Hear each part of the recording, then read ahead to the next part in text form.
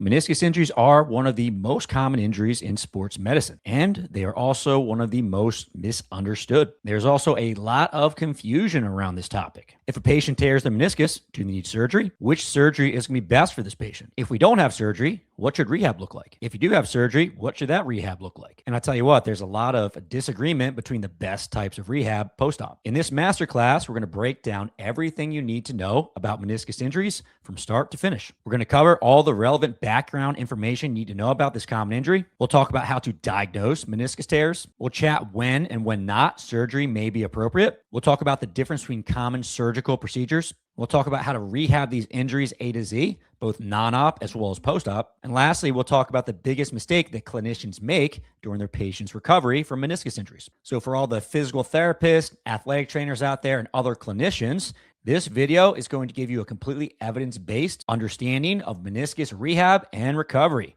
Let's get rolling. Just kicking it off with some background on the anatomy. You have two meniscus. You have the medial and lateral. The medial is more C-shaped, and it covers about 60% of the articular surface, and it shares fibers with the MCL, which is pretty interesting. So that does make it a little less mobile because it has that attachment to the MCL. Medial meniscus tears, we'll get into what populations are affected by each kind of tear, but medial meniscus tears tend to be more common in older folks. So we do see these more often as that kind of chronic degenerative type meniscus tear. And then the rate of medial meniscus tears, given that they do increase with time, we don't see that so much with the lateral meniscus. And, we'll talk about this, but maybe some of that has to do a little bit with the anatomy. Some of it has to do with the mechanism of injury and that kind of thing. Lateral meniscus tears, they're more half circular in shape.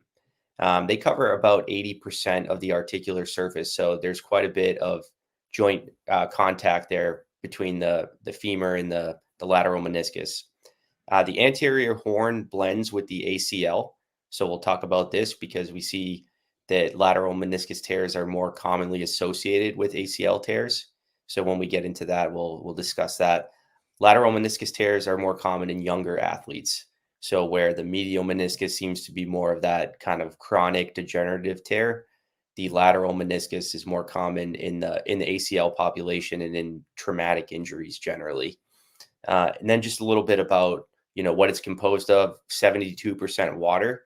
And then there's a lot of collagen, type 1 mainly, and then some other glycoproteins as well. Hey, yo, I've got something for you. It is an evidence-based cheat sheet on meniscus pathology. And I get it. Stay on top of literature for all the pathologies that are coming out. Very tough as a physical therapist. Well, I'm going to try to simplify it for you. I've taken all the relevant information about the meniscus and jammed it all together into a cheat sheet. And my promise to you is I'm going to catch you up to date on meniscus pathology in under 10 minutes. In the cheat sheet, we go over mechanisms of injury, prevalence, acute injuries versus chronic injuries, anatomy of the meniscus, examination, types of meniscus tears, surgery versus physical therapy, and some rehabilitation principles for you. So I'll leave a link in the show notes in the description below. This is 100% free. Go ahead and click on that link, download it, and get learning. Now back to your video. Good stuff there, Kevin. Excited to kind of learn some more about the meniscus. One of the things I just want to plant in the listeners' heads is that little note about the lateral meniscus. And I'm not necessarily going to cover this too much today, but that becomes particularly problematic because of the interventions we have for the lateral meniscus, sometimes not the best from a surgical perspective. I think we were talking before the podcast that I think both Kevin and I kind of thought that athletes had more medial meniscus injuries just because sometimes they're coupled with ACL injuries. But turns out that's not true, huh? Not quite. All right. So a little more focused on the anatomy here. The meniscus, crescent-shaped wedges of fibrocartilage, and it has that circumferential orientation. And this allows it to counteract compressive forces. It transmits forces towards the anterior and posterior horn attachments. And then you'll hear something called the hoop strain.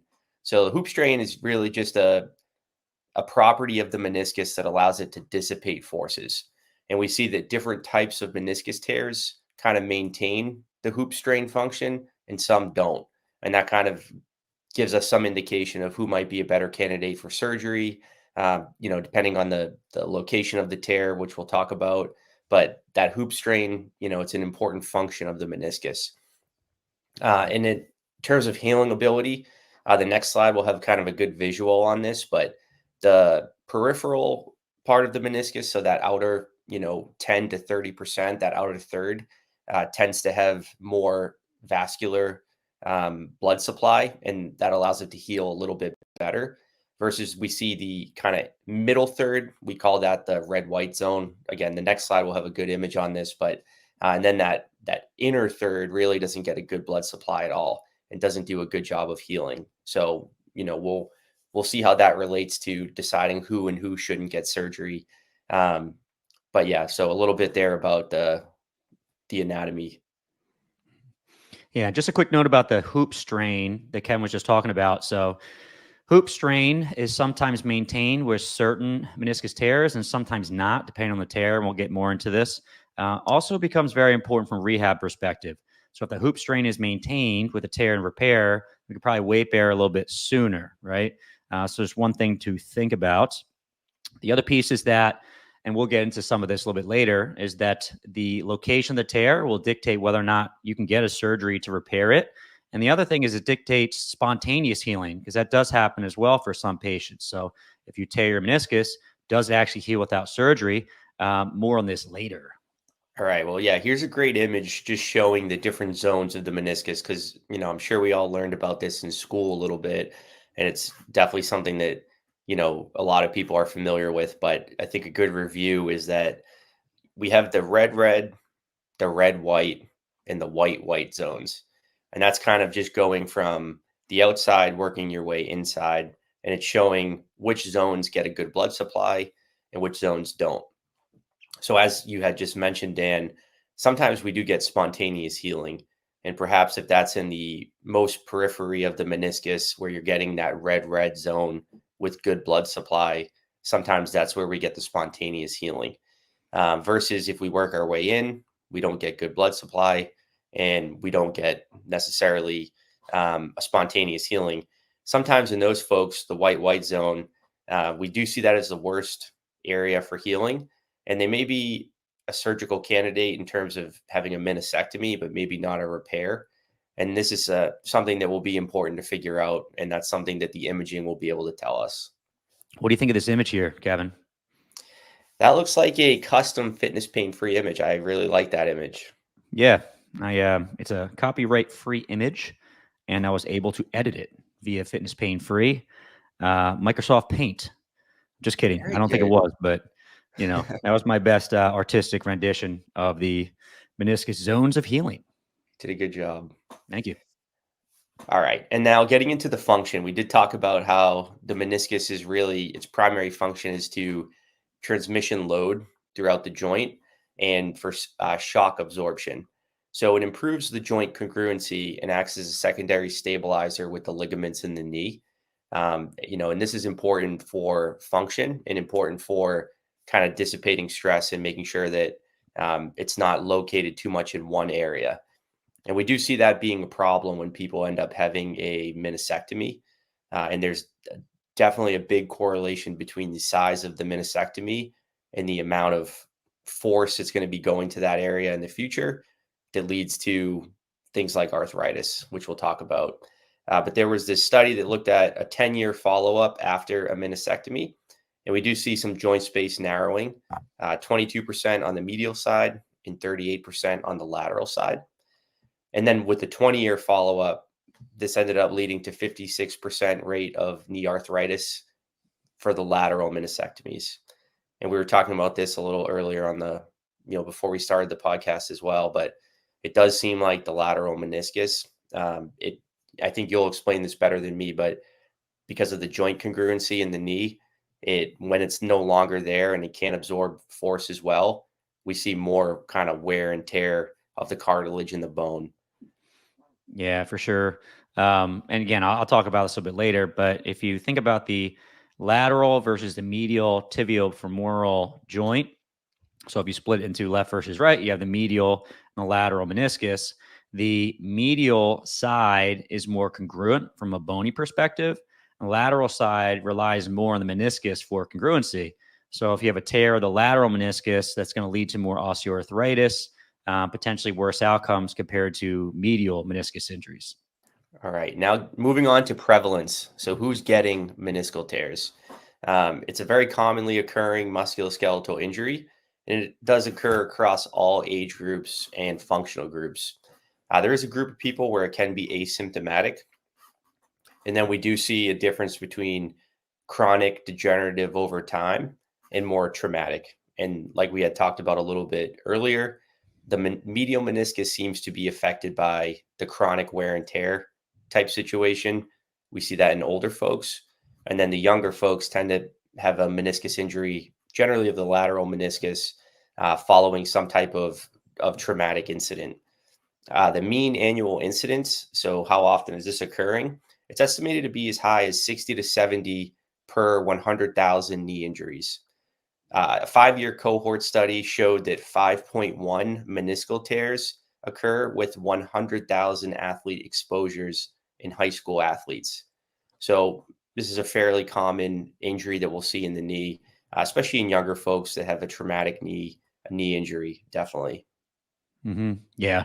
And what I will say too is that not as common as your patellofemoral pain, but we do end up seeing it a lot. And I think the other part is that it's a tougher injury, I think, to deal with than your classic patellofemoral pain, and often requires surgery, which is going to take a long time to rehab. So as a physical therapist, maybe it's not as common as some of these other pathologies, but you see it quite a bit. And these patients tend to stick around for a long period of time because of how long it takes to rehab. So then if we look kind of like broad view, what population is at the highest risk? And I think this definitely depends, because if your younger folks that you might see after an injury in sport, that's one population. But just generally, the chronic degenerative meniscal tears are more common.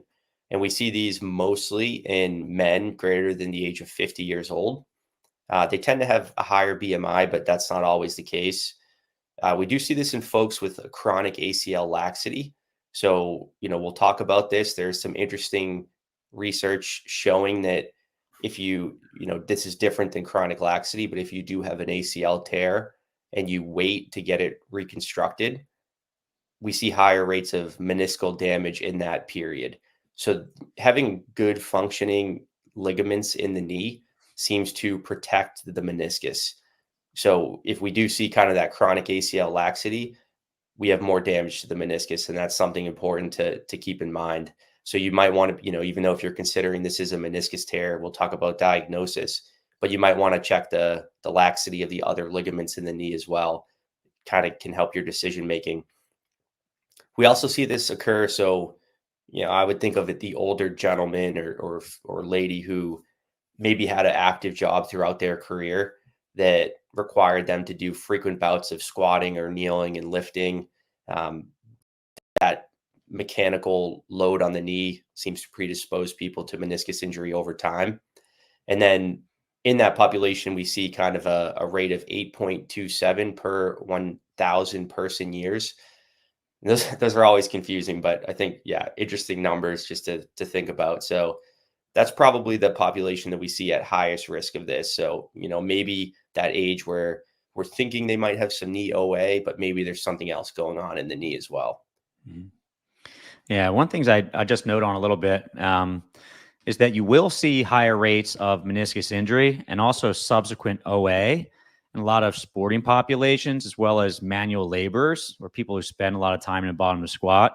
And in the social media world, there's a thought that like activity is good, and it is. Of course, activity is definitely great, but you spend a ton of time kneeling, laboring, spending time in a squatting position, that does tend to lead to more symptomatic issues over the course of time too, right? So it's probably a sweet spot in terms of exercise and activity. We want to try to push our patients to, and you will see a greater likelihood of folks having meniscus pathology if they're working manual labor, especially if they're kneeling, squatting, so on and so forth. Yeah, you're right. It's always nuanced, right? It's never so simple, unfortunately. Mm-hmm. So yeah, just a little bit about, we just talked about this, but we see the high rates of the meniscus pathology as well in sporting populations. This tends to be your younger folks. Generally, it's an acute meniscal tear. Sports that require running and cutting definitely are going to be the culprits here. So we could think about, soccer, rugby, American football, basketball, baseball, skiing, sports that really require that you're changing direction, perhaps with a slightly bent knee. That seems to be a mechanism similar to our ACL tears. And then, like I had mentioned before, people with ACL deficient knees, so they're more at risk for development of, so I guess chronically, they're more at risk of development of a medial meniscus tear versus that acute ACL tear. You're more likely to see a lateral meniscus tear, especially if the ACL is the reconstruction is delayed. So if you wait a long time to get your ACL reconstructed, maybe you have good reason to do that, but you just know that there is a chance that the meniscus is going to be suffering from a little bit more stress, and that may or may not be an issue long term. And that's potentially a reason why reconstruction is often the choice following an ACL tear, not just to return to sport, but to protect your knee long term. It's probably better for the long term health of your knee. But that's interesting too, right? Because sometimes we do see higher rates of knee OA in people who have had ACL reconstruction. So that's, I guess, just don't injure your knee in the first place, maybe is the best alternative there. And then just like I had mentioned, so just to keep reiterating this, your acute ACL tears, you're more likely to see damage to the lateral meniscus. And there was a study that was looking at this, and 66.7% of ACL tears were associated with a lateral meniscus injury versus only 4.6 were associated with a medial meniscus injury. So just something to keep in mind when you're assessing your ACL patients. Mm-hmm. I'll try to be quick here because this is going to derail us a little bit, but just a little bit more information about the whole, when you get your ACL reconstructed, you're more likely to have osteoarthritis compared to not, right? And I'm sure we'll go in depth on some of this research in our ACL talks later. But yeah, that's odd, right? It's like, okay, well, if I repair my ACL or reconstruct my ACL, should have less incidence. Maybe that's because we're getting back to sport more so after ACL reconstruction. If you don't have reconstructed, maybe don't do quite as much. It's funny because I'm always very leery of dentists, right? And I had 4 cavities last time I went. I'm like, what the heck am I doing to give myself a bunch of cavities? And I was looking at coffee because I just drink a ton of coffee, and coffee can reduce the amount of enamel on your teeth, right? And the thought is that drink a lot of coffee, you'll have less enamel, right?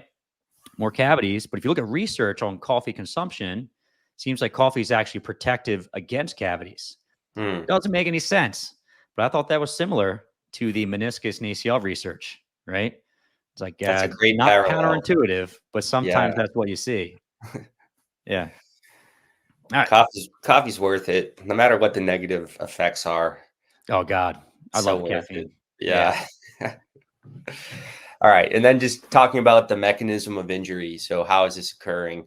We did mention this a little bit, but acutely, we see a rotational and shearing force causing the meniscus tear, generally a twisting on your knee. So cutting, pivoting, jumping, changing direction, rapid acceleration and deceleration. Definitely worse when we add axial load to that. Added speed, added weight, we're going to see more force through the meniscus, can definitely cause a tear. Conversely, that chronic wear and tear, typically this is due to repetitive stress on a failing tissue, subject to high physical loads, and in the context of metabolic risk factors with little or no trauma. So like a lot of different things, we do see, unfortunately for our kind of less healthy folks, perhaps they had a career in manual labor and then they have some metabolic risk factors. We do see that chronic wear and tear of the meniscus. We talked about if you're working a job that requires a lot of kneeling, squatting, lifting, carrying heavy weights, that you're a little bit more likely to get a meniscus tear that way. And then, like you had said, sports are amazing. We want everybody to be active, but we do see that on the extreme ends of sport, ex-professional soccer players or runners who are running, high double digit, maybe into triple digit miles per week. These folks over time tend to have a chronic injury to the meniscus. So yeah, just something to consider. All right, now getting into the types of meniscus tears. This was very interesting to read about because I think I used to way oversimplify it in my head. And there's a lot of different types of meniscus tears, and they're definitely, it's good to be aware of these. And obviously, if you refer your patient to a orthopedic doc, they can help figure this out. But it's good to have this background. It's important to know, as Dan had talked about, some of these maintain that hoop stress. It keeps it intact, and it might show who could be a better candidate for a non-op or an op.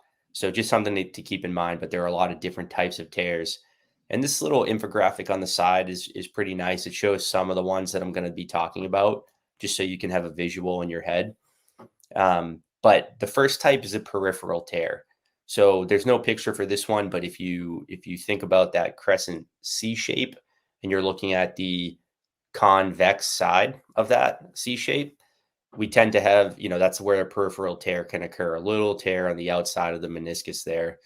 This is that area that tends to have good blood supply. So peripheral tears often do pretty well. It may show some spontaneous healing. That may be something that the surgeon will determine if it's something that they should operate on or not. But that's one type of tear, a peripheral tear on the outer edge. Another type of tear is a vertical tear. So these are commonly associated with trauma, like in our ACL folks. This type of tear runs parallel to the meniscus fibers, and it can either be stable or unstable. It can lead to a bucket handle tear if it's large enough. And what a bucket handle tear is when a flap of the tear ends up coming up into the joint space, and it can lead to, clicking or catching in the knee. So we'll talk about that a little bit more, but something to be aware of. But the vertical tear, because the tear is parallel to the fibers of the meniscus, it allows for an intact hoop stress so that the meniscus can still dissipate forces pretty well. Depending on what zone that's in is where the surgeon may consider to operate or not operate. A third type of tear is a radial or a transverse tear. So if you think about the peripheral tear, which I had mentioned, that's on like the C shape on the back of it. So on the convex side, this would be more on that concave on the inside of the C shape. And this is more common in lateral meniscal tears. It extends from the inner margin of the meniscus outward. We do see in this a type of tear of this is a Parrot beak tear. I think that's my favorite kind of tear. It's a nice word. Yeah. And this type of tear, because it's perpendicular to that hoop stress, perpendicular to the fibers in the meniscus, it can disrupt the hoop stress mechanism. So we see a little bit of issue with how well the meniscus can dissipate forces. So there are more, but those are the first three that we'll introduce you to. Cool. Sorry, I won't take up too much. I know you're in the middle of the topic here. I just want to say just how important this tear types actually are. And this is something I had no appreciation for right out of PT school. But the tear type is so important, right? It could be more of an anterior tear versus a posterior tear, which can influence your exercise selection and also protection after an injury, after a surgery. Could be more medial versus lateral. We know that certain exercises strain the lateral versus the medial more. We know that the medial is more strained in deeper degrees of knee flexion. Obviously, there's different types of tears. If it's in more of the white or red-white zone, doesn't heal as well, so maybe you have to go a little bit more slowly. You also have root tears. There's so many different types of tears to appreciate. And if you understand the different types of tears and some of the things that Kevin's explaining, it's going to allow you to just be better at critical reasoning and having your patient make the right decision from the standpoint of whether or not to go to the doctor in the first place and then how to rehab them as well. So just super important. Yeah, that's definitely a good point. It's always important to zoom out and think like, how does this apply to what I'm going to be doing with the patient?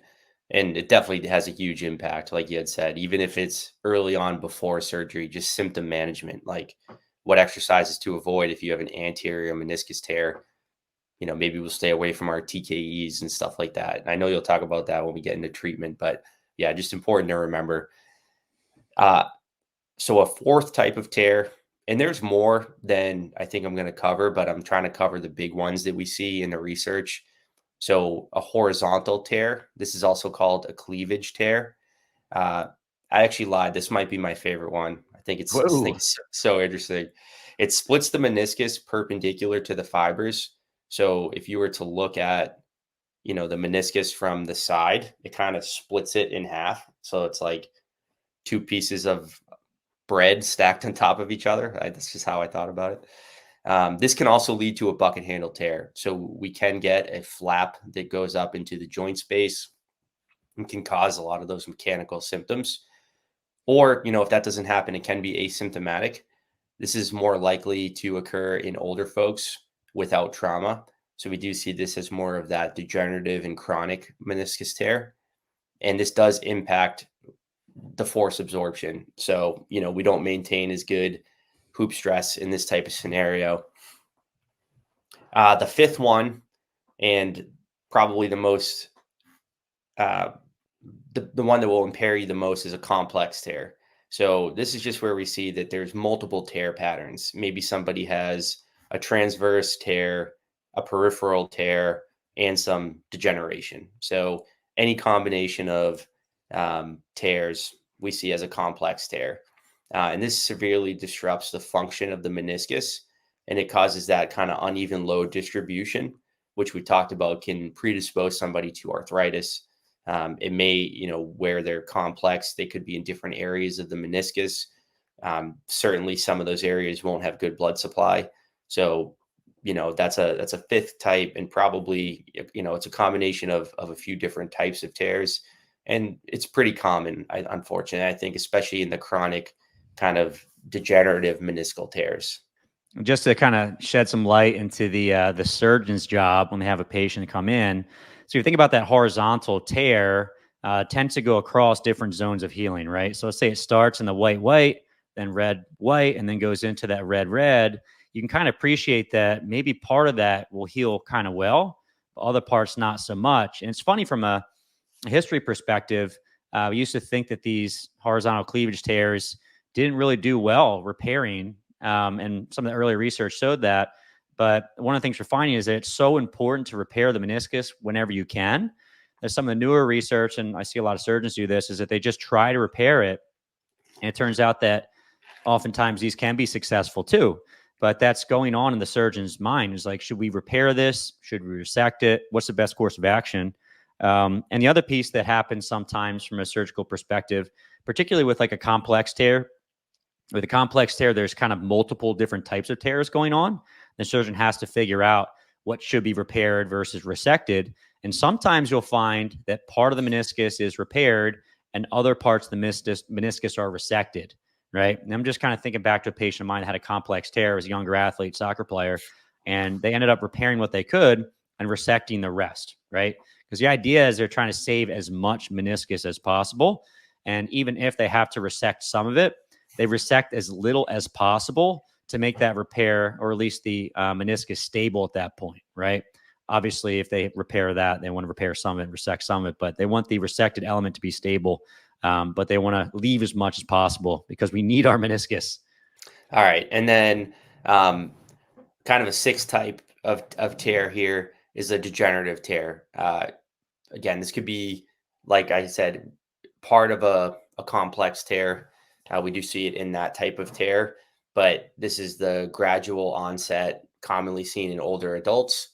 It compromises the hoop stress, which causes uneven wear throughout the knee joint and increases your risk of osteoarthritis. So oftentimes this is on that concave part of the meniscus, so kind of on the inside part, and it does bleed into the rest of the meniscus depending on the amount of degeneration. So you'll see a little bit different type of tear with that, so it does get its own category.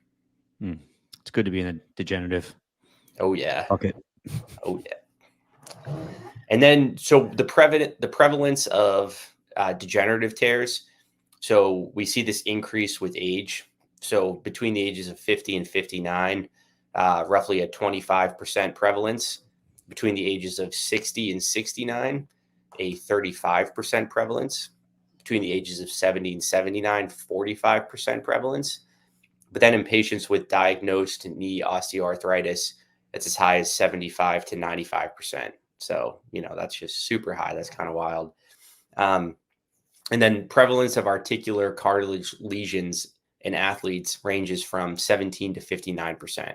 So pretty big range there. But I think the thing to keep in mind is if you have some untreated tear of the meniscus that degenerates a little bit over time, leads to more knee arthritis, and it can lead to articular cartilage damage, which would be something we definitely want to avoid.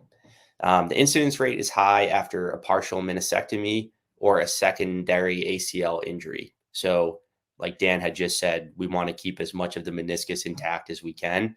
If that means a surgeon goes into a complex tear and repairs some of it, they're going to repair hopefully as much as they can, because that part of the meniscus that we do take out during a meniscectomy can lead to higher rates of these things like degeneration, arthritis, and potentially a cartilage damage. So just something to keep in mind. Yeah, I think we'll also say that a lot of these meniscal tears are asymptomatic too. So obviously these numbers are really high. And just like a lot of other conditions in our body, it doesn't necessarily mean that you have pain, although you certainly can, right? Oh, also, what I want to say is that just by the definition of a degenerative meniscal tear, it also means that you have osteoarthritis, right? And then osteoarthritis, we know, is a total joint disease. Things like joint space narrowing don't often have a good correlation with pain, right? So if you have degenerative changes to meniscus, that by definition would be called knee osteoarthritis, unfortunately, and that does tend to occur earlier in life and obviously can get worse over the course of time. All right, now you have relevant background information about meniscus injuries. The next step is going to learn how to diagnose them accurately. Let's do it.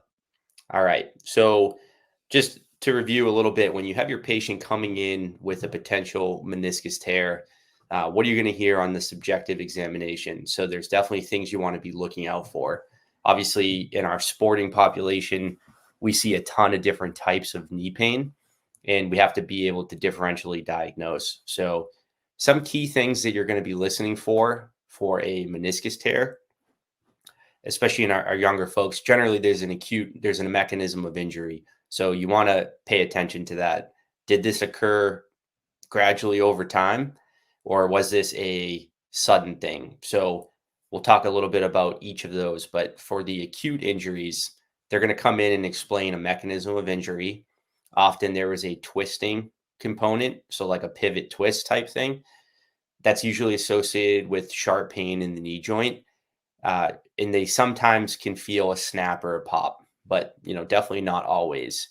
I think an interesting thing about the meniscus when you're asking about swelling is oftentimes there's a little bit of a delay. And I'm sure this depends on severity and location and a couple other factors. But there's a delay where sometimes they don't have swelling till the next day.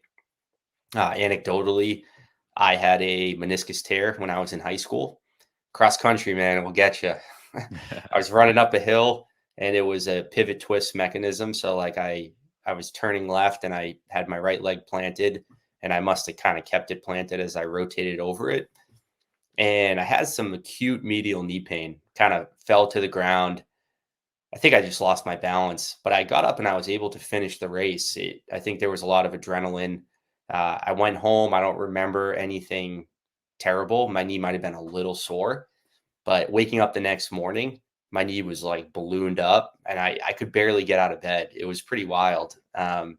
So, I tend to remember that with the meniscus, that there can be this delay, and it could be even the next day. Sometimes it's even a little bit further down the road. So something interesting to keep in mind versus your ligamentous injuries, you tend to see swelling a little bit more quickly. Mm-hmm. But again, keep in mind, this can happen with this type of mechanism can lead to multiple injuries in the knee. We could have a meniscal injury. We could also have a ligament injury like your ACL. So, that's not a dead giveaway, but something to ask the patient about. When did you first notice the swelling? What activities did they have pain with? They're going to explain pain with, depending on the severity, maybe even just walking, but perhaps stairs, squatting, different things that are loading their knee joint. If they have a flap or a bucket handle tear, they might explain that they have some mechanical catching or locking of their knee. So that's something you're going to want to ask about. But if they don't have this, it doesn't rule out a meniscus tear, but something you want to try to figure out. So those are a few things to listen to on the subjective exam. Hey there, you little learner. Do you like this content and want to go a little deeper with that learning? You should join us with our online community, Insiders Academy. It's our premium subscription membership to help you become a better coach and clinician. We do a lot of good stuff at Insiders. We fill in those gaps in knowledge that school didn't teach you. We go over things like exercise technique and prescription, programming, periodization, strength conditioning principles, and advanced rehab. Let's get you proficient there. We also help to keep you up to date on the latest medical literature, even if you don't have time. And we do this with cheat sheets. And these are PDF downloads that catch you up to date on a given topic in under 10 minutes. And we've got a lot of them, over 50, and we're constantly updating them and adding new ones. It's pretty much the exact same thing as downloading all of our knowledge directly into your own brain.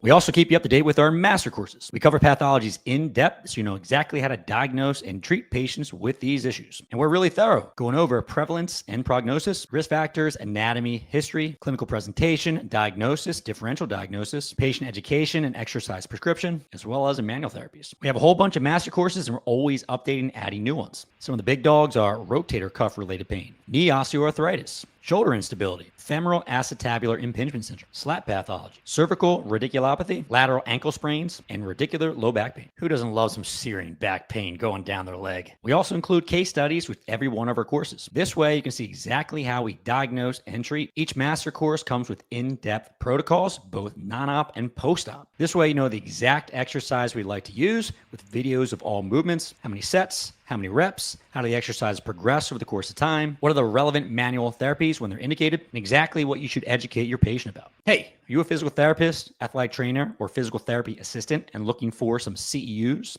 Well, we got you covered, and you can even earn CEUs for watching the content you're watching right now. Finish up the master course, take the exam, get the CEUs. Easy peasy. With Insiders Academy, you also have community access. Basically, you can have all of your questions answered by me and the rest of our team at Fitness Pain Free. This way, as you go through the learning and you have a question, you'll get it answered. Best of all, you can get started with Insiders Academy for just $1 for a week-long trial. After that, it's $25 per month. If you want to save 2 months, get them for free, then sign up for the yearly membership. I'm going to leave that link with a discount in the description below so you can check it out, and I'll see you there. Now, back to your learning.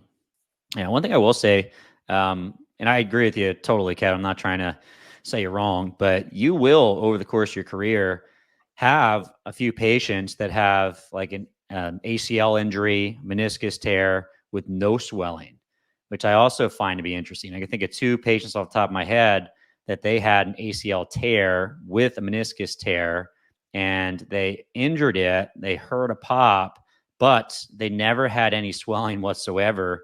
And just because there's no swelling doesn't mean that there's not going to be an injury there. But yeah, oftentimes when people injure something in the tibiofemoral joint, whether that's meniscus or ligament, usually there's going to be some swelling. All right. And then if we just get into our more chronic type person. So again, perhaps this is an older person coming in with knee pain.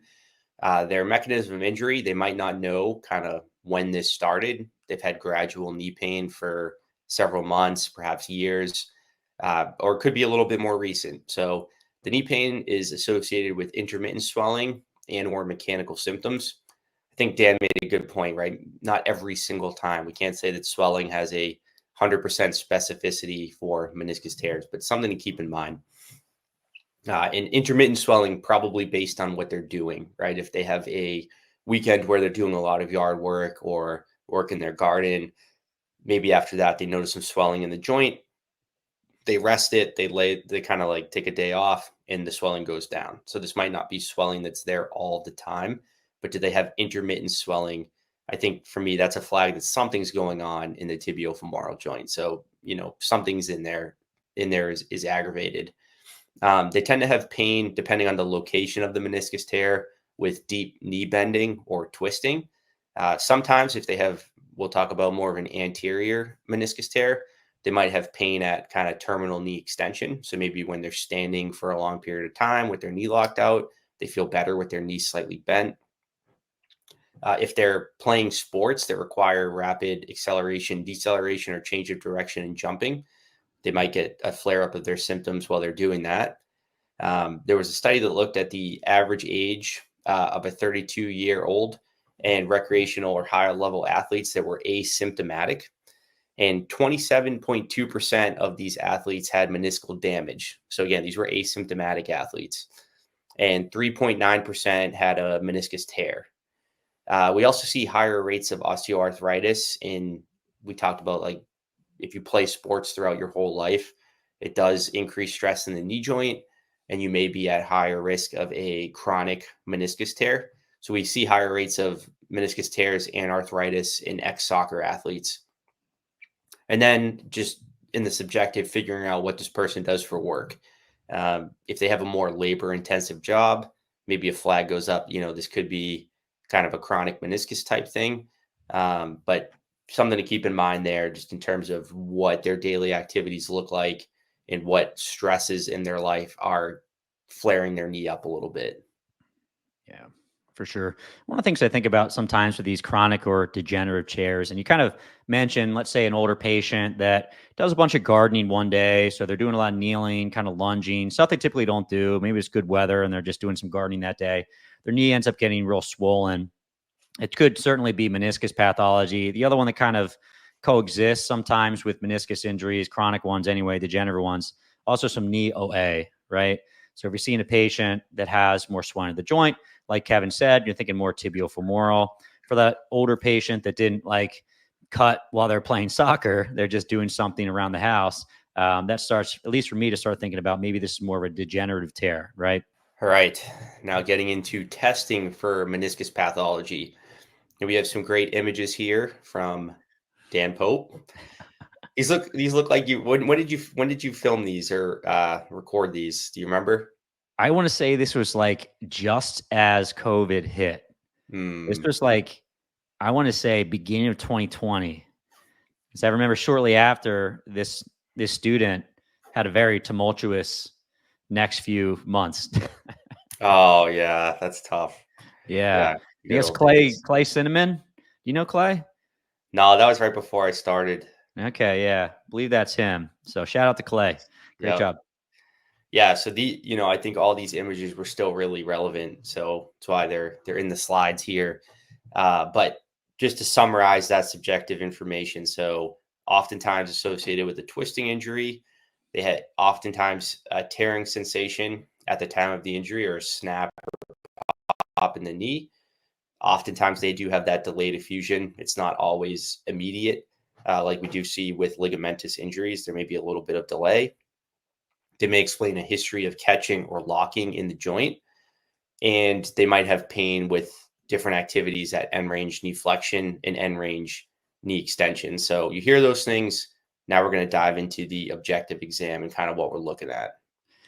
Yeah. And what I will say, and I'm sorry if I steal your thunder, Kevin, but if you have a patient that it sounds like they had an acute injury to their meniscus, then I'm already thinking we probably want to send them to the doctor before we start doing physical therapy. It's not like you can't do some physical therapy with them that day, but we probably do want to send them in for some imaging just to see what the heck is going on, right? So we do have clinical practice guidelines for meniscal injuries. There was a revision of the previous clinical practice guideline in 2018. I don't think we have a new one since then. And I think if they were going to do one, they would do one right now. By now, I believe it's every 4 years. Is that right, Dan? Sound I right? don't know. I have no idea, to be honest with you, but yeah, they might be a little bit behind if that's the case. Yeah. Yeah. So this is our most recent one, but I think it's still very relevant. So there's B level evidence, which just means that there's at least one high level randomized controlled trial or other high quality studies showing that this is worth doing. And what we're going to be assessing for objectively is swelling. So we like to do this with like a sweep test where you apply a medial force and an upward force to the medial part of the knee. And then you come down laterally and try to sweep that swelling back. And we're trying to grade how much swelling is in the knee there. We want to be assessing active range of motion. So we could do this either with a standing kind of functional movement assessment, looking at different movements of the knee, or we assess this on the table and see how much they're willing to bend or straighten their knee. If it's appropriate, we want to test their strength. Now, if we are suspecting a meniscus tear, and generally what I'll do is I'll set them up in like a manual muscle test and see how much force they can produce and how comfortable they feel doing that. If they feel comfortable, it's not reproducing pain, they don't feel terrible, then we'll go ahead and do a test with our dynamometer. But if that position is very provocative and they don't feel great doing that, I'd still like to test their other side if we can. So we get some good baseline data on what their quad strength is and their hamstring strength is on the good side. In case they end up doing any type of surgery, we have good pre-op numbers. We definitely want to be looking at passive range of motion and getting numbers for that. We tend to see a loss of either knee extension and or knee flexion with these folks. And they will have pain. I think it depends on if someone has a lot of swelling in the knee, you tend to see pain with extremes of either end of the motion. So you do some hyperextension, you do some hyperflexion, they're going to get pain because there's really nowhere for that swelling to go. If there's not a lot of swelling in the knee, I think this might depend on where the meniscus tear is. So if someone has an anterior tear of their meniscus, you tend to see pain with forced hyperextension of the knee. So just be gentle going into that. I always like to test the uninvolved side first so they have a good baseline. They know what normal feels like. And then just be gentle because you don't want to make this person, scream on the table and they're in a ton of pain. Same thing with the knee flexion. Kind of ease into it, see how they tolerate it. Don't go crazy. Again, I think it depends on the swelling and the location of the tear, but we want to be looking at passive range of motion. And then, I think if all signs are pointing to positive, we don't have to kill these people with a special test, but they are useful to do. I mean, I think we'll talk about this towards the end, but there's a really good cluster of special tests for the meniscus that we want to consider, having access to so we can be more confident ruling in or ruling out. There's more special tests than these two, but McMurray's is a good one you can do. Palpation of the joint line is a good one you can do, but we'll get into that kind of in the next slides here. Now, before we get into this, I think one of the dead giveaways for meniscus pathology is just a location of someone's pain. So there's a lot of pain in the anterior knee for athletes, patellofemoral pain being the biggest one, patellar tendinopathy, Osgood-Schlatter, quad tendinopathy. And you certainly can have anterior knee pain with meniscus pathology, depending on where that meniscus tear is. But I think one of the other dead giveaways is when people start pointing to other parts of the knee. So medial, lateral, posterior, you can have pain in all of these regions. And oftentimes it's around that joint line, right? And that's one of the differential diagnosis pieces for things like pes anserine pain or IT band pain or other forms of medial or lateral knee pain that are not from the tibial-femoral joint. If they have pain right on that joint line, that's where their pain is, you're starting to think this is maybe more meniscus pathology. And the one thing, I don't think you're going to go over this, Kevin, but I may be wrong. Just keep in mind that the semimembranosus does attach to the medial meniscus on the posterior horn there. So if you're doing some strength testing for the hamstring and knee flexion, you might have a little bit of pain, potentially because you have an injury there as well. So just one of the things to keep in mind. It's not super common, but you may find, this person has pain with knee flexion. I wonder why. Could actually be the meniscus there. It's a great clinical pearl, Dan. Oh, a lot of pearls, man. I like that. Yeah. All right. So more amazing images here of Dan. So these are really good. So I think you took these from the clinical practice guidelines. So, they're awesome. So testing for meniscus pathology, we have a few special tests that we have at our disposal. McMurray is a very common one that you'll hear. For this, you want to, you could test medial or lateral meniscus. So to test the lateral meniscus, we internally rotate the tibia and then go from knee flexion to knee extension. We're looking for a reproduction of the patient's pain or an audible click. For the medial meniscus, we're externally rotating the tibia in knee flexion, and then we're extending the knee with maintaining that stress. And again, we're looking for pain or an audible click. Again, hopefully it's their pain, the type of pain they've been feeling. And then a little bit about the sensitivity and specificity. So for the medial meniscus, the sensitivity of this test is 50%. It's not the best. For the medial meniscus, the specificity is 77%. So a little bit better specificity. I think in combination with all the other things, you could feel somewhat confident in a positive test here. And then the sensitivity of the McMurrays for the lateral meniscus is 21%, so not great. And the specificity for the lateral meniscus is a lot better. That's 94%. So I think zooming out, what does that tell us? If you get a negative test with a McMurray's on either the lateral or medial meniscus, it doesn't do a great job of ruling it out. We're not so confident that they don't have a meniscus tear. If some of the other things that we talked about during the subjective are consistent with a meniscus injury, if they have some delayed swelling, they have pain at end range knee flexion extension, we're not sure. They tested negative with this. We're not going to say they don't have a meniscus pathology. But if all those other things, and we'll talk about the cluster in a little bit here, but if they do test positive with a McMurray's test, we get a little more confidence that perhaps they do have a meniscus pathology. So, a little better at ruling in, not great at ruling out. Yeah. And what I will say too is that I'm going to do another video where I show a lot of these special tests and try to review some of the literature on this. And the meniscus is very similar to other parts of the body. I remember when I came out of PT school, there was a study that just came out on the Thessaly's test, and it was like 98% sensitivity and like 100% specificity. And I was like, oh yeah, this is really, really good test. And then 1 year later, another study that came out that was like 20% sensitivity and specificity. Yeah. So I think you'll find this, that there's the sensitivities and specificities are all over the place. And certainly some tests are better than others, right? The other thing is when you cluster them together, we probably get some better results. But I will say, what you probably need to know as a physical therapist is that if you have clinical suspicion this patient has a meniscus injury, we can send to the doctor, and then we have better tests through imaging to show if that person actually has meniscus pathology. And then we can come up with a really good plan of care. Does this patient need surgery? Should we try conservative care? So on and so forth, right? So they just serve as a way to start to think, oh, this might be meniscus related. And if so, that'll guide your next steps. The next test we can do is a joint line tenderness test. So as Dan had mentioned, to kind of figure out if this is meniscus versus a different type of knee issue, they're going to talk about pain on the joint line, right? You don't get that with patellofemoral pain or patellar tendon pain or some of the other common types of pain.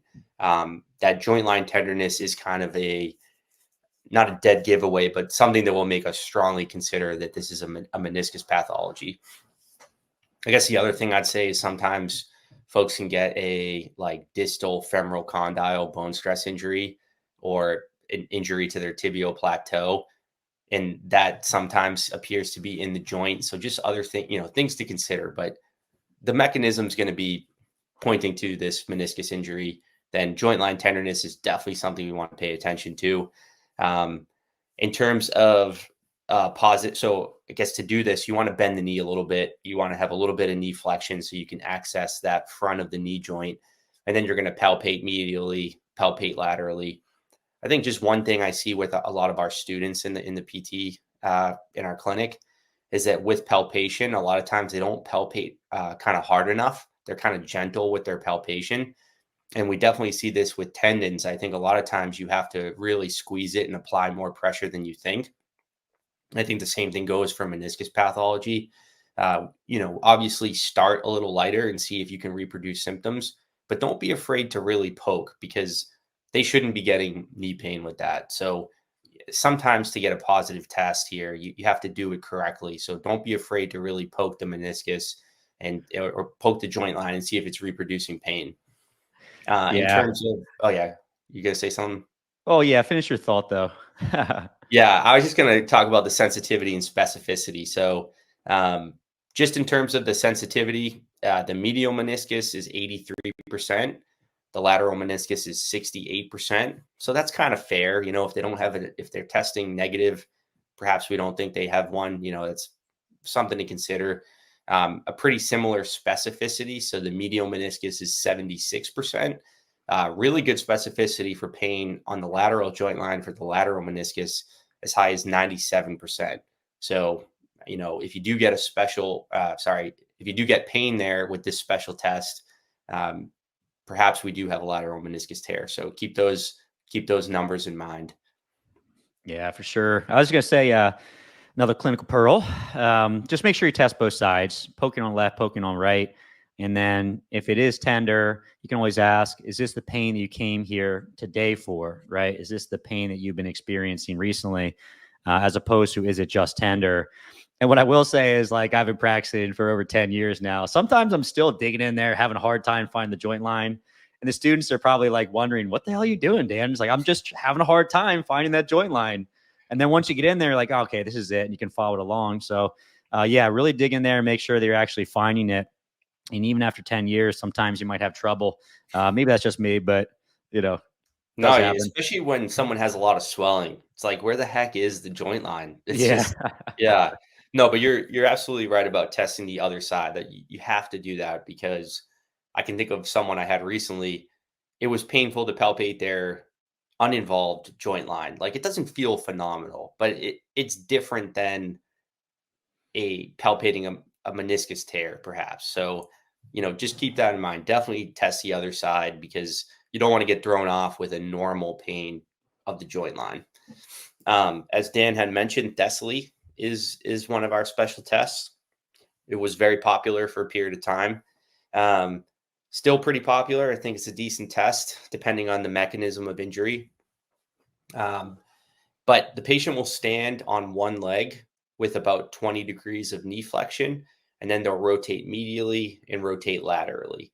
So I guess we're thinking here, if the mechanism, like I had described with my knee when I was running, I had a slightly bent knee, pivoted off my right knee, turned the other way, and had a meniscus tear. So that mechanism is exactly like this test. So I'm sure at the time of the injury, that would have bothered my knee to do. A positive test, like our other ones, is a sense of discomfort, a locking or catching over the knee that's reproducing their familiar pain. For the medial meniscus, it has a sensitivity of 83% and a specificity of 76%. For the lateral meniscus, it has a sensitivity of 68% and a specificity of 97%. So another test with a really high specificity for the lateral meniscus. So, pretty good test there if you're considering a lateral meniscus tear, for sure. Yeah. One of the things that I've talked to Lenny about here too, as well, because I remember sharing that little story about how Thessaly's had a great sensitivity specificity with one study and terrible for a secondary one. It's just that it's a tough movement in general. You're just balancing on one leg and rotating side to side. And there's a chance you just pick up other pathology with it. So false positives, right? I think the one thing about Thessaly is you got to make sure you don't bend the knee too much, because one of the ideas was that if you bend beyond around 10 to 20 degrees, your patella is going to engage the trochlear groove. So if you go too deep in your squat and you start rotating, now all of a sudden you're assessing the patellofemoral joint too. And we know that that's going to be the most common form of knee pain for most athletes or most individuals, really. So just make sure you're keeping it shallow, and just keep in mind, if someone has a really aggravated knee, this is likely to hurt with a variety of other pathologies as well. So I'm just here to rain on your parade, Kevin. Rain on it, man. Yeah, I That's like the good, test. because I don't know. yeah, I think going through all these individually is important, so people know what tests are at their disposal. But I think, not to jump ahead, but when we do get to the clinical practice guidelines, had a really good cluster of tests. And I think that's what's going to be the best for folks to use, is that cluster, because anyone in isolation, none of these sensitivities or specificities are amazing. But when you do have a certain number of these tests that are positive, it is a lot better. So keep raining, man. Rain on. Oh, here we go. Okay, so this is talking about what the clinical practice guidelines call the meniscal pathology composite score. So if we do get someone coming in with a history of catching or locking, they have pain with forced hyperextension of the knee, pain with maximum passive knee flexion, joint line tenderness, and reproduction of pain or an audible click with McMurray's maneuver. When we see all 5 of those positive, we start to think that there's a meniscal pathology. So if you want to pop to the next slide, there it is. Boom. Dan with all his good pictures below. So If we see here that there are greater than 5 positive findings of those 5 things, the specificity is as high as 99%. So they're testing positive with all 5 of these things. We are feeling pretty confident that they have a meniscus pathology. The sensitivity is not great. So just keep that in mind. Still not the best at ruling out, but a lot better at ruling in. Now, if we have greater than 3 positive findings, then our specificity drops a little bit from 99% to 90%, but we're still feeling pretty confident that this could be meniscus pathology. Now, conversely, if you only have greater than 1 positive finding, specificity is not great. Sensitivity is not too great there either. So I think to summarize these 5 is that when more and more of them are positive, we're getting more confident they could have meniscus pathology. But we still don't have a great way of ruling out meniscus pathology. So keep that in mind. Yeah, just one thing I'll say too is that when you have a negative test, that's when you're trying to rule things out. And sensitivity is for ruling things out. So if you had a whole bunch of negative tests, it's going to be more and more sensitive, right? So I think that those numbers just, that's saying that you have more positive tests. So I think that in a lot of ways, like that's not always valid, right? If you have a whole bunch of negative tests, then the sensitivity is probably going to go up, up, up, up, up. They just didn't report on that data, right? Gotcha, So yeah, I do think you can still kind of get some good. This is going back and forth. And even when I looked at this 2018 paper a couple of years ago for the first time, I was a little bit surprised. But usually the sensitive tests I like to use are joint line tenderness and then just pain with end range flexion and extension. And if both of those are negative, I'm already starting to think this doesn't really seem like a meniscus injury, right? Although keep in mind, these studies are all over the place. Some of them show better sensitivities than others. So sweet. And then just to quickly go over what's the gold standard here. So if you are thinking that someone has a meniscus tear, you want to refer them to a doc that's going to get them an MRI. MRI is the gold standard, has fairly high specificity and sensitivity. So for the medial meniscus, sensitivity is 92%, specificity is 90%. Those are pretty solid numbers. For the lateral meniscus, sensitivity is 80% and specificity is 95%. Yeah. And you will hear, I've had patients recently who on MRI, their meniscus looks okay, but they're going in for an ACL reconstruction. And when the doc gets in there, maybe the MRI didn't pick up on the tear, and they come out of surgery and they found out they had either a partial meniscectomy or a meniscus repair. So just, keep in mind, this isn't always 100% accurate. It's important to remember that. And the converse can be true too. Sometimes it looks a little bit worse on MRI, and then the doc goes in and it doesn't look too bad at all. And they think it's in an area that can heal, and they don't do anything to it, or, so MRI is not perfect. And sometimes when they go in for surgery, that's when they really see what the meniscus looks like. But I think it's the best we have right now. Yeah, I was going to say too, they're getting these numbers, these sensitivity and specificity numbers from arthroscopy. So just like Kevin said, MRI is kind of one of the best tools we have. But really, at the end of the day, once the surgeon goes in, they're going to actually see what's going on within the joint. And sometimes it's a little surprising for patients. Not too often, just because MRI is a good test, but it does happen for sure. Okay, you got the diagnosis down. The next decision becomes, do we need surgery or do we need physical therapy? Let's figure it out.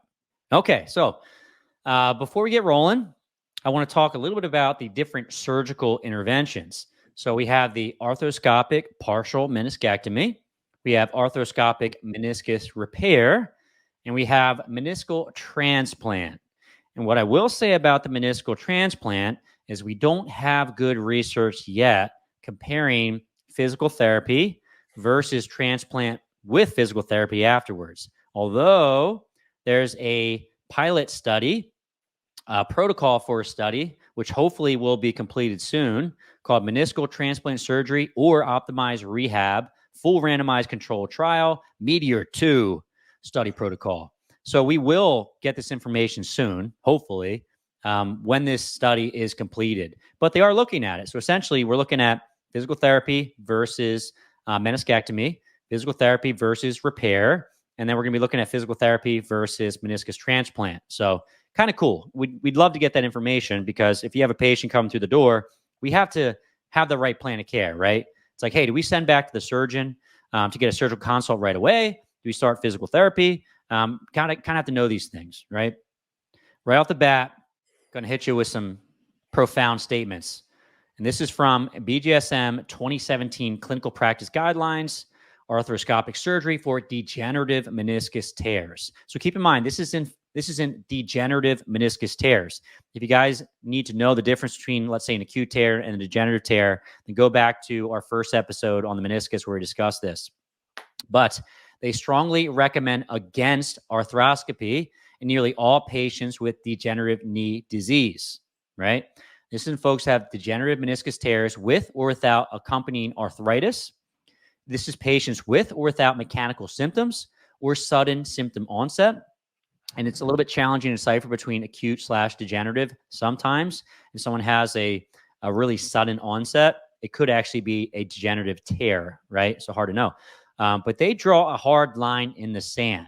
Hey, pardon the interruption, but if you're liking this content, I think I have something else that you're going to love. It's a free mini course where we go over solving some of the biggest problems that physical therapists are facing today. So what are these problems? Number one, failing reimbursement. Medicare reimbursement has dropped 10% over the past 10 years, despite inflation going up 32% in the same time period. Documentation and admin overload. Physical therapists are often spending significant time doing notes and communicating with insurance companies, and this is often unpaid. High productivity quotas. Failing reimbursement rates force physical therapists to see more and more patients. Burnout and poor work-life balance. High productivity demands and extra work drive burnout. Insurance-driven restrictions. Insurance companies often cut patients off before they're ready, like ACL reconstruction patients, or they won't cover insurance for certain populations. Let's say a very athletic individual.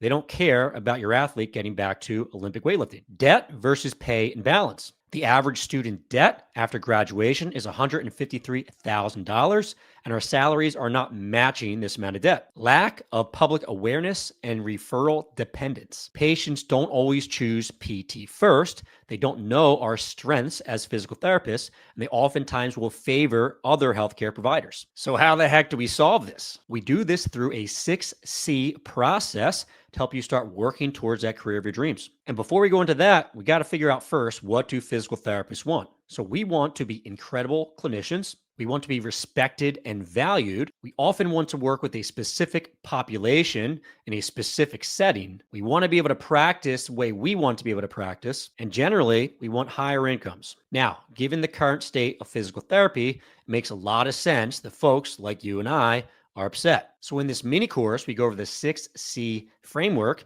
to get off the hamster wheel. It starts with clarity. What is the ideal patient that you want to work with? Next is connection. How do we become part of their community? Next is captivation. How can you help them with their specific problems? Next is competence. You have to learn how to treat these patients inside and out. Next is building confidence. That comes with time and reps, because perfect practice makes you perfect. And lastly, compensation.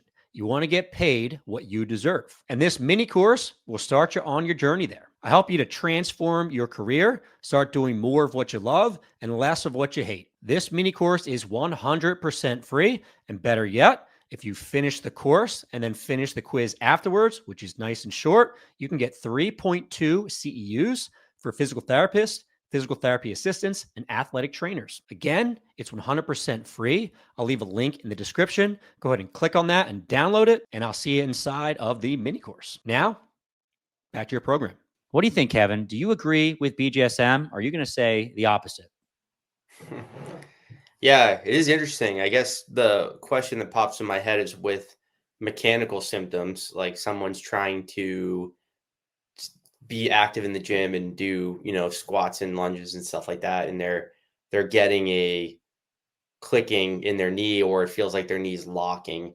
I'm interested as to the rationale of why they wouldn't want to do a meniscectomy with that person, perhaps. But yeah, interesting stuff.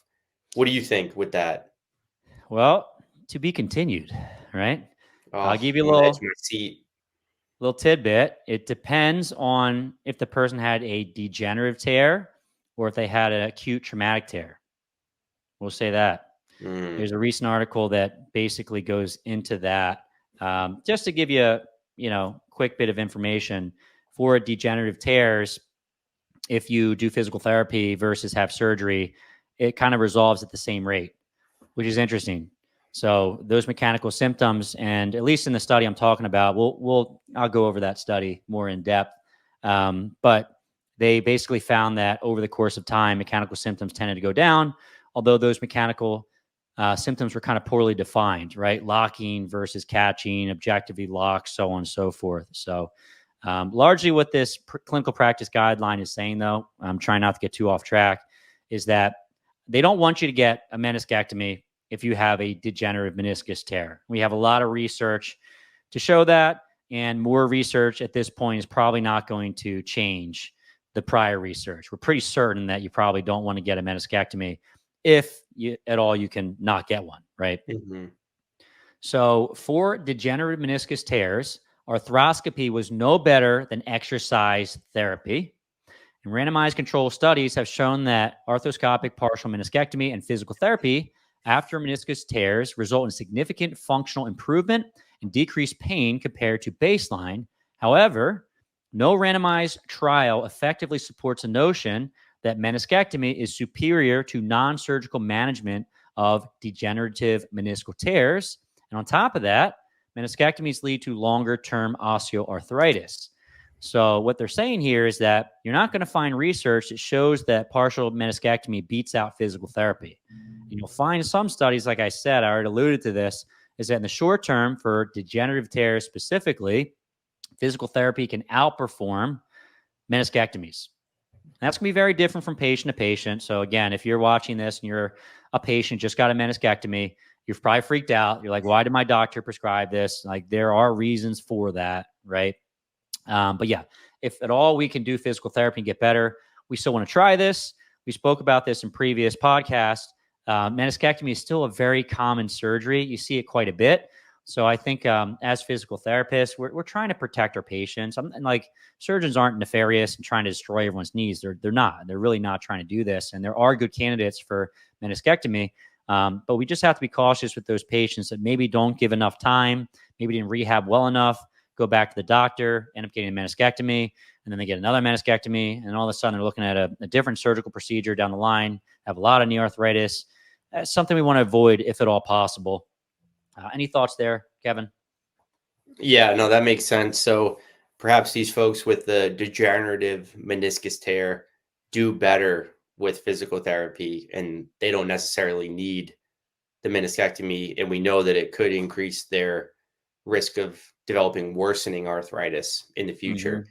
I guess if you have a patient coming in and you're suspecting a degenerative meniscus tear, would you send them to a surgeon to get baseline imaging before doing your bout of maybe 3 months of PT? Or are you going to try that PT first? And then if they're not doing well, refer them to the surgeon? Which comes first in your mind, or does it matter? Yeah, I think there's always that potential that this patient has something that could be repaired, right? Mm-hmm. But if you're giving it 3 months and you send back to the doctor, if it was something that could be repaired, probably still can be, right? Mm-hmm. So I do think from a critical reasoning perspective, you probably can start physical therapy right away. And really, if they're making no progress, then you can send them back to the surgeon, or send them to the surgeon if they're kind of direct access. But I see no harm in at least trying to treat them first, as long as you're not telling them to do something that's absolutely crazy. It's going to ruin their knees, right? So here's a study. We talked about how important it is to try physical therapy first. Here's a study to help illuminate this. And this was the Meniscal Repair and Osteoarthritis Research, the METEOR study. It's a large multi-center randomized controlled trial. They're looking at 351 patients, less than 45 years old, with degenerative meniscal tears and mild to moderate osteoarthritis. Group 1 had the partial meniscectomy plus physical therapy, and Group 2 had physical therapy alone. Now, what I will say is that I bet you if the meniscectomy group didn't have that post-operative physical therapy, they may even be in a worse spot, but that's just my bias. I don't actually know if that's true. What outcome measures are they looking at? Western Ontario and McMaster University's Osteoarthritis Index, the good old WOMAC physical function score.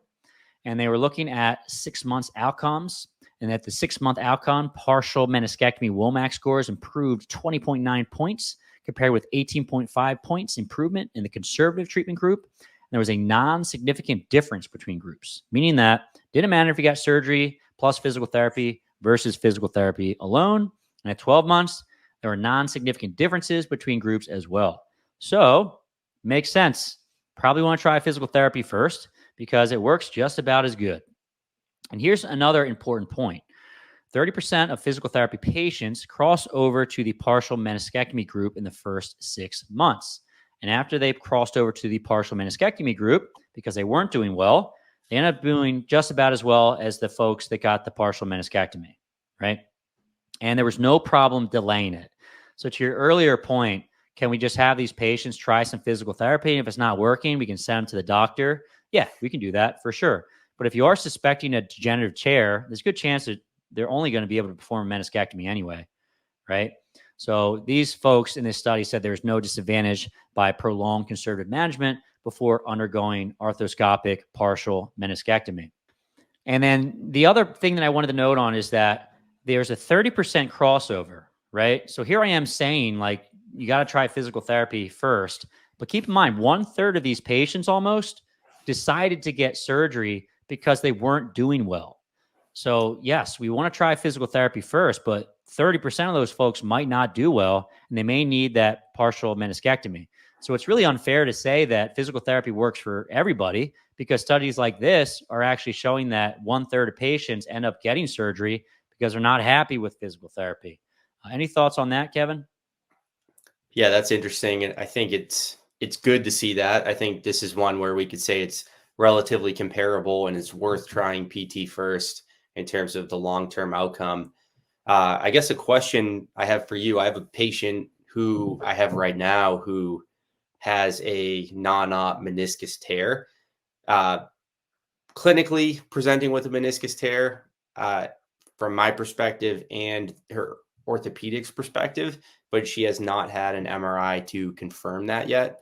Anyway, she's very fear avoidant about doing certain things during the rehab process because she's fearful that squatting or other lower body strength training exercises are going to make her meniscus tear worse. Are there any exercises in this conservative treatment that you would stay away from on principle, whether that's strength training or plyometrics or running? Or do you let symptoms kind of dictate what to do? Yeah, I think we'll probably cover this more in depth in some of the rehab videos, and I can kind of delve into these studies a bit more to give some of the listeners or the viewers a little bit more idea of what these studies actually contain from an exercise perspective. Long story short, I just basically give people exercises based on their symptoms, right? Mm-hmm. Kind of a patient monitoring model. I think one of the bigger differences between, let's say, a tendinopathy and joint-related pain is that we have to respect things like range of motion as well as swelling. Whereas you don't see as much of that in tendinopathies. And I will also say, and this is anecdotal, but I tend to probably push through a little less pain for meniscus patients than for, let's say, a tendinopathy. So I'm just a little bit more conservative for these folks. But yeah, I basically exercise them with tolerance. Is that what your thoughts are, Kevin? Totally. Yeah. And that's what I explained to this lady.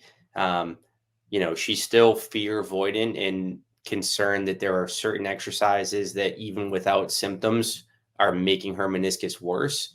But I think the best we can do there is educate and try to promote activity that the person wants to do. I guess at the end of the day, I'm not going to make them do anything they really don't want to do. But I think we can let symptoms guide us. And I usually tell them about the pain monitoring model. I lower the number a little bit, like you. I'm more maybe in that 0 to 1 or 2 at most range, but that's with the caveat that swelling and range of motion don't change in like a 24-hour period. We kind of want to make sure that we're not seeing worsening outcomes from those two standpoints, because to me, maybe that means that the tear could be worsening a little bit versus if, they just have quad soreness, but no knee joint pain. I feel like what we're doing is probably the right thing. Yeah. I wonder if we'll figure that in time, you know, like Yeah. what's acceptable from a pain perspective with joint related pain versus like tendon related pain, right? Right. Kind of interesting. All right. So this was a doozy of a study, one of my favorites, the Finnish Degenerative Meniscal Lesion Study, also known as the Fidelity Trial.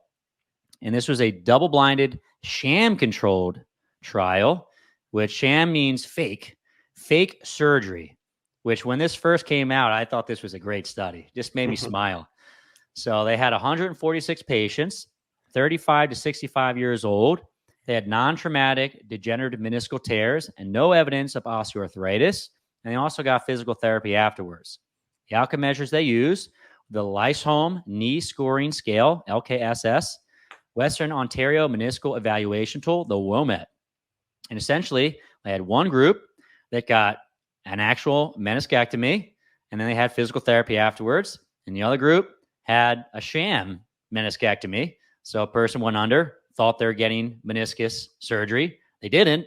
They just closed them back up again and then gave them physical therapy afterwards, right? And essentially, the mean improvement at 12 months, the LKSS score, was 21.7 points in the partial meniscectomy group versus 23.3 points in the sham surgery group. Pretty wild. So looks like the sham actually outperformed. Not by much. I don't think it was a clinically significant, but I just think that's hilarious. In the WOMET score, there's a 24.6 improvement in partial meniscectomy group versus 27.1 in the sham surgery group. And again, sham's winning. There's no significant difference in improvements in patients undergoing partial meniscectomy compared to sham surgery. So at the end of the day, the differences were non-significant, although I just think it's hilarious. They got a sham surgery and they did slightly better than actually getting the real surgery. So studies like this just kind of go to show you that it's probably a good idea to try physical therapy first, because obviously when you do the meniscectomy itself, it doesn't seem to change outcomes. Were you familiar with this study before, Kevin? I know this kind of floated around for a while. Yeah, no, I'm not. But, there are studies of different types of sham surgeries. And I think this is the type of study you can see just like running wild on social media, where kind of saying that it doesn't matter if you get your, you don't need a meniscus surgery, clearly. But I think to your point, what it should show is that we should try physical therapy first, and some folks will do well. Or instead of not doing meniscectomies, we should do sham meniscectomies on people. Yeah. That does the best. Just go sham from the get-go. Yeah. Sham from the get-go. That'd be funny if surgeons were telling their patients that. Be like, we're going to do a surgical procedure. It's called a sham meniscectomy. Essentially, we're going to open you up and then close you up, but tell you got a meniscectomy. Yeah. And that works the best. Pretty good. Hilarious.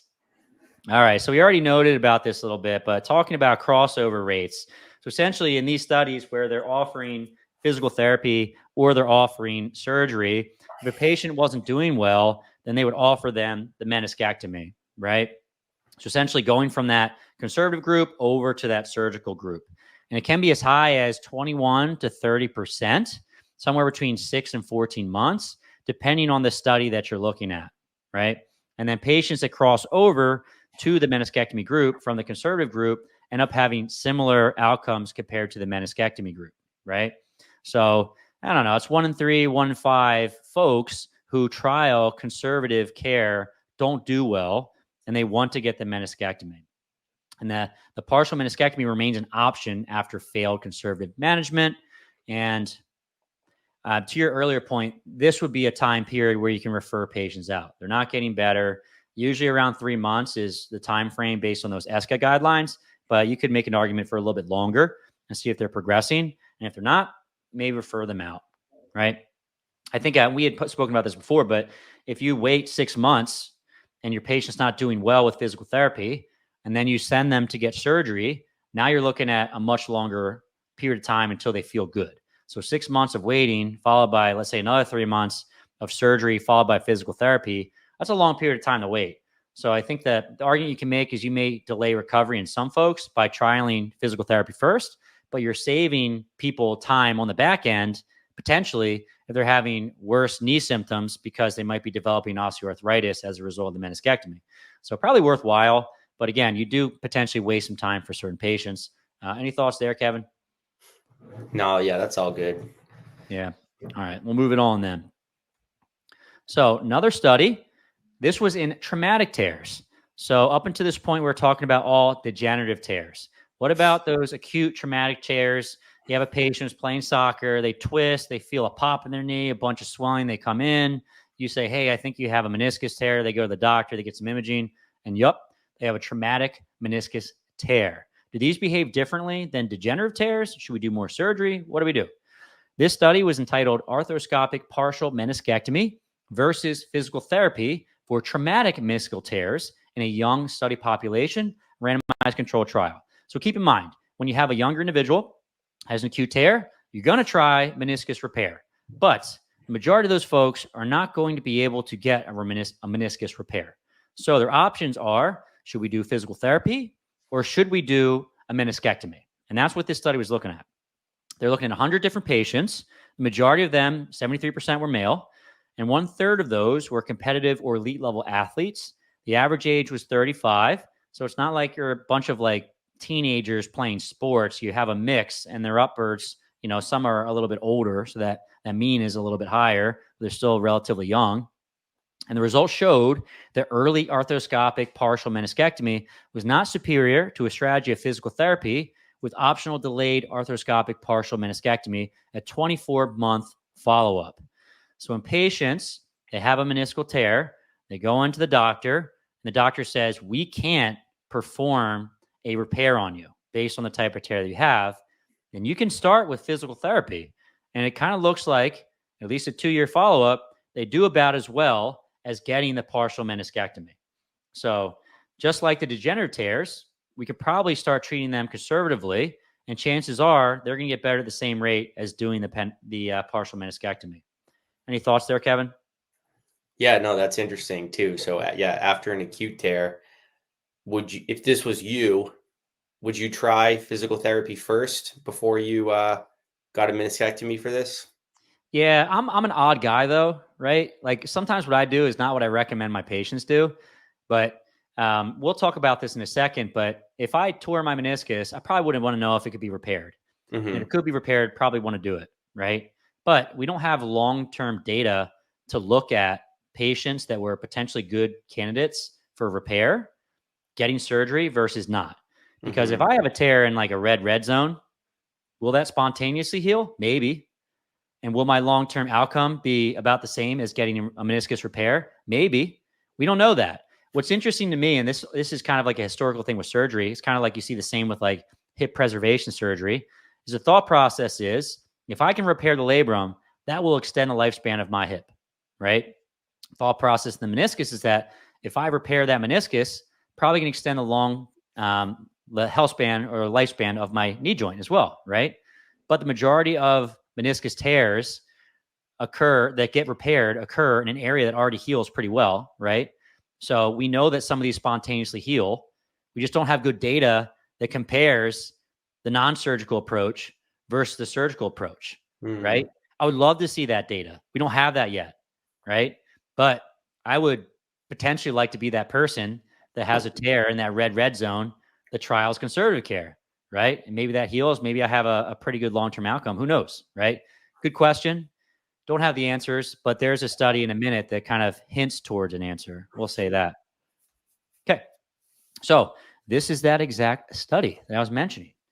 And this was pretty cool. It was called Early Surgery versus Exercise Therapy and Patient Education for Traumatic and Non-Traumatic Meniscal Tears in Young Adults, an exploratory analysis from the DREAM trial. What's kind of cool is that I didn't have access to this study, unfortunately. I tried my best to get it a couple of years ago when I did a lit review recently, and I was actually able to get access now because they actually republished a lot of these results in JOSPT and used the data to like publish other trials, and I was able to access all of that via JOSPT. So this was a 2022 study, but this was republished in 2024 where they're looking at additional things like mechanical symptoms. And essentially, they're looking at early surgery versus exercise and education. The exercise and education group was given exercise and education over the course of 12 weeks. what was kind of neat and different from the last study is they were looking at meniscectomy or repair, right? And one of the things that I didn't have access to in the last time I did a literature review was how many of these patients got a repair versus how many of these patients got the meniscectomy, right? Because I would love to know how folks do after meniscectomy after repair versus just standard physical therapy. Because traditionally the advice has always been, hey, if we can repair this, let's repair it. It's almost like doing a disservice to a patient if they can't get a repair, or if they can get a repair, to tell them to do physical therapy is somehow harming them. But this study was looking at actually letting those folks do physical therapy. The big problem here was that only 5 out of 47 patients with traumatic tears had a repair in the surgical group. So a large majority of the patients in this study were meniscectomies and not really repairs. So this was a little bit sad. And maybe someone can crunch the data on this at some point in the future. But I would love to see if they were looking at just repairs, if the outcomes would be different, right? And only I think 75% of the patients in the study had traumatic tears. So some of these patients actually had degenerative tears or chronic tears, right? And only 5 out of 47 patients that had traumatic tears had a repair, and 5 more of those patients had a partial repair with a meniscectomy. So again, the percentage of patients that actually had the repair was kind of low, which goes to show you that most patients can't get a repair. Most patients only really have the option to get the meniscectomy, unfortunately. And these patients also had the option to have surgery later on. There's 121 total patients aged 18 to 40. So only 10 of those patients actually ended up having a repair. You can see that's a very low percentage of all the population. Again, only 75% of those were traumatic. And at the 12-month mark, there was no difference in pain, function, or quality of life. Okay. Now, a few thoughts here. So if I have a patient that could get a meniscus repair but doesn't, gets physical therapy, seems like they're going to have the same outcome at 12 months. What the hell is going to happen at 10 years, 15 years, 20 years? And I kind of looked to see if they had published more data on what was going on a little bit later on, and they don't have that out yet. So this study started in 2022, I believe, right? Or was published in 2022, and they had the 1-year results at that point. I was kind of hoping they had some 3-year results, but maybe they will follow up these patients in the DREAM trial in the next 5, 10, 15 years, kind of like the moose mare patients after rotator cuff repair. But time will tell, right? Because we do have that data about ACL reconstruction patients having more osteoarthritis than non-ACL reconstruction patients. So it's like these patients that we think we need to repair the meniscus, will we find over the course of time that if we just leave them alone, they do better? Who knows? But at least this study is starting to try to answer that. And I would just love to see what happens in the next 10 years, right? Hopefully they do kind of publish that data because who knows? Maybe more conservative care is actually better for folks that could get a meniscus repair too. But I'm not sure, right? Any thoughts on that, Kevin? Yeah, I think it's an interesting study that kind of gets the ball rolling to look at those things long term. I guess there is just a lot of heterogeneity in that study, right? Like 18 to 40 is a pretty big age range. And then it's also looking at traumatic versus non-traumatic, right? So, there's a few things to consider there when applying it to your patient, but definitely a good study trying to get more information. Yeah, I know that, on social media, when this study was published, a lot of folks were saying like, you don't need surgery, right? Here's a study looking at meniscus repair and meniscectomy versus physical therapy. Physical therapy group did just as well, right? A, we don't have those long-term outcomes. And B, it wasn't as exciting as we kind of want it to be just because they combined too many things together, right? Mm-hmm. And I don't know, and I'm not a statistician, but I don't know if there's enough patients to have a high-powered trial to take those 10 people and see if there's actually a difference, right? I don't know enough about statistics. Maybe we'll get those authors on the podcast at some point to discuss that. But yeah, it's a little tough to hang your hat on that study and say like, yeah, if you have acute meniscus tear and that could be, let's say, repaired and you just do physical therapy instead, right? Or maybe don't get imaging and don't know what's going on in your knee, you're going to do just as well. We can't say that based on this study.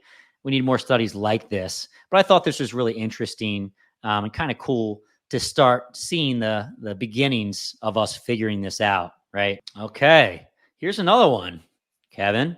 And this, I wish there's more research in this. It seems like we would have a ton of research on this, but we don't. Do meniscal tears heal on their own? What do you think, Kevin? Do they heal on their own? Never. I would say never. Never. Okay, well, let's see. So this was a cool study. It was called Healing Potential of Meniscal Tears Without Repair in Knees with Anterior Cruciate Ligament Reconstruction. I believe the study is in 2004, AJSM. It's a little bit of an older study. And this was pretty cool because it blows my mind that we don't have answers to questions like this, despite having so much research about certain surgeries, so on and so forth. It's like, does a meniscus tear heal after you have an injury, right? Because if it doesn't heal, then we would consider surgery. But if we know it's going to heal, then why the heck do we start with surgery? It doesn't make a lot of sense to me. So this, unfortunately, was in patients that were undergoing ACL reconstruction, right? So these folks had traumatic tears. And the thing about the traumatic tears is that they were also stable. And we know that stable tears usually do a bit better than unstable tears. So basically, there are a lot of variables that weren't controlled for in this study that we would have to know. What kind of tear was it? Where was that tear? Anterior, posterior, medial versus lateral, red versus white, right? There's a lot of questions that we have here because all of those things are probably going to influence healing rate. We just don't have the research to show this at this point. But at least the results from this study were pretty shocking to me. I'm going to just go ahead and read these to you. In 41 medial torn menisci left without repair, 56% of those were considered completely healed, 7% were incompletely healed, and 24% were unhealed, and 10% had expanded unhealed lesions. And this is amazing to me because literally 56% of these ended up healing. And we know that after you have an ACL injury and after you have ACL reconstruction, that's going to increase the likelihood of having a spontaneous heal. But 56% of these healed on their own. That's crazy. In 42 lateral torn menisci, 74% were considered completely healed, 5% were incompletely healed, 14% were unhealed, and 7% had expanded unhealed lesions. So essentially, 3 out of 4 on the lateral meniscus, probably because the lateral meniscus has better blood supply, were considered completely healed after ACL reconstruction. And this was at second look arthroscopy, 17 months after the ACL reconstruction.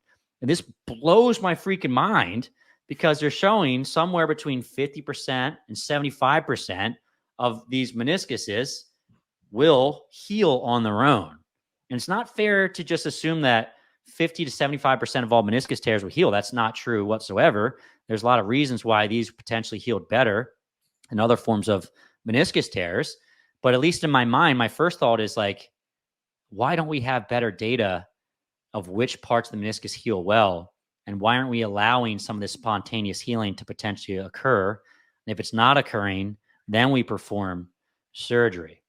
And essentially, I couldn't find a lot of additional research that gave specific numbers, but several studies kind of hints at the notion that meniscus tears in the periphery can spontaneously heal, right?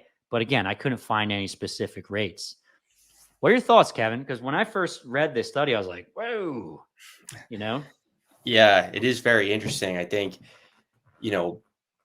more research probably has to be done, like you said, to figure out which of these tears are healing on their own, like what location in the meniscus, what type of meniscus tear, because we know if left untreated, a lateral meniscus tear, it's so important for distributing stress in the knee. It can get worse and it can lead to arthritis, but I think there's a lot of nuance to this that we don't yet know. So, in one hand, we see not repairing it, it could potentially lead to worsening stress in the knee long-term, worse knee health long-term. But then on the other hand, we see that studies like this showing that a lot of these tears, in the lateral meniscus, in this one, 3/4 spontaneously heal without surgery. So, there's a lot that we need to pay attention to in the research in the future as more and more comes out on this kind of stuff. But, if it gets to the point where with good imaging techniques, we know that like this particular meniscus tear has a really good chance of healing on its own.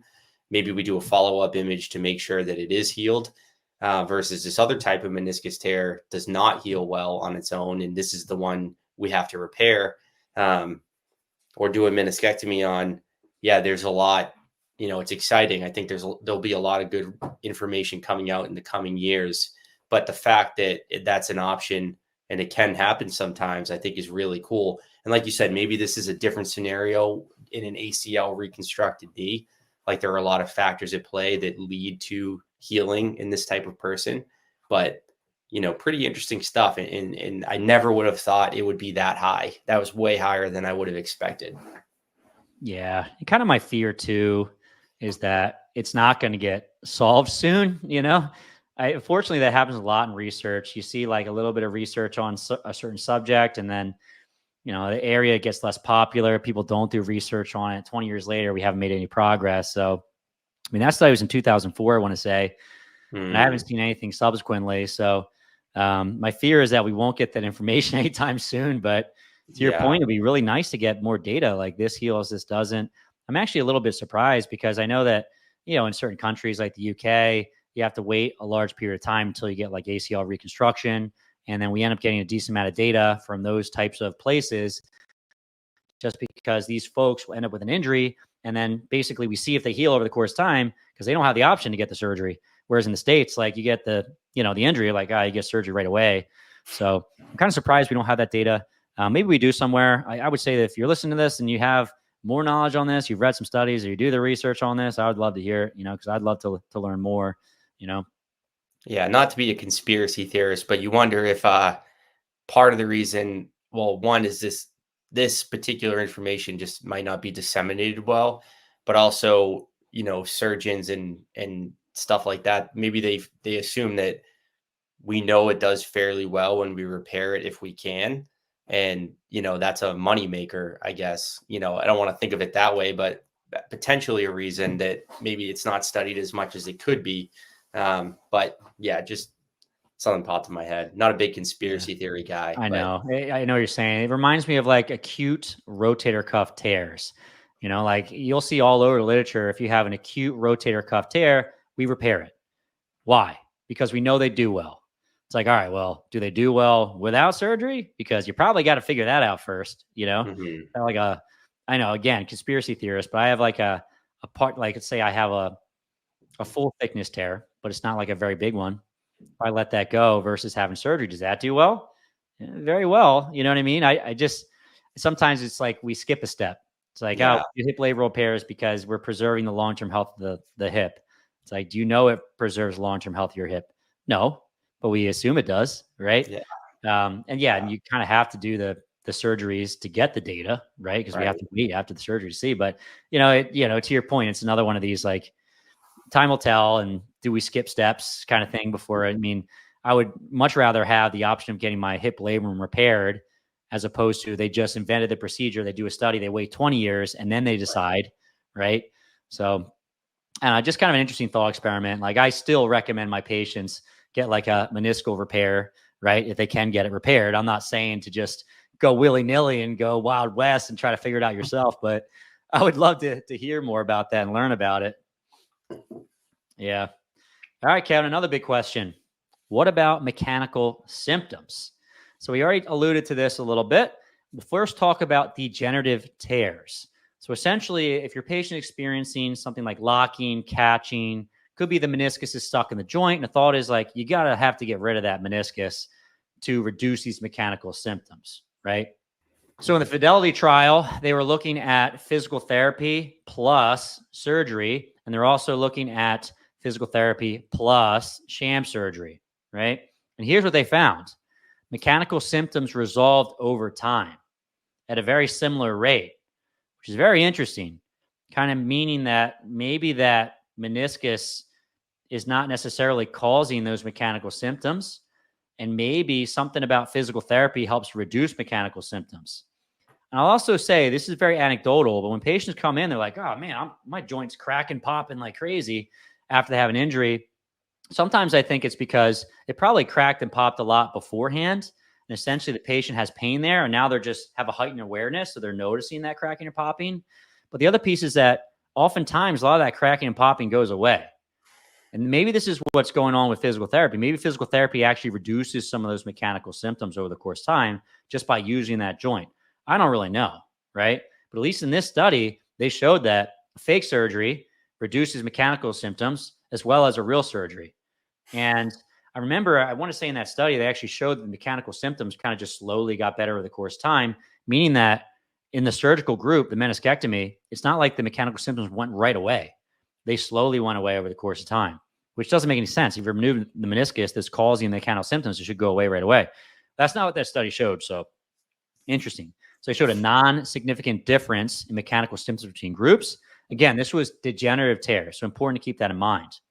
And then the ESCA guidelines for meniscus surgery showed grade D evidence that surgery can be proposed earlier for patients presenting with considerable mechanical symptoms, right?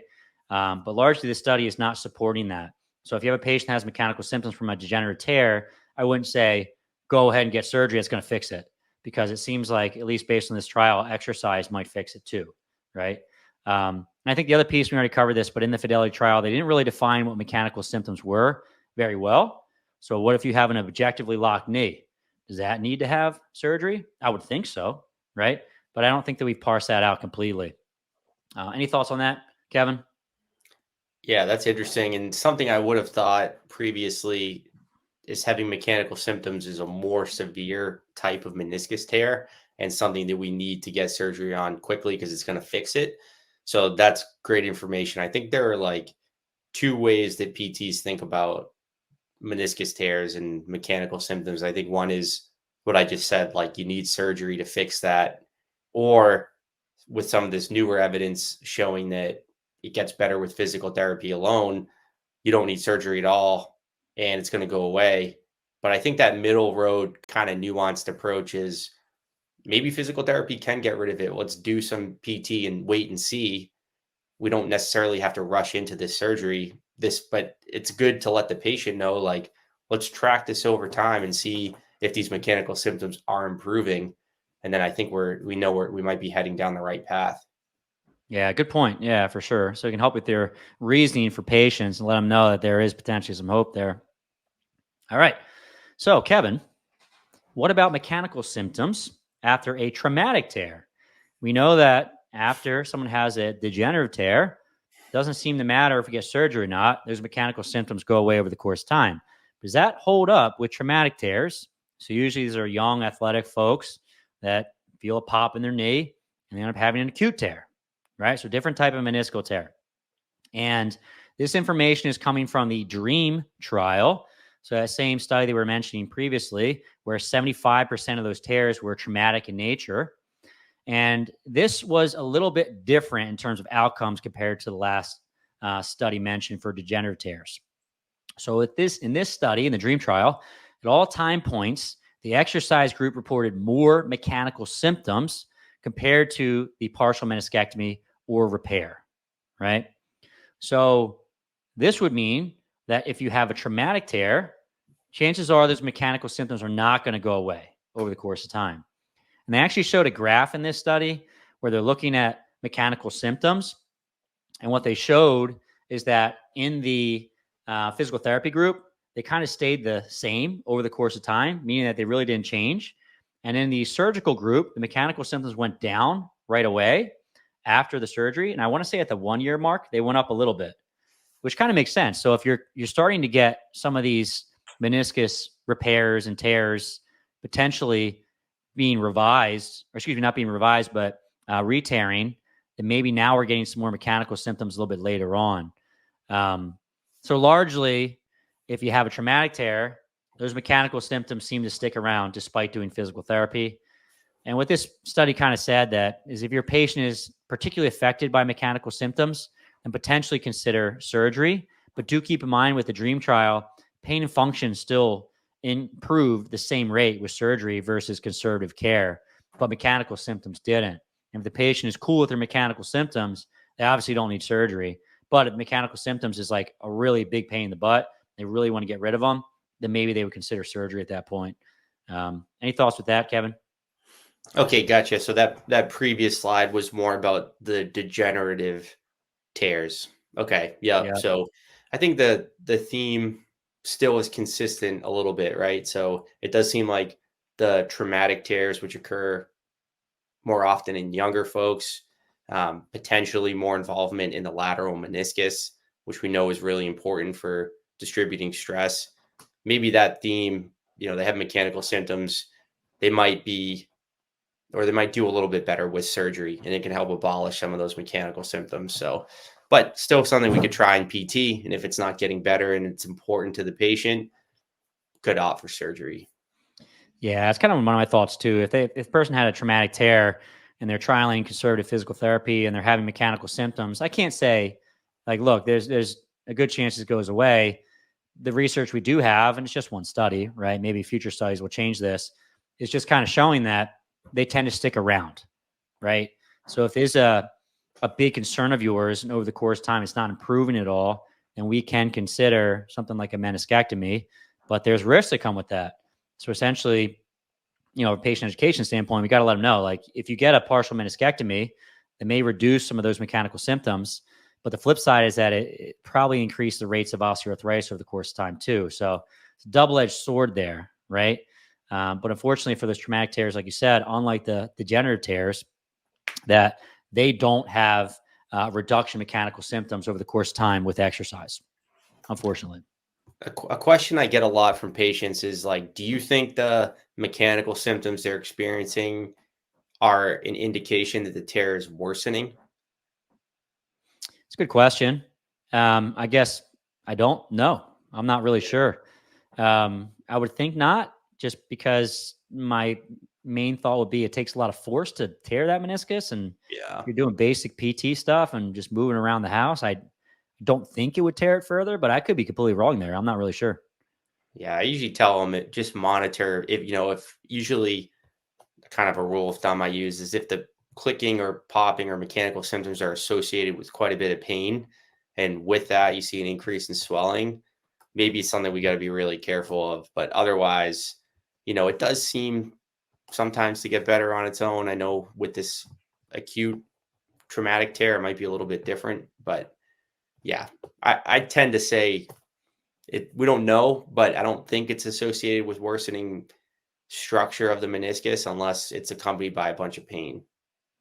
Let's go over some clinical reasoning, excuse me, not Riesling. That's what I drank last night. Just kidding. Some practical takeaways. So what are some factors favoring success with conservative treatment? So a patient comes in, you think they have a meniscal tear, but they can bear weight, they have minimal swelling, have a delayed onset of symptoms after injury, so no concomitant ligamentous damage. They're minimally restricted in terms of range of motion. Then we can consider doing physical therapy. I think the other thing, just keep in mind that meniscus preservation surgery improves long-term health of the joint and shouldn't be seen as a bad option. So let's say you have a patient that comes in, they have a meniscal tear, but they seem like they're going to be a good candidate for conservative treatment. Still might be the best thing to send them back in for some imaging, because when repaired, we know the meniscus does well. And it's probably important for the long-term health of the joint. So if a patient doesn't seem like a good candidate for conservative care, on the flip side, probably still should try physical therapy, because it may make a really good turnaround, right? We have research to show that. What are some good candidates for surgery in folks that have had a traumatic tear or an acute tear? So the first line treatment for these folks should be repair or non-removal. Now, why would you consider non-removal? These are usually good rehab candidates, and they typically have success with rehab, return to function, return to sport. If not, surgery can then be considered. Which surgery? Repair as often as possible. So meniscus repair is going to be the gold standard if possible to prevent secondary arthritis. Keep in mind, you can't always repair. The majority of your patients with meniscus pathology are not going to be able to be repaired, unfortunately. And then you consider a salvage procedure in the case of a prior meniscectomy where the patient had a lot of their meniscus removed. They may be a good candidate for the meniscus transplant. Do keep in mind that timing influences your outcomes. So acutely repaired meniscus tears achieve superior results versus chronic generally. So it's good reason to see the doctor sooner than later. Although keep in mind, we just looked at the DREAM trial where patients tend to do well with surgery later on. And in that surgery, they were also looking at meniscus repair later on, not just meniscectomies. Chronic meniscus tears can also achieve good to excellent results and should be repaired when indicated. And age doesn't seem to matter. So you have a patient that has had a chronic meniscus tear that's been going on for a few years, and you send them in to go see the doctor, and it's something they can actually repair, then go for it. Just because it's been going on for a longer period of time doesn't mean it's not a meniscal tear that can be repaired. I had a patient of mine, it was a couple years ago at this point, who came in and had a meniscal tear that could have been repaired, but he wanted to get back as soon as possible. And we rehabbed this conservatively. He did really well. And then a year and a half later, he got it repaired and did really well again. But the thing about this patient is that he actually started to slide backwards after a period of time too.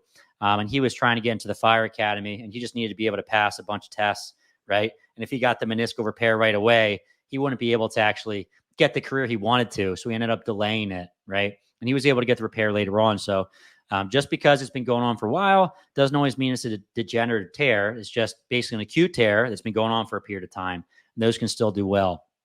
So these meniscal tears are often associated with ligamentous injury as well. So think about that ACL injury. If you have a patient that looks like they have meniscus pathology, but also ligamentous injury, and there's a chance you need to send them back to the doctor, particularly if this patient wants to get back to cutting sports. You're probably going to have more positive outcomes with patients getting ACL reconstruction versus not. All right. So who is going to be a good candidate for surgery in degenerative tears? So basically, folks that fail conservative management and continue to have symptoms, so pain or disability, for a large period of time after their onset of symptoms. Based on the ESCA guidelines, you want to wait at least 3 months after the start of rehab to consider surgery. And this is based on not only those ESCA guidelines, but the European consensus on the treatment of meniscus pathologies. The other where we may consider surgery right away, and this is may, because we don't have research to see if these get better over the course of time, is an objectively locked knee. This is based on a weak recommendation from the ESCA guidelines. What I will say, this is a complete anecdote, but I had a patient relatively recently where she came in with an objectively locked knee. We were able to unlock her knee, right? So I just did a whole bunch of different distraction, joint mobilizations, wiggle that joint around, and eventually it kind of dislodged. And she eventually ended up getting surgery for meniscus repair because it was a type of meniscus tear that she could get repaired. So I think that was the right way to go.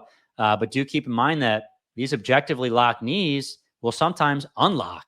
And now all of a sudden, they're not an objectively locked knee. And if this was more of a degenerative issue, then maybe we do treat these conservatively. So I think the takeaway here is that objectively locked knees probably need to be treated differently, but sometimes they unlock, right? Yeah. You ever seen that happen before, Kevin? Yeah, you had the key to unlock the knee. Oh, yeah. I took the key out of my back pocket and boom. And to wrap things up here, this is going to be taken from an article, Sosona Karkas, 2024, and JOSPT. Basically said, for non-traumatic degenerative meniscal pathology, conservative treatment utilizing a physical therapist intervention approach should be prioritized as a first choice over surgical treatment. It offers comparable or superior short-term pain reduction and strength improvements with a lower risk of side effects. You agree with that statement, Kevin? I think that's beautifully said. Okay, let's say that you have a patient. You've decided that surgery is going to be right for that patient. Now we have to figure out which surgery is going to be warranted because different types of tears need different types of surgeries. So we'll talk about these and talk about the pros and cons of each. Let's go over the lesson goals. What are we trying to accomplish today, right? So I was trying to think about the best way to organize all the meniscus data. And one of the most important things is understanding the surgeries. And if you understand the surgeries, it's going to really help you out with patient care. So that's one of the big things we're going to go over today. So first lesson is just exposure to the different types of surgeries you're going to see. I remember as a new grad, I would have a patient come in with a new surgery I've never seen before, right? Like a meniscal transplant. I'm like, they do these? What the heck is that, right? So it's good to have some exposure to it so you know what's going on when they come into the clinic, right? And a lot of these surgeries have pros and cons. It's not always clear cut the best treatment for folks that have meniscal injury. And that could be a different type of surgery, but it could be a different type of treatment in general. So maybe that person's going to need more conservative care, like physical therapy, things like PRP, so on and so forth. Maybe it is surgery. And that's going to vary based on the individual. We also want to know the best candidates for each type of surgery, right? And then obviously with this knowledge, we can give good patient guidance. So at least in Massachusetts, we have direct access. We're seeing meniscal injuries. We're seeing acute traumatic ones. We're seeing degenerative ones. And we're the first point of contact. We know that for some folks, surgery is going to be the best first option for them. So it's important that we, A, know how to pick these up, but B, have good clinical reasoning so we can send that person to the right doctor, right? Or if they don't need a doctor, maybe we start treating them right away, right? And then last, we're setting you up for conservative care, physical therapy versus surgical management. So essentially, we're going to be talking a lot about the differences between surgeries. But on the next lesson, we're going to talk about physical therapy versus surgery, right? Because we have a lot of options when it comes to treating meniscal tears. But for today, just surgery. You ready for this one? Oh, I'm ready. Okay. Hold on to your butt. Let's dive in. Hold on to your butt, man. Okay. So the surgery types we're going to be talking about today going to be the arthroscopic partial meniscectomy. I'm going to say APM a lot just because I think I want to mess it up if I say meniscectomy like 55 times throughout the course of this. I probably will anyway, but right. So APM, this is when you take a portion of the meniscus out or resect part of the meniscus. We have the total meniscectomy, TM, or take everything out. And we're really not going to be going over a total meniscectomy because honestly, these don't occur anymore. We know that was a bad idea, but back in the day, we used to do those. So every once in a while, you may actually see a patient that had a total meniscectomy. Doesn't bode well for the lifespan of the joint, right? And we've already talked a bit about why this is. Meniscus is obviously really important. We take it out, it's going to lead to problems, right? Most likely osteoarthritis. Next surgery is going to be meniscus repair or MR. This is where you repair the damaged meniscus. And what's interesting is that this can be done with or without PRP. So one of the things I've been learning about more recently, that more and more research is coming out about, is PRP. And you're seeing surgeries now being performed with a PRP shot, right? You see this in the rotator cuff. We're seeing this in the knee. Sometimes they'll do this with stem cells as well. And I think, and there are some differences, but when I think about a meniscus repair, it's a little bit like a rotator cuff repair in that we know a percentage of these are going to re-tear over the course of time or fail, right? So if we're trying to maximize outcomes for a patient, how about we shoot a PRP shot in there? Will that help the meniscus heal down a little bit better, improve outcomes? We'll find out. And lastly, meniscal allograft transplantation. This one's really interesting, and I've probably had less than 5 over the course of my career. But it is a very interesting procedure, and it seems like it has some pretty good outcomes. And it's important you know about this because if you practice for long enough, you're probably going to see some of them. And for some patients, it may actually be a really good candidate for them. So you might want to refer them to the appropriate doctor if you think that they might be a candidate for this. And essentially, that's taking a cadaver, allograft, right? Meniscus and implanting it into a patient's knee. Pretty wild they can do that. What's your favorite surgery before we move on, Kevin? Oh, I like the total meniscectomy. I think that's great. I think it's good for the knee. Yeah. Yep. It's a crowd pleaser, right? Total meniscus. You don't need that thing. Take it out. Yeah. Yeah. Just quick on that point. I do have a patient who had a meniscus repair that failed. And then they took out a pretty big chunk of his meniscus. I believe he said 50%. And the doc is kind of seeing how he does over the course of the next year or so. And if he doesn't do so well, they're considering a meniscus transplant. So him bringing that up was truly the first time I had heard about it. So I haven't seen a patient who has had that yet. So I'm excited to learn more about that. And hopefully I can apply that to my patient because I think he's going to be a good candidate for it. He's young and he's super active. And, just losing 50% of your meniscus doesn't bode well for someone that likes to be that active. So you're basically rooting for him to do poorly so he can get that meniscus transplant, right? I'm giving him the worst exercises. Oh, God. Sounds like you already had the worst exercises. I've certainly seen that too. I had a patient a couple years ago now, but a CrossFitter, very high level CrossFitter, and tore his meniscus. and the surgeon ended up taking out 80% of the meniscus, and he really didn't want to. The surgeon I know pretty well. He was super bummed. But those are the types of patients what potentially would be candidates for that, right? Young, fit, athletic folks, minimal arthritis, and they have, let's say, a meniscus surgery going wrong, right? Getting ahead of myself, but that would be the type of candidate, right? Let's go over the arthroscopic partial meniscectomy, right? And what is this surgery? So they basically use an endoscope to perform the surgery. So essentially, they don't have to cut your entire knee open. They do all the surgery through portal holes, right? Endoscopes, making small incisions, and it's minimally invasive. And essentially, they're just taking part of the meniscus out or resecting a part of the meniscus. Sometimes you'll hear this as a cleanup, right? So oftentimes the surgeon says, oh, we cleaned up the knee, we cleaned up the meniscus, right? And the patient's like, what the hell does that mean? Were there like cobwebs in there, right? But then if you look at the surgical report, they performed a meniscectomy and they just trim off parts of the meniscus, right? So it's one of the most common surgeries in the United States. Based on the study I'm citing here, it was the most common surgery in the United States. And this was up to 2017, right? So some of the earlier studies were showing that this was the most common surgery in the United States. And I'd like to think that those numbers are going down and it's falling out of favor. But I really wasn't able to find much up-to-date information about how common a meniscectomy is at this point, right? But a little over 5 years ago, it was the most common surgery performed in the United States of all surgeries, which is pretty wild.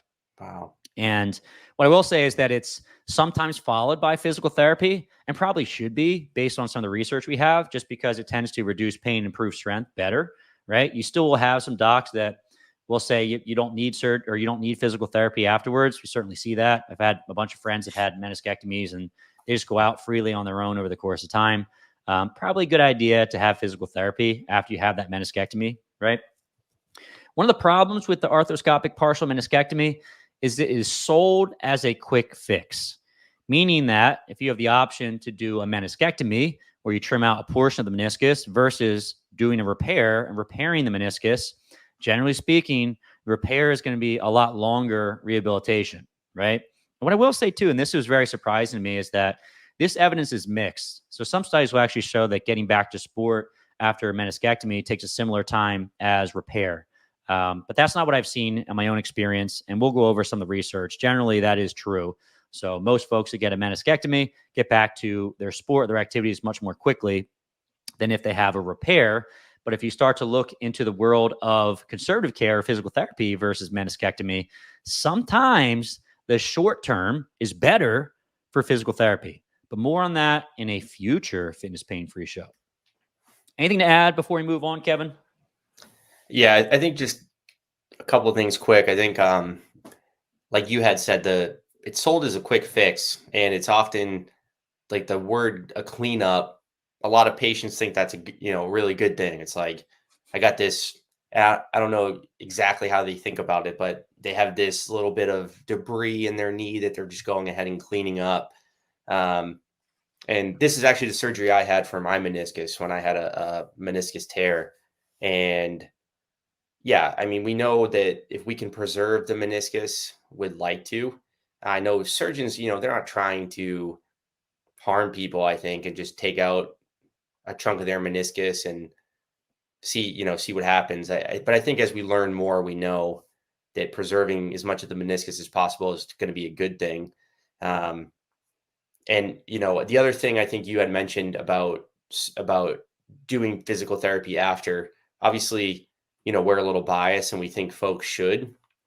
I think the other important consideration is that a lot of times before surgery, these people have had a meniscus tear for a period of either weeks or months or years, and until they get their surgery. So how was their knee functioning in that period of time? Were they doing all the things that they normally do? My guess would be they lost quite a bit of strength in their knee and function in their knee prior to the surgery. And then they have this meniscectomy and they're expected to just go back to whatever they want to go back to. And sometimes they end up with more issues down the road. And sometimes that requires more cleaning up of their knee, or sometimes they're just living with a little bit of pain and maybe wishing they didn't do the surgery. And I find that with my own knee, obviously very anecdotal, but it was about a year in between my tear and when I had the meniscectomy. And I just feel like that knee, I never did good physical therapy after. I feel like it never really got back to where it could have been. And then we do see this with like professional athletes a lot. The Celtics had a center, Robert Williams, a couple years ago, who wanted to get back for the playoffs, had a partial meniscectomy. I don't know how much they took out, but I do know that the next season he missed quite a bit of time because his knee was still not in good condition. So, you know, like you had said, maybe more studies will come out over the course of time where we'll see physical therapy versus partial meniscectomy, and we see that similar outcomes, and maybe we can avoid the surgery altogether. But yeah, just interesting. I think, like you said, we used to see this a ton.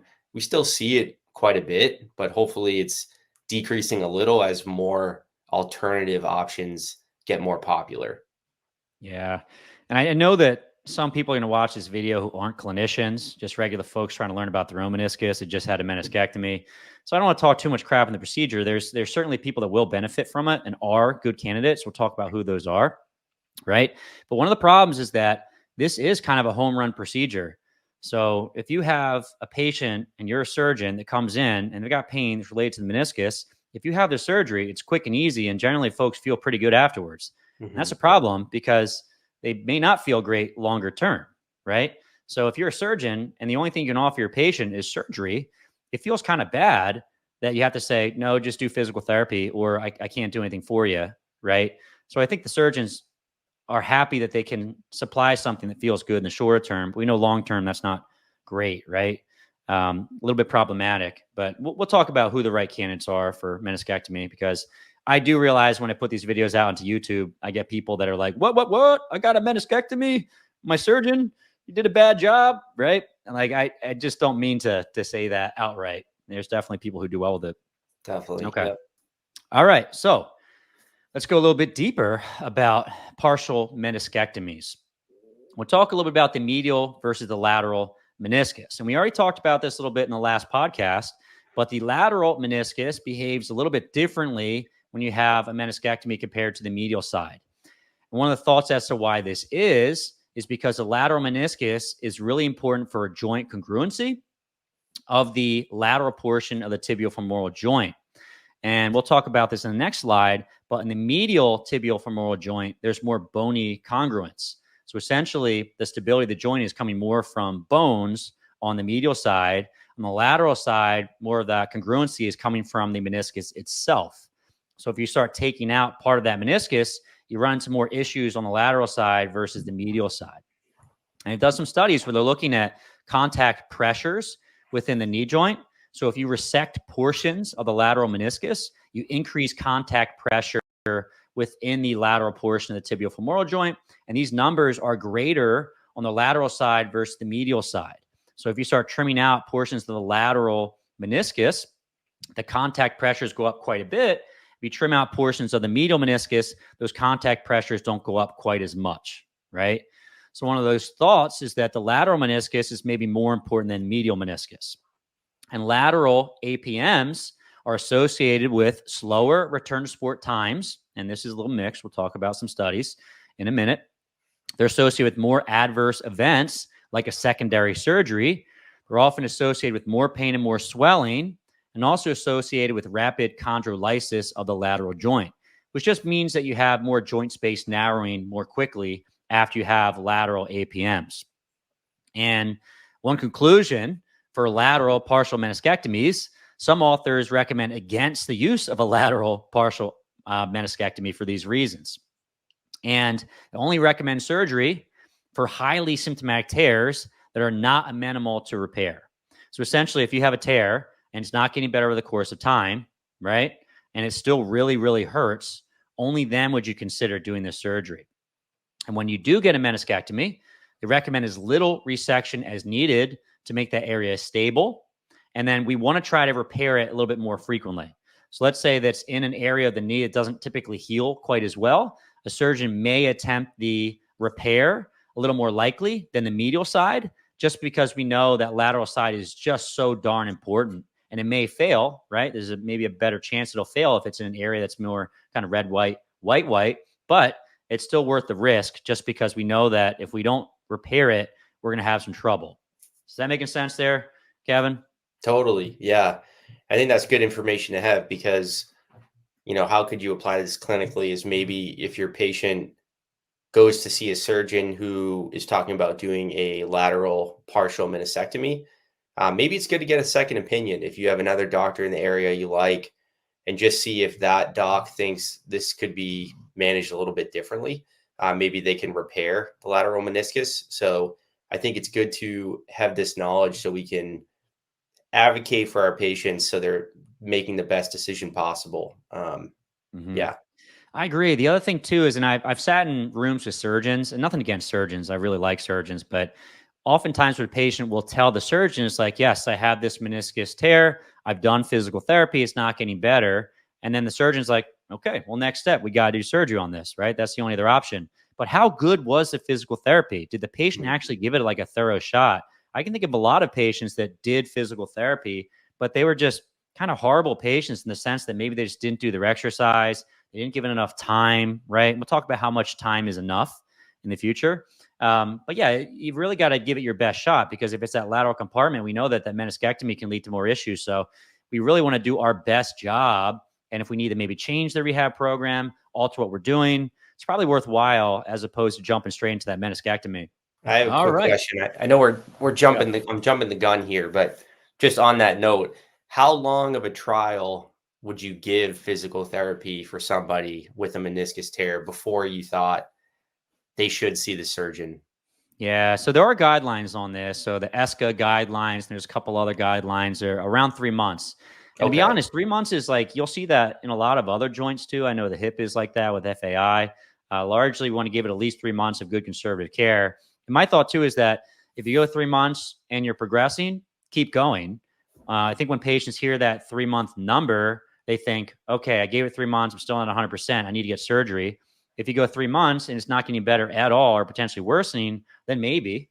My secondary thought is like, maybe give it a little longer. It's not like magically everyone gets better in 3 months. And as we'll see in some of these other studies in a few minutes, it doesn't really hurt to take a longer time. I think the only thing that actually hurts is that, let's say you go 6 months and there's no change, and then you get the meniscectomy. You can argue that I just wasted 6 months, right? And that's about it. But I think if there's no deadline, you're not trying to get back to a particular sport, giving it more time can't hurt.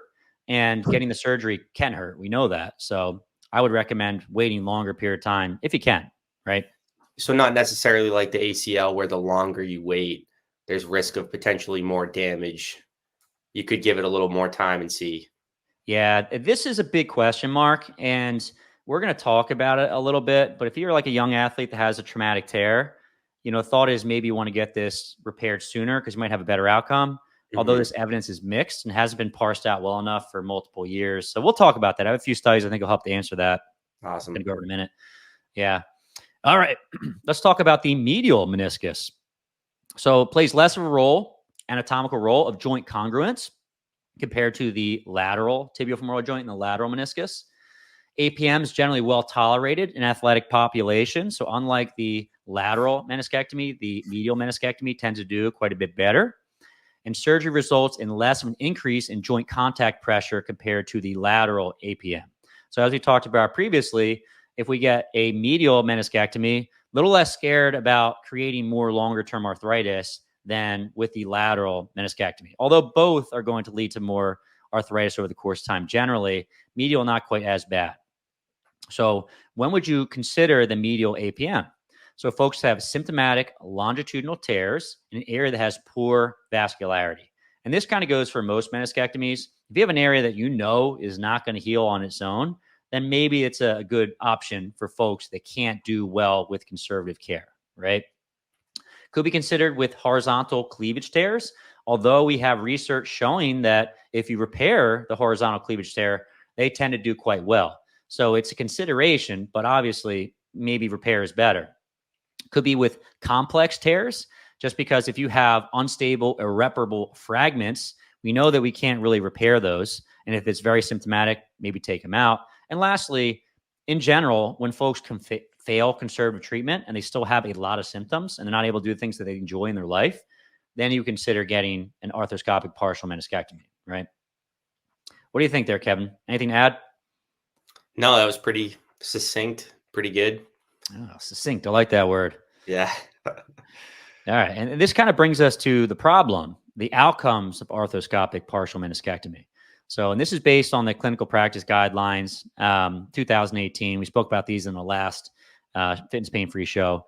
So we can expect improvements in functional outcomes after arthroscopic partial meniscectomy. And this is going to be things like patient-specific functional scale, other outcome measures, pain. So essentially, people do well after this procedure. And I think, as I said, this is probably the reason for the initial popularity of the procedure. Docs know that this is a bit of a home run. If they do this procedure, patients are probably going to be happy. So if you've got something that has a fast recovery, easy to do, patient has knee pain, we can get you out of pain. Yeah, let me just trim this out. Of course, they're going to try it.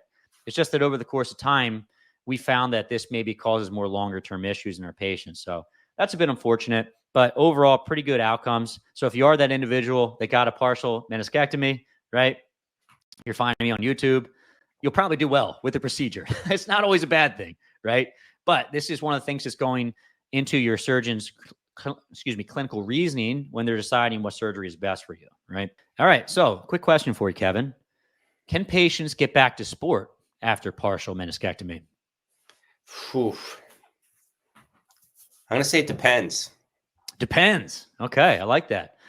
We have a few studies to guide us, and we're looking at a variety of different types of patients. So the first one is going to be in a professional soccer player. And one of the reasons why I like to choose these kind of higher level function folks is because when you get a surgery like this, can it get you back to the highest levels of play, right? If you don't care what you're getting back to and you get a meniscectomy, is that a good reflection of how good the surgery actually is, right? I would argue maybe not. But if you get a meniscectomy and you get back to pro sports, that's a good sign.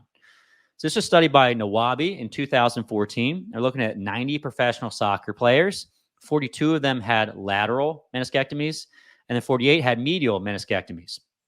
The return to sport time frame for the lateral was 7 weeks, and it was 5 weeks for the medial. So like we said previously, the medial tends to do a little better. They get back to sport a little bit faster. And then for the lateral APMs, they had more adverse events. And by more, it was a lot more. So 69% of the folks with the lateral APM had an adverse event versus 8% on the medial. And for some of those adverse events, it was a future surgery. So a big chunk of those folks needed more surgery after this, 70%. So it's 2/3, kind of crazy. The lateral APMs had more pain, more swelling. They had more secondary surgeries, like I said. And the return to play at same pre-injury level was 6 times lower than the medial meniscectomy, right? So this study, and I picked this study on purpose because it was basically the worst study for lateral partial meniscectomies. So you got to take this with a grain of salt. This really kind of magnifies the problem that if you have a lateral, tends to do worse than the medial, right? And also keep in mind, this is in professional soccer players. They really need that tibiofemoral joint. If you look on studies of athletes who have the most tibiofemoral arthritis at a high level of play over the course of their lifespan, soccer is at the very top. So soccer just places a ton of strain on the menisci in general. And you're also more likely in other sports to get like ligamentous injuries, which again is going to lead to a cascade of osteoarthritis over the course of time. But just kind of goes to show that lateral meniscectomy doesn't do quite as well. What are your thoughts there, Kevin? Yeah, I mean, that's really interesting. The 6 times lower return to sport rate with the lateral. So I guess docs know that, hopefully, and are trying to repair them when they can. But like you had said, just because you have one doesn't mean you can't return to sport. I think you're just going to have to do some good physical therapy, hopefully, and try to get back to the highest level you can after. Yeah, and I think this brings us back to your point there about doctors knowing everything. Sometimes they don't, right? Everyone's busy. They have family. They have a lot going on in their life. It's extremely hard to stay on top of all this literature. They may actually not know that. I've had a lot of surgeons that recommended things to the patients that didn't seem like it was a great idea, right? So there are a lot of phenomenal surgeons. I recommend networking with them, referring to them. But do keep in mind that if you're abreast of some of this research, you're probably protecting your patients by sending them to the right docs and then giving them this information to discuss that with the surgeon, because sometimes they don't know it, right? So it's just important that you do educate the patients and give them information, send them to the right doctors. Okay, another study, also in professional athletes, this time in pro baseball players, Major League Baseball players. And this was from Erickson in 2022. They're looking at 168 pro baseball players. And this was 46% lateral meniscectomies, 45% medial meniscectomies. 9% of those folks actually had both. Return to sport rate was quite high, 80%. And the return to sport rate at the same level of higher was actually pretty good. So 76%. And then 4% were at a lower level. And essentially, and this was of the folks that did return to sport, obviously 20% of those folks you're missing. Those are the folks that didn't get back. What's kind of neat is that they use hitting and pitching analytics to determine how good these athletes were after the surgery. So sometimes with return to sport, they just ask the individual afterwards via survey, do you feel like you got back at the same level of sport? And they'll say yes or no. With this study, they're actually looking at hitting analytics, pitching analytics. Was this person playing as well as they were prior to the injury, which I think was actually pretty good. So largely, this showed a really good return to sport rate. And they also show that there was no difference between the medial and lateral meniscectomies, right? Which is always funny because you read one study that shows that like there's such a big difference between medial and lateral or any other thing. And the next study shows no difference, right? This could just be because baseball is different, pitching is different, hitting is different, maybe than like playing soccer would be my guess. But if they did a future study in pro baseball soccer players, pro soccer players, I don't know if there are any pro soccer baseball players out there or very few, they might find very different results, right? And the return to sport time frame was 42 days. So it's actually pretty dang quick, right? 6 weeks or so to get back to sport. It's really fast after a surgery. Any thoughts with this one, Kevin? Yeah, I was thinking what you had said. Perhaps it depends on the sport. So like soccer, so much running and cutting, which is the known mechanism of a meniscus injury. Perhaps if you're getting back to a sport like that, the success rates are a little bit lower than a sport like baseball. But yeah, that might depend on the patient population. But leave it to baseball. They always have the best analytics. Like they track literally everything. So that makes sense. Yeah, I thought that was a good way of like quantifying how well patients did, just because these surveys, like, I don't know, someone may think they're doing great and they're doing terrible. Someone might be doing terrible, think they're doing great, so on and so forth. I said that backwards, but you don't always get the best data. But this was actually good analytics for how well they're performing. So more objective, I guess, in nature. All right, let's go over arthroscopic meniscus repair. So different than a meniscectomy. Similarly performed, so the use of an endoscope to perform the surgery, small incisions, minimally invasive. And in this case, we're repairing torn tissues, okay? So as opposed to just trimming portions of the tissues out, you're actually going in and putting sutures through that meniscus. There's a variety of different ways to do that, which we won't be going over. A lot of minutia. You can read about that if you'd like to. But what I will say is that the tear morphology, the location, associated injuries, type of sport is going to greatly influence the type of repair performed as well as the outcomes. So just briefly, we talked about the different types of tears and also the zones of tears. So if a tear in the red zone, probably going to do better than a tear in that white zone, right? And here's the thing. It's almost always favorable over the meniscectomy when possible. And the reason being is that there's a risk of accelerated osteoarthritis that increases with the removal of meniscal tissue, because that decreases cushioning and increases force transmission across the articular cartilage surfaces. And we do have research to show, and we'll talk about these in a minute, but if you repair the tissue, it extends the lifespan of that joint. You're less likely to need a total knee replacement, right? So good stuff. We want to get the meniscus repaired when possible. Any thoughts on this before we move on, Kevin? Yeah, I think it's just important to remember that, because a lot of times your younger, ambitious athlete is going to want to get back as soon as possible. And if they have the choice between a partial meniscectomy or a meniscus repair, they're probably going to pick the partial meniscectomy. I had mentioned that Celtics center, Robert Williams, but I remember following that relatively closely when they were discussing what to do. And it seemed like he wanted to get back as soon as possible for the playoffs, and maybe at the risk of the long-term health of his knee. I don't know if it was in a repairable spot or not, but you could see that a lot in athletes. I mean, they love doing their sport. They want to get back as soon as possible. But if we have this information that we can educate our patients about and help with that clinical decision making, we want to do what's best for the long-term health of their knee. They want to do what's going to get them back on the field sooner. But I think with some good education, maybe for those folks that can have it repaired, we can convince them that that might be the better option. Yeah. I also want to say, and this is based on recent research in 2024, I want to say, and this is for degenerative tears, I think, so maybe not for those acute ones, but PT may actually outperform meniscectomy in the short term, right? So we know in the long term, they're going to be similar. We'll talk about those studies. In the short term, you might actually do better with physical therapy. So if you have a patient, they come in, they have degenerative tear, you might actually have a better short and long-term outcome by doing physical therapy. So it's not like the meniscectomy is definitely going to be better in the short term. It's usually not. And sometimes PT is actually superior. But in the longer term, for those acute tears to be continued, right? So let's talk about some outcomes before we get into the information. So are there good outcomes after arthroscopic meniscus repair? Yes.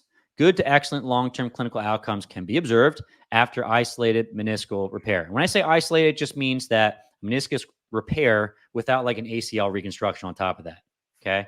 And we also have a lot of follow-up that's pretty good, pretty robust. So 18-year follow-up, the success rate is high, and cartilage preservation has been proven.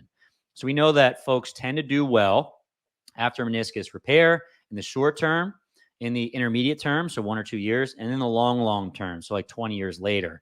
So it does seem like it's going to be a good approach for your patients whenever you can actually get it. So we talked briefly about different factors that are going to impact your outcome after a meniscus repair. And this is kind of wild to me, but having concomitant pathology like an ACL reconstruction can improve your outcome for the meniscus specifically, right? So the idea is that when you have an ACL injury, there's going to be more blood flow to the area. After you have ACL reconstruction, more blood flow to the area, more swelling. It actually helps to improve the healing of the meniscus, which is kind of crazy, right? The tear type is also going to be important. So think about having surgery in the red zone versus that red-white zone. And generally speaking, where that tear is will dictate whether or not you can get a meniscus repair in the first place. So if the tear is in the white zone, probably not going to be able to get that repaired, right? Also, you may have a tear that goes across different zones. So think about that horizontal tear we talked about previously, the cleavage tear. Morris et al. Demonstrated an 80% satisfaction rate with 93.1% able to return to sport, an 11.4% reoperation rate, which is comparable to other tear patterns. So I probably should have said this first, but when you have a tear that extends from white to red, and then into red, you would think this would do poorly. And historically, we had less repairs in the past for these types of tears, but what we're finding is that you potentially can have some decent success with other types of tears as well.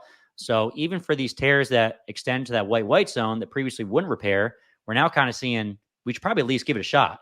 And some of this newer research is showing, hey, we're actually seeing pretty good results, right? And then another piece to keep in mind is that the lateral meniscus tends to have better healing potential than the medial.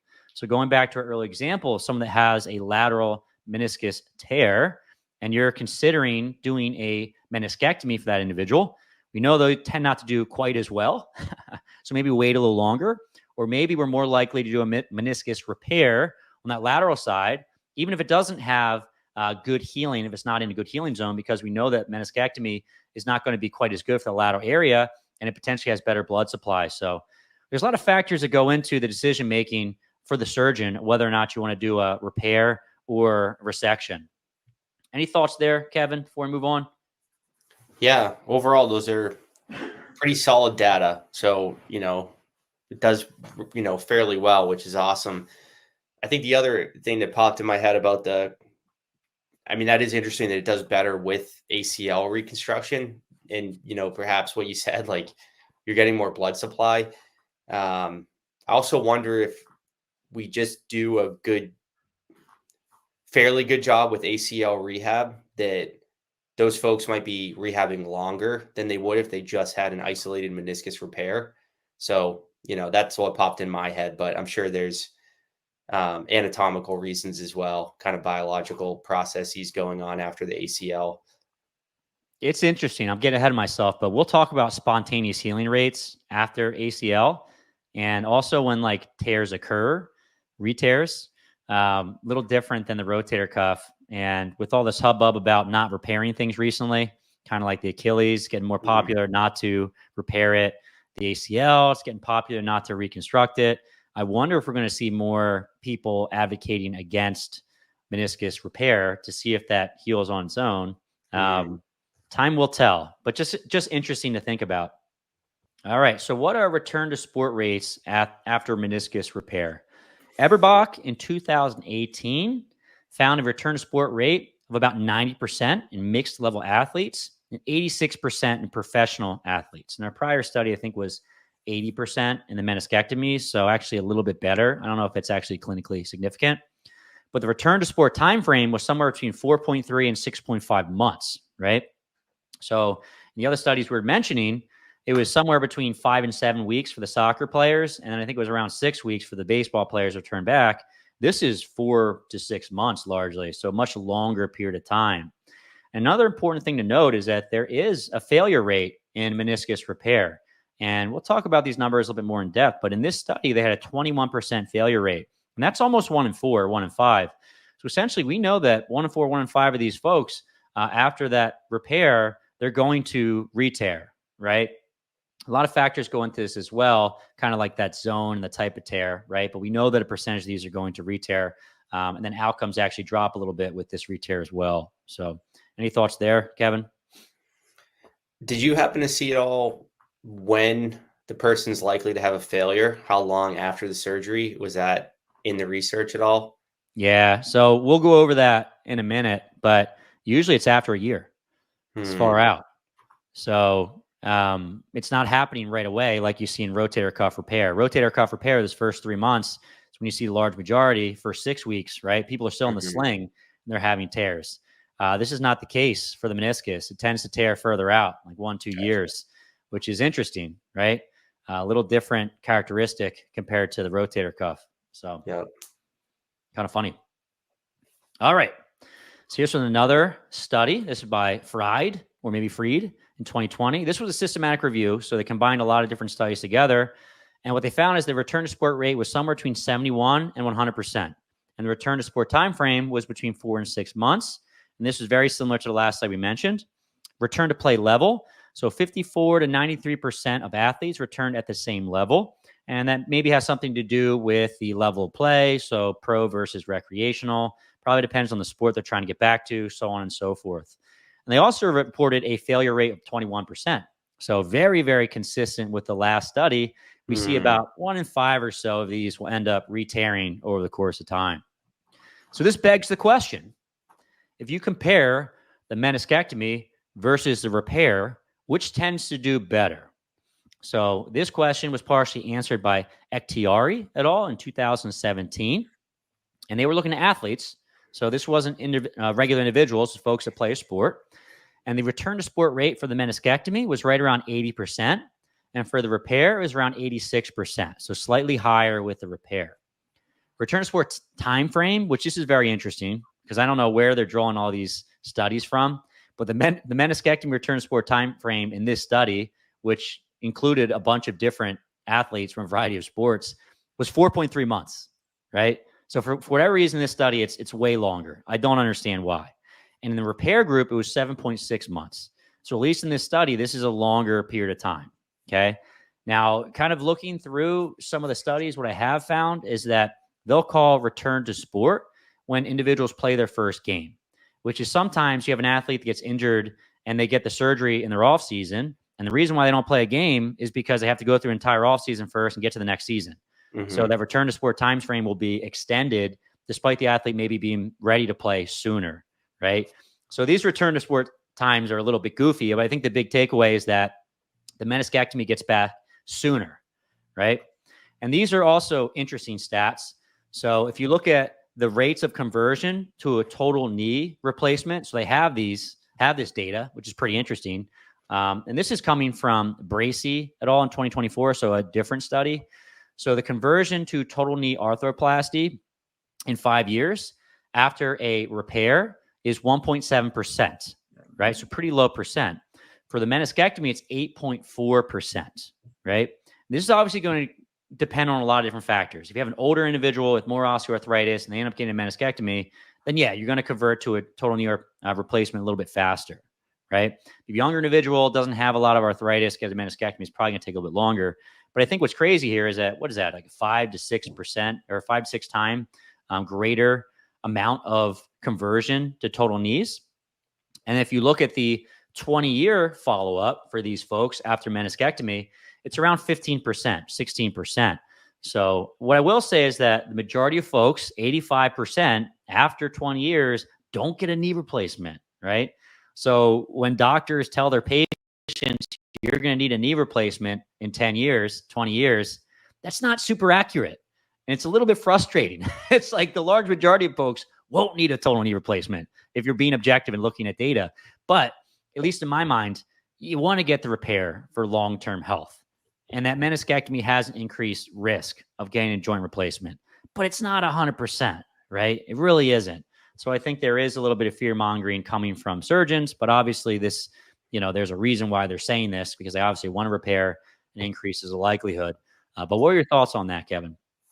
Yeah, that's all interesting. I think a few of the things you said, I was thinking the same thing. So perhaps with the return to sport for the meniscectomy, is that it was during off season or something like that, because we know you can get back sooner.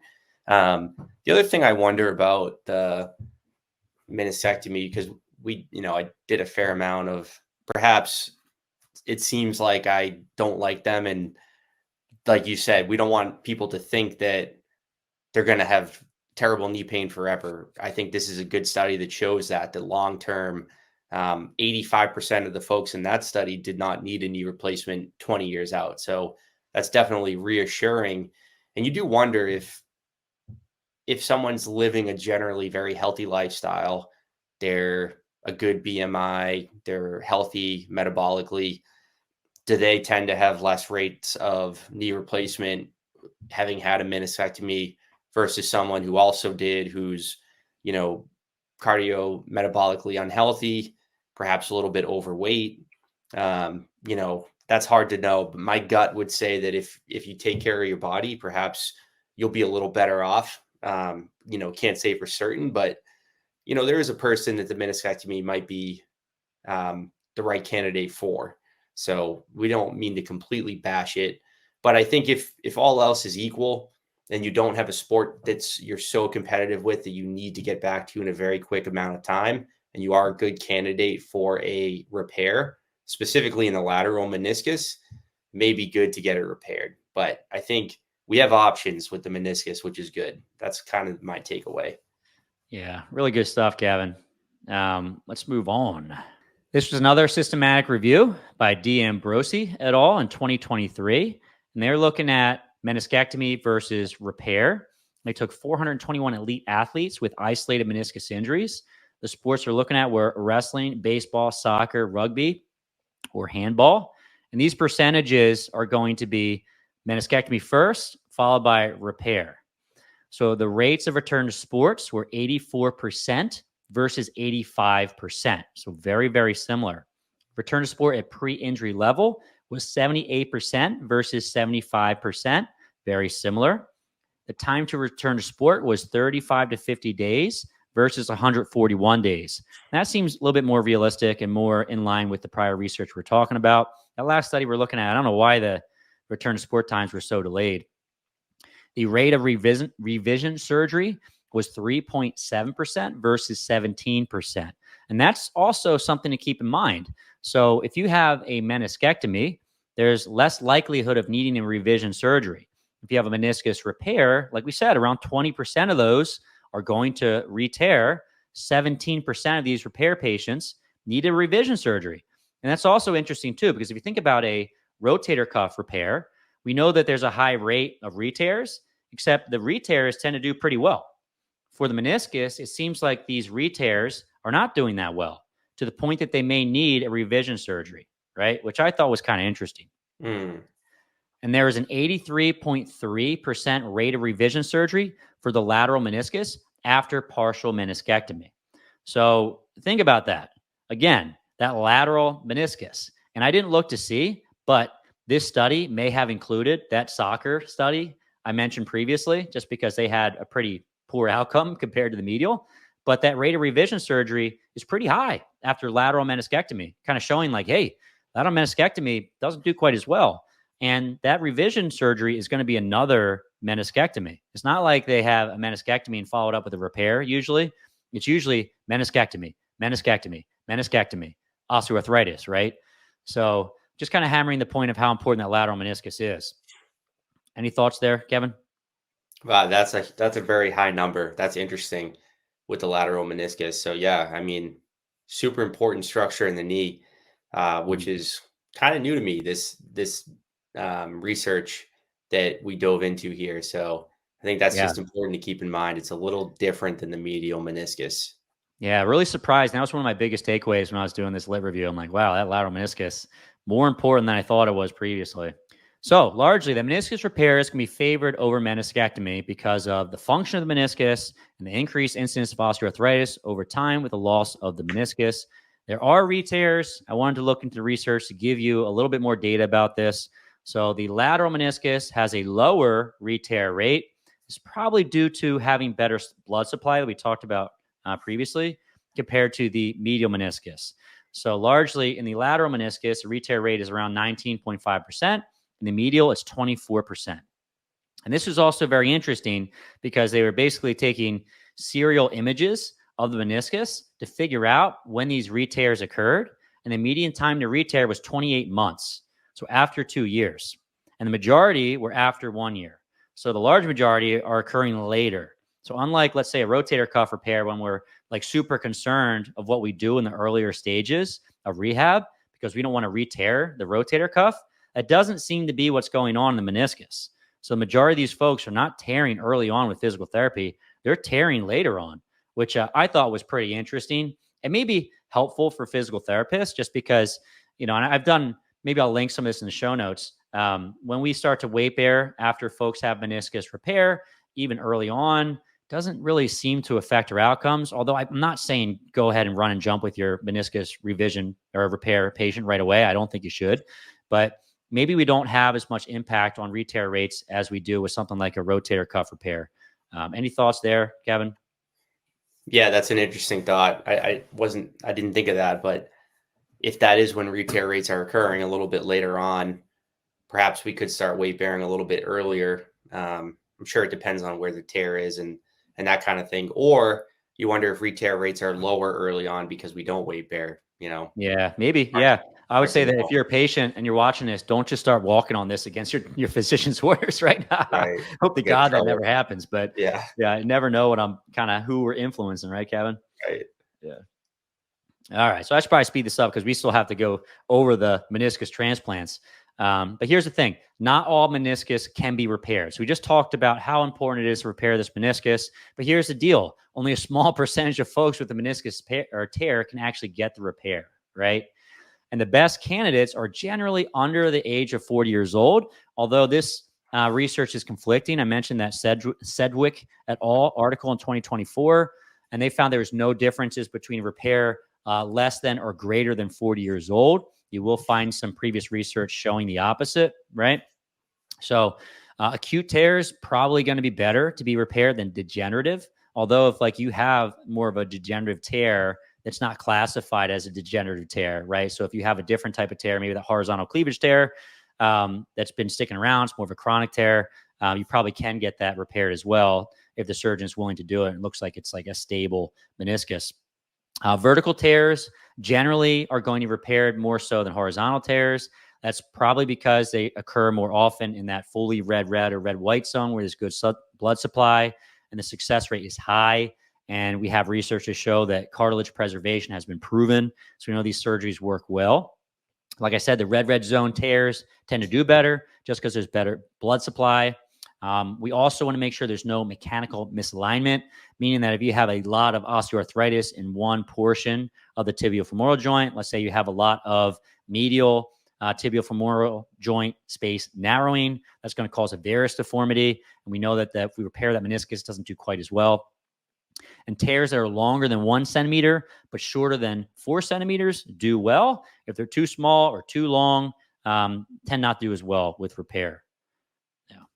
Any thoughts there? No, pretty succinct again. Nice. So who are poor candidates for meniscus repair? So folks that are in the non-red zone. And from a failure rate perspective, we've seen as high as 70% failure rate at second look arthroscopy after repair of radial and oblique tears that did not extend into the red zone. So if you have a tear that's in that white or that red only, doesn't go in the red, we know that there's going to be a much higher failure rate. So when we say there's a failure rate of 20%, the reason why is because most of these repairs are in a good zone. If they did repairs of all the white, they're going to find much worse failure rates for sure. Just that surgeons are trying to figure out the best candidates for surgery, right? Horizontal tears traditionally are considered poor candidates for repair, although, like I said, new techniques have shown similar outcomes to other tear patterns. And then MRI is generally the best rule in the tear type, like you talked about previously, around a 93% sensitivity, 88% specificity for medial meniscus tears, 79% sensitivity, and 96% specificity for lateral meniscal tears. And as you had said previously, we don't always know for sure what we're going to find until you go in for that surgery, because the MRI is not perfect. And basically, the doc will say, when you wake up, I'll let you know what happened. There's a chance you can weight bear immediately after the surgery, or you might take 6 months to get back. I'll let you know in an hour, right? And then you wake up and the surgeon basically tells you what happened, right? So sometimes we don't know exactly what's going on. One thing to keep in mind, just because it does happen relatively frequently, right? Any thoughts there, Kevin? Yeah, I think just to drive home the point that not all meniscectomies are bad, right? It's just that sometimes it's in the zone where it cannot be repaired successfully. Like you had said, if you try to repair in the white zone, there's a very, very high failure rate. So if your surgeon did do a meniscectomy and were bumming you out a little bit, perhaps they had to, right? It was in a place where it could not be repaired. So keep that in mind. I mean, there's a reason that they do that. And I'm sure it's generally for a good reason. Yeah, for sure. So this was interesting. And this is one of the things I've been seeing more and more. And you kind of see this in different parts of the body, not just the knee. But from a meniscal repair perspective, if we add a little PRP to the mix, so you're getting surgery, they take some of your own blood, spin it up, and they inject some of that back into the meniscus, does that help with the recovery, right? This was studied by Lee et al. In 2022, and they looked at a few different things. So they're looking at outcome measures in the short term and the long term, and they also looked at failure rates. And what they found is that the PRP group had a lower failure rate than the non-PRP group. So 16.7% of folks with the PRP had a re-tear, and 21.6% of the control group had a re-tear. So about a 5% improvement by adding the PRP. And the other thing that this study showed, that there's greater reductions in post-operative pain after the PRP. So something maybe to consider. What I might think about is that if you have a patient that has a tear that's more in that red-white, and we're not sure if it's necessarily going to heal, maybe it's a good idea to throw some PRP in there to maybe augment that healing process. But I'm not sure. I think time will kind of tell. But I just think it's interesting that people are starting to look at PRP for post-op patients as well as kind of non-op patients. Any thoughts there, Kevin? Yeah, we have that good orthobiologic stock in our area. And we're seeing more and more of these PRP injections just with different pain problems. But yeah, I mean, if that can reduce the chance of a failure and get people in less pain, it seems interesting and something that I'm sure, without a doubt, we'll see more of as the years progress. Yeah, I just wish it was covered by insurance. It's such a big issue. Like, Yeah. This is going to improve your outcome. We know that. Insurance companies just don't care. Yeah. Maybe they need more research. I don't know how they determine those things. I'm sure they do. I'm sure they don't want to pay for things that they don't have to as well. So I think time will tell. But there's more and more research coming out. So hopefully soon, just because they still cover cortisone, and there's lots and lots of research coming out showing that it doesn't really work as well as we like it to. In some cases, it can be very helpful. I'm not trying to deny that, but PRP is often more beneficial, right? So just something to consider. Okay, this one's interesting. Moving on to meniscus allograft transplantation. What the heck is this procedure, Kevin? Well, let me answer that. They basically replace the patient's meniscus with a cadaver meniscus. So allograft is going to be cadaver. And I watched some videos on this. Maybe I'll leave a link in the show notes, but it's very, very interesting. So basically, the surgeon has a cadaver's knee, and they'll isolate either the medial or lateral meniscus, and they leave a chunk of bone right in the center. So if you think about the very center of the tibial femoral joint, it's almost like they're making a horseshoe. They have a chunk of bone, then they have the meniscus. Kind of looks like a horseshoe with a chunk of bone at the end of it. And essentially, they will trim out the patient's meniscus, clean all that up, and they'll drill a hole kind of in the center of the tibia where the bone of the cadaver goes into, and the meniscus just slides right in place. So they literally do transplant the meniscus, right? Pretty cool surgery. Who should get this? What are the indications for MAT?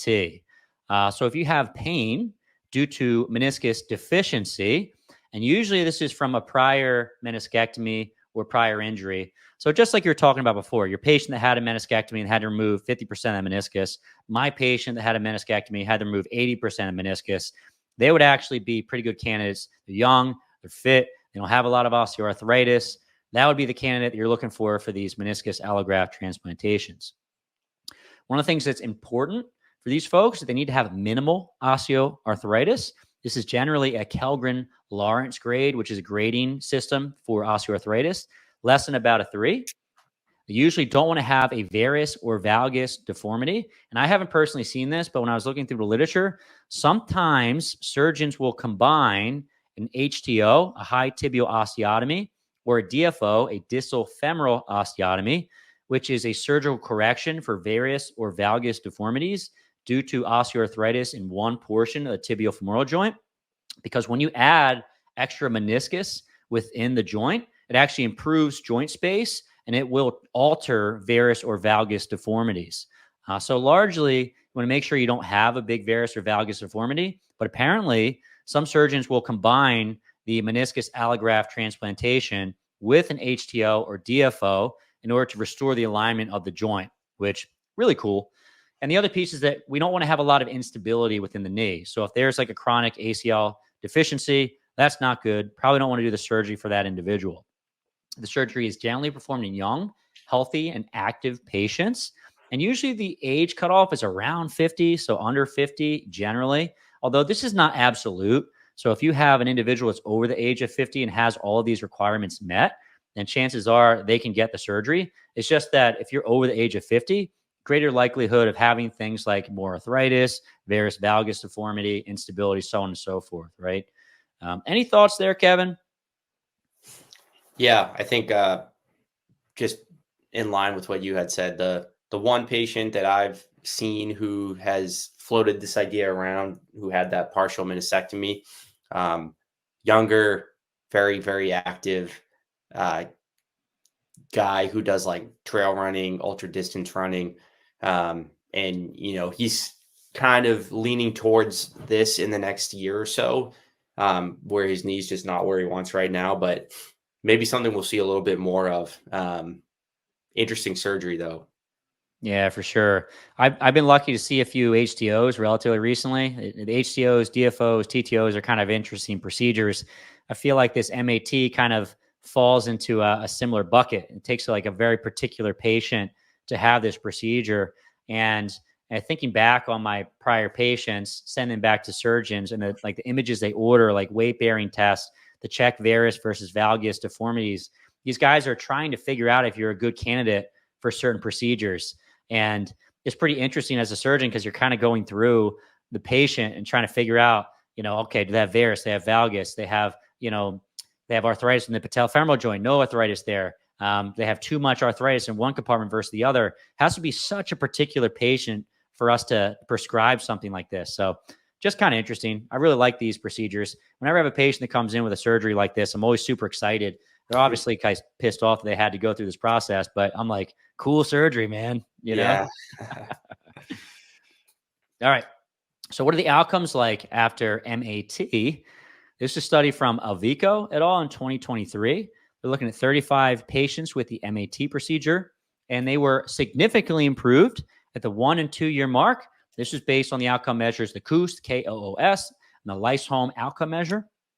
The reoperation rate for patients with a Kellgren-Lawrence grade 1 was 11%, and for a grade 2 was 31%. So essentially going back to that previous point, the more arthritis you have, the worse off you probably end up doing. So we probably do want to select patients that have less osteoarthritis because the reoperation rate was quite a bit higher in those patients that had worse osteoarthritis, right?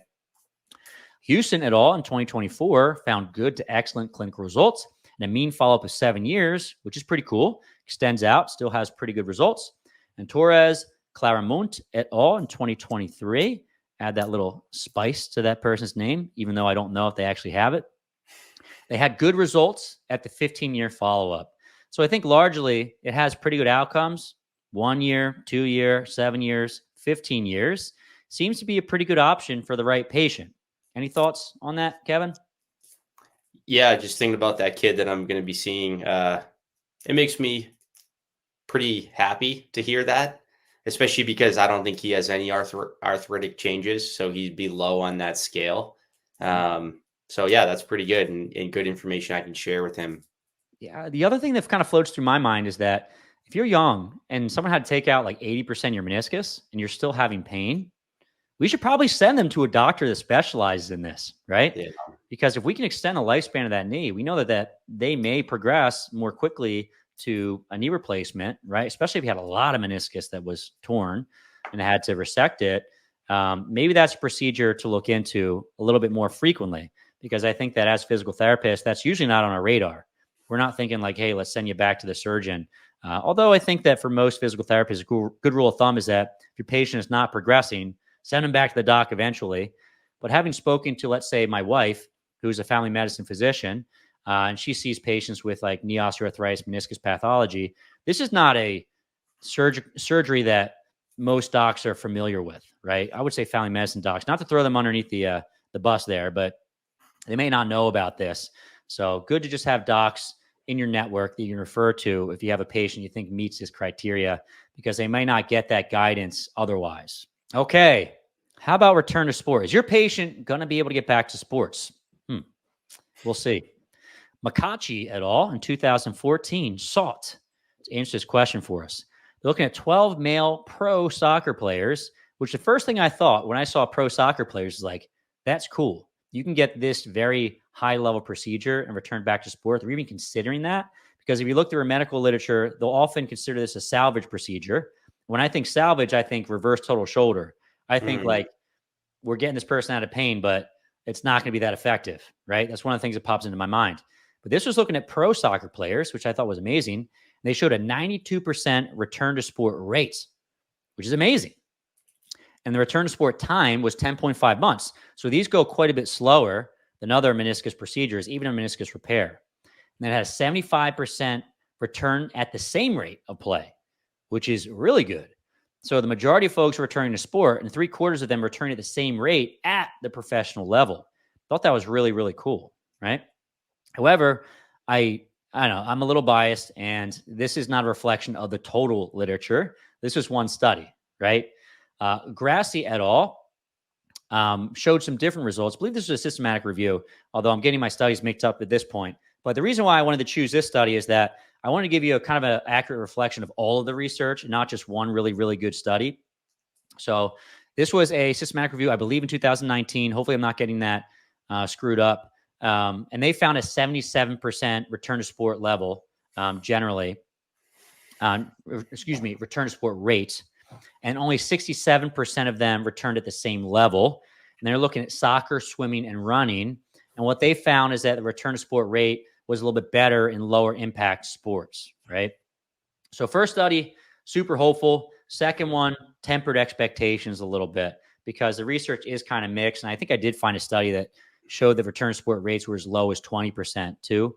So I think it's just important, just keep in mind is that, this one study showed phenomenal results in the pro level, and then other studies kind of showed some mixed results. Any thoughts on that, Kevin? Yeah, I think, like you said, it seems a little bit better than what you think of as a salvage procedure. And it's hopeful, because if you're pretty down because you had these failed meniscal repairs, there is another option. So, it's not obviously the first line of treatment, but it's not just a procedure to get you out of knee pain. You could be pretty active with this thing. And I think with a good rehab program, hopefully get back to some higher level sport would be awesome. All right, so far we have a ton of information about the meniscus in general, but we really haven't talked rehab. So in the next part of this video, we'll go over non-operative treatment of meniscus tears, basically what your rehab should consist of as a physical therapist working with patients that have meniscus injuries. So just a brief summary of what we're going to talk about today. So we did talk about this a little bit in one of our previous episodes on non-operative versus surgical candidate for meniscus. So is a non-op meniscus rehab possible? And we have some pretty good studies out there that show that it is. So we'll talk about that and kind of who's a candidate. We'll highlight a few studies that I think are important to go over. We'll talk about patient education. We'll talk about general principles of exercise selection, because knowing kind of where the meniscus tear is, if we're trying to do this non-operatively, different exercises might be a better fit for somebody versus a different patient. And then we'll kind of summarize this in terms of rehab phases. So what would it look like if you have someone coming in and you're trying to rehab this thing? We'll take it all the way from the acute phase to the return to sport phase. And then, like a lot of other areas in kind of musculoskeletal health, we'll touch on orthobiologics, because there does seem to be more coming out in that field, and see if there's any benefit to that for these type of injuries. Nice. I've got my popcorn and I'm ready to go. Let's go. Yep. All right. So we did discuss this again, like I said, in one of our previous episodes, so you could definitely check that out. But is non-op meniscus rehab possible? So there were a few studies that I think were worth highlighting here.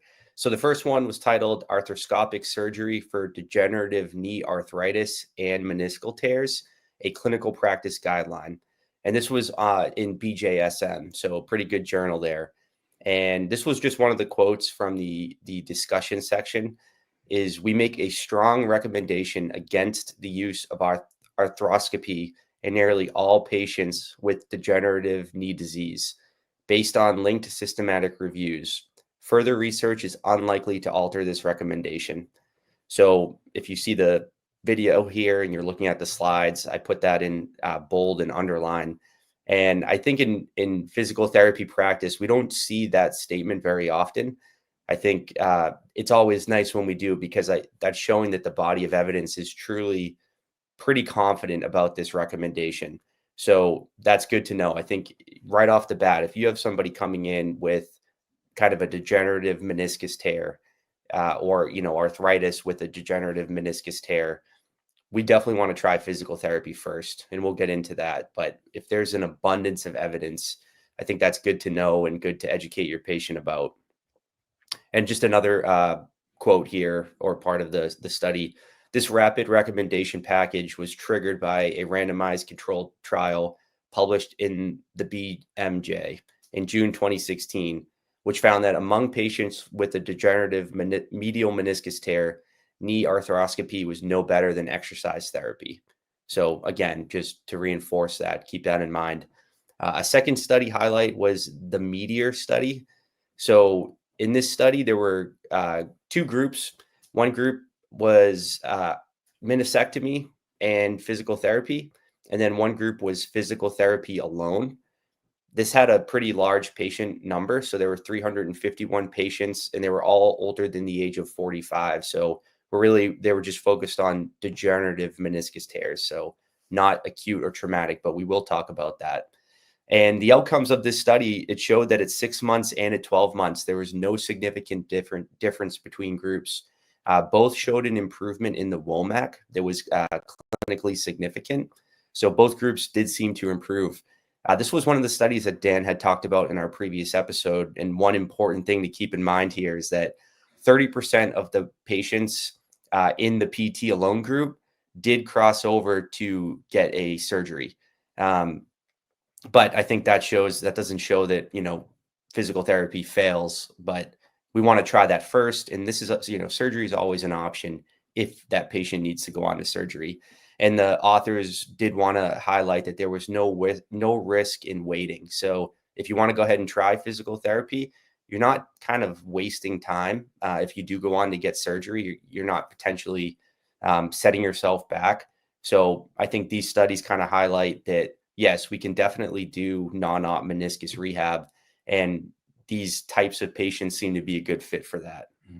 Yeah, I agree entirely, Kevin. I do think, and this is a little unfortunate, but sometimes those patients with degenerative meniscus tears, so like you're showing, they're usually over the age of 45. They've aged a bit. There's more chance for that meniscus to get degenerated a little bit. I know people hate that term. But yeah, I think that sometimes they're at risk from surgeons.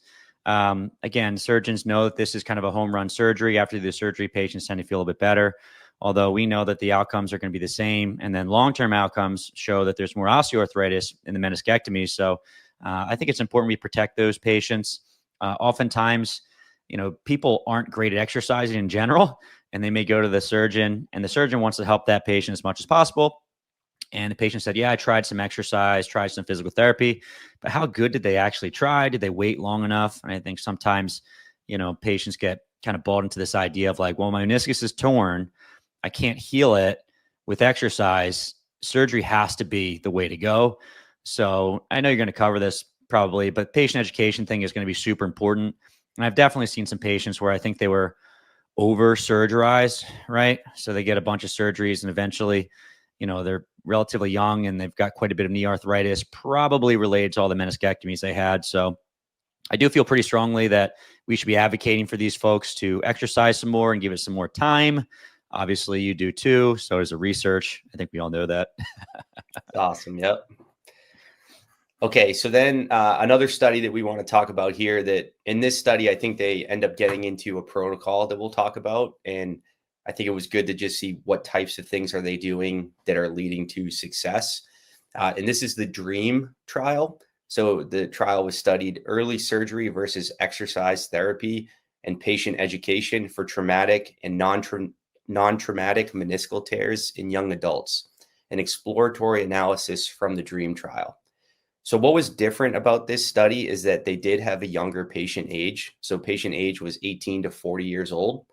And the patients had a confirmed meniscus tear that was either acute or degenerative. So kind of included both, which was a little different than, I think, and we'll summarize this at the end, but for degenerative, it does seem to be like, you definitely want to try physical therapy first. And then it gets a little more interesting in clinical decision-making with an acute meniscus tear versus a degenerative meniscus tear. But so they had a surgery group, which included either a partial meniscectomy or a meniscus repair. And the main outcomes were the CEUs-4. And there was no difference between groups comparing exercise to surgery. And that's either a repair or the meniscectomy in traumatic or degenerative tears at 12 months. And one of the quotes here from the study was that in the STAR trial, no difference in patient-reported outcomes from baseline to 24 months was observed, although 41% of patients from the exercise therapy group opted to have surgery during the follow-up period. So this is another example where we see, perhaps we could try physical therapy first. I think it's going to be pretty nuanced in terms of where the tear is. If it was traumatic, is this something that's repairable? I think a theme throughout this is going to be that if it's a younger patient and it is repairable, it's probably best to have it repaired if the patient's up for that. But if it's kind of not in a great spot and we're thinking either meniscectomy or physical therapy, definitely going to go ahead and try physical therapy first. So this was a cool study because it did have that kind of acute tear in a younger population. And we do see sometimes we can rehab these conservatively as well. Yeah. And we just talked about all the degenerative tears, but I think the big question, and I had a lot of people ask me this, when we were telling folks we're doing a meniscus podcast, a lot of students were asking this, is what's the difference between treating an acute traumatic tear conservatively with physical therapy versus degenerative tears? And I think one of the things that's very clear with our medical literature is that degenerative tears, yes, physical therapy for sure. What about these acute ones? Do we treat these with physical therapy? And this study did help us to get some answers for that. And if you guys want to kind of get a deep dive, we did that in the last podcast episode. But two things. A, basically, if you're looking at meniscus repairs versus the conservative group, they had a very similar outcome. I think it was 1 year or 2 years, which is good news. But we don't have long-term outcomes to see rates of arthritis after 10, 15, 20 years. If you have a meniscus tear that could be repaired, are you doing patients a disservice by telling them to just do conservative rehab? Because if you've repaired that, maybe that's a better outcome at 10, 15, 20 years. So, yeah, that's a good point. I think, going through this research and similar things, I think this is a very fun part of physical therapy where we get to really kind of use our brains and be a consultant with the patient, right? I think, we all try to pride ourselves in coming up with really good treatment plans. Like we're going to have the best exercises possible. But I think it's really fun and good to know this stuff because we want to help the patient make the best decision possible, and kind of understanding that this is pretty nuanced in terms of if you have a meniscus tear, you don't automatically need surgery, but it's also wrong to tell everybody you don't need surgery, just do physical therapy. So, hopefully people find this valuable because I think going through it was pretty fun and informative. So, yeah. Last thing I will say, I don't want to cut you off, Kevin, but the sample size for meniscus repairs in this study was very small. So it's really tough to hang your hat on this result saying that, okay, if I can repair it or I just do physical therapy, it's going to be the same outcome. We definitely need a bigger sample size in future studies to see if this is actually the case. Yeah. Totally. So based on the studies that we talked about, I just wanted to kind of make a little bit of a summary slide here and see if Dan disagrees. I wrote our opinion, but it's my opinion, and I'm speaking for Dan here. So we'll see if Dan has any beef with this.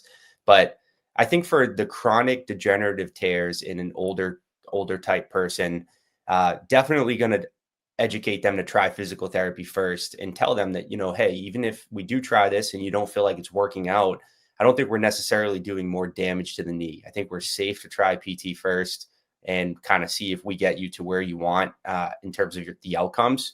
And if we're not quite where we want, we could have a consult with the surgeon and see if they think there's anything that we need to do. In that population, one thing that I did seem to come across was if they're having mechanical symptoms, like a locking or a catching, sometimes those folks tend to do a little better with a partial meniscectomy. But I think it's important to educate that person too, that, we do know that partial meniscectomies aren't great for your long-term knee health. So, it depends how much the patient wants to know, but that's kind of my thoughts on the chronic degenerative is we're going to educate them that we should try physical therapy first. We have surgical options if we need to. Maybe we could consult with an orthobiologics doc if we need to, if they want to avoid surgery at all costs. We do need, we will touch on that evidence a little bit. I think we need more for orthobiologics, but some patients are willing to try that instead of surgery. So I think that's the route we'd take with that type of person. For an acute meniscus tear, I think it depends on the patient's goals and their age and where the tear is. I'd say if somebody comes into the clinic with an acute tear and they're young and they want to continue playing sports, it might be best to have that person get some imaging to see where in the meniscus the tear is and if the surgeon thinks this is repairable or not. If they do that and the surgeon says, hey, this is in a spot where we should really repair it, I think it's probably a no-brainer in that person for the long-term health of their knee. And if they're having, loss of function and they want to get back to sport, I'd probably advocate for them to get it repaired. If they don't want to try surgery right away, I think we can try physical therapy and see if those acute symptoms can calm down and they can start to feel a little bit better. So that's probably the advice I would give that person. I think it's a shared decision-making with the patient and the surgeon in that case. What do you think there, Dan? Oh, hate it. Oh, hate so much of it. I'm just kidding. It's all good stuff. Couple things I just wanted to mention. The first one was with the mechanical symptoms. So we talked about this in the last podcast, but essentially if you have an acute traumatic tear of the meniscus and then you rehab this conservatively and you had some mechanical symptoms associated with that injury, usually the conservative approach doesn't help those mechanical symptoms, but surgical does. But in degenerative tears, that's not the case, which is a little bit odd. But essentially, if you have mechanical symptoms and you rehab it conservatively, those mechanical symptoms actually get better with both physical therapy as well as surgery. Very odd, but maybe an important differentiating factor if you're trying to consult with your patient. The other thing, and I'll talk about this in the next podcast, is that after you get repair, these folks tend to do pretty good, faster than I expected. I was reading a paper, kind of preparing for the next podcast. I was looking at return to sport testing. And essentially, they were comparing. And one of the things about the meniscus that's pretty funny is that despite meniscus tears being pretty dang common as an injury, there's way more research about ACL tears and ACL reconstruction and return to sport testing. I think it's mostly because the ACL is probably a bigger problem and it tends to recur despite our best efforts, right? But there's way more research on that. And there's not a ton of research on return to sport for meniscus repair. But if you compare meniscus repair patients versus ACL reconstruction patients, they tend to pass return to sport testing a lot faster than ACL reconstruction, on average by about 2 months. In the paper I was referencing, and check out the next podcast for this, spoiler alert, they were ready around 4 months, at least with return to sport testing. And we'll go over those return to sport times, but that's not that long. In terms of surgeries, 4 months is not crazy. And the other part is that if you were to rehab this conservatively, would it be a little faster? Probably, but it's not unrealistic to think that it may take you about the same period of time to do it conservatively versus surgery, right? And the last thing we'll bring up, and I really think we need to have more surgery about this, because if you have a patient that has a big meniscus tear, right, and it's in a red zone, the surgeon's probably looking at that as like, ooh, that's juicy. I know that's going to heal when I repair it, right? It's going to be a great outcome. What the heck happens if we leave those go? We know that these things spontaneously heal. I mean, if you have a surgeon that sees something that he knows is going to have good outcome with repairing it, he's probably going to try it and advocate for that. But if that's an area that we know heals well generally, I would just love to see more research on what happens if you just let those things go, because we're making this assumption that, oh, you tore your meniscus, that's not going to heal. But we discussed some research in the last podcast that a lot of these heal. And that was after adding in ACL tears, right? And ACL reconstruction, which is not fair. But there's a chance that these do heal spontaneously. We know they do. I would love to know what those rates are in some of these tears that would have been repaired, right? That's good. So would you look at that as like, if you were consulting with a patient, that if they wanted to do it conservatively, that maybe more research is needed? I would say more research is needed. Yeah. They should probably get it repaired if they can. Yeah, that's really tough too. I'm not sure, because we're not sure what those long-term outcomes are, like 10 years, 15 years, 20 years. We know what they are with the repair, and they seem good. It's definitely better than meniscectomy.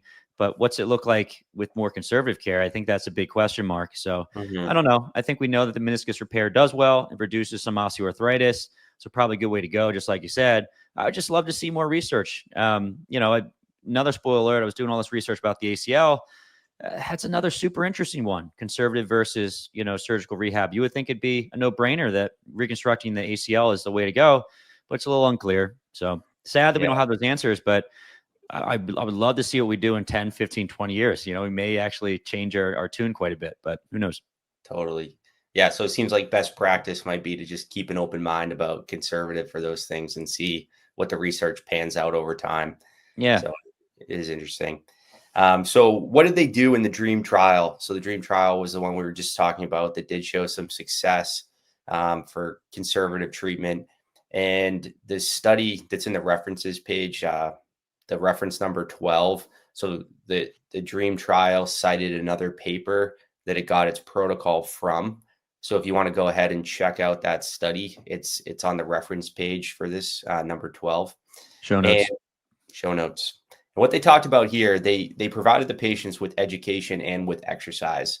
So in terms of education, they explained to them the benefits of exercise for knee pain. They did explained to them the use of ice for pain and swelling management. They talked about biomechanics and proper lower extremity alignment during exercise. And the thing with that was they were talking about avoiding a valgus type stress or a lot of shear force in the knee with lower extremity exercises. And then they educated the patient on how to know when to progress the exercises. So for each exercise that they had several levels that the person would go up depending on when they achieved competency in the level they were at. So without going through every single one, because it would have taken a lot of slides and a lot of time, I think we can summarize this pretty good here. So the exercises that the patients did, they had a cycling warm up on a stationary bike, and they did some range of motion exercises. So these were heel slides where they were sliding their heel in and kind of over pressuring for knee flexion. And then they were also doing quad sets with their leg extended, propped up on an object, so there was nothing behind their knee. And they were kind of working on that active range of motion for both passive and for flexion and extension. And then they had these increased levels of difficulty. So the first thing they had was a squat that kind of went from sit to stand. They progressed to an air squat. They progressed to everyone's favorite squats on an upside down Bosu ball. That's all Dan gives his patients. So if you ever follow him in the clinic, he's just Bosu Dan. And then they progressed that to split squats. And I think an interesting thing to note here that we'll talk about is they didn't use any external load for these squats. They just kind of progressed the difficulty of the squat. Another exercise they gave the patients were bridges, and they progressed like bridges to planks. Bridges they had planks, and they also had step ups on a box. The step ups progressed to box jumps. So they kind of got rid of the step ups and just had them do box jumps once they progressed further enough. They had lateral toe taps for kind of lateral hip strength, and they progressed this to an unstable surface. They progressed that to lateral lunges and then lateral hopping. So there was some progressions that I think that made the exercises more challenging, but not with external load. So just something to keep in mind. And they still had success, which was pretty cool. The ones I underlined here were with external load, and they progressed this as the rehab program progressed. So leg press, knee extensions, knee flexions. So those were kind of like a seated knee extension machine, a seated hamstring curl machine, and kettlebell swings. So, it was good that these were able to progress with external load. So they did get some progressive overload there. And that was kind of the whole exercise program. And I think in terms of research studies, we see a bunch of mixed things, and we always think in the sports PT world that we could probably do better with our patients. But I think, this was fairly good. And I think it's good that if these patients had success, I think we could hope that we could get even better success with even kind of a better progressive program. But what are your thoughts on those exercises, Dan? You love them? Yeah, I think they didn't use the Bosu ball enough. I would like to see some more Bosu step ups, Bosu single-legged jumps, maybe some, I don't know, handstands. I'm just kidding. I will say it's easy to throw rocks at these studies, I was happy that they did some loading for some of those movements, like leg press, knee extension, knee flexion is good. It gives us hope. Like, obviously, these studies sometimes don't seem to use basic strength and conditioning principles. And as a sports physical therapist, as soon as you see it, you're like, what the hell kind of progression is that? Right. So yeah, would it be better if we were better about like exercise prescription? You would hope so, right? The other thing, and I didn't look into this, maybe I should, but what was that population of patients? If you're working with a largely sedentary population, then maybe some of these progressions wouldn't be appropriate. But I think at the very least, going from like an easier squat to a harder squat than a loaded squat makes a ton of sense. And then you should probably incorporate single-legged strengthening and advance that as well. I'd never take someone from a squat once they've mastered it and take them to the next level, which is a split squat. That doesn't make a lot of sense to me. But, like I said, easy to throw rocks at it. Maybe we'll be a little bit better in the future. And who knows, maybe if we make a more well-rounded rehab program, it doesn't actually change things at all, because you see that a lot in the rehab world. There's a large variety of exercises that are probably going to work for patients. Sometimes I feel like we're a little elitist because we have this background of strength conditioning and doesn't seem to make sense from that standpoint. I'd say at the very least, if you're trying to drive adaptations like strength and hypertrophy, that's not optimal, right? It's certainly not optimal. But from a rehab perspective, some of the outcome measures, maybe it is. Who knows? I don't really know. So I think to summarize all these articles, I wanted to make a little section here about kind of how I would think about treating these non-operatively. So the first thing, like we had talked about, that this was included in some of the studies, was we have to educate the person in front of us. So, we did talk about this a lot. It's a shared decision-making process between an operative meniscus repair or partial meniscectomy or non-op rehab. We want to give that patient in front of us the best information that we can so they can make the best decision. And then we talked to them about the goal of non-op rehab.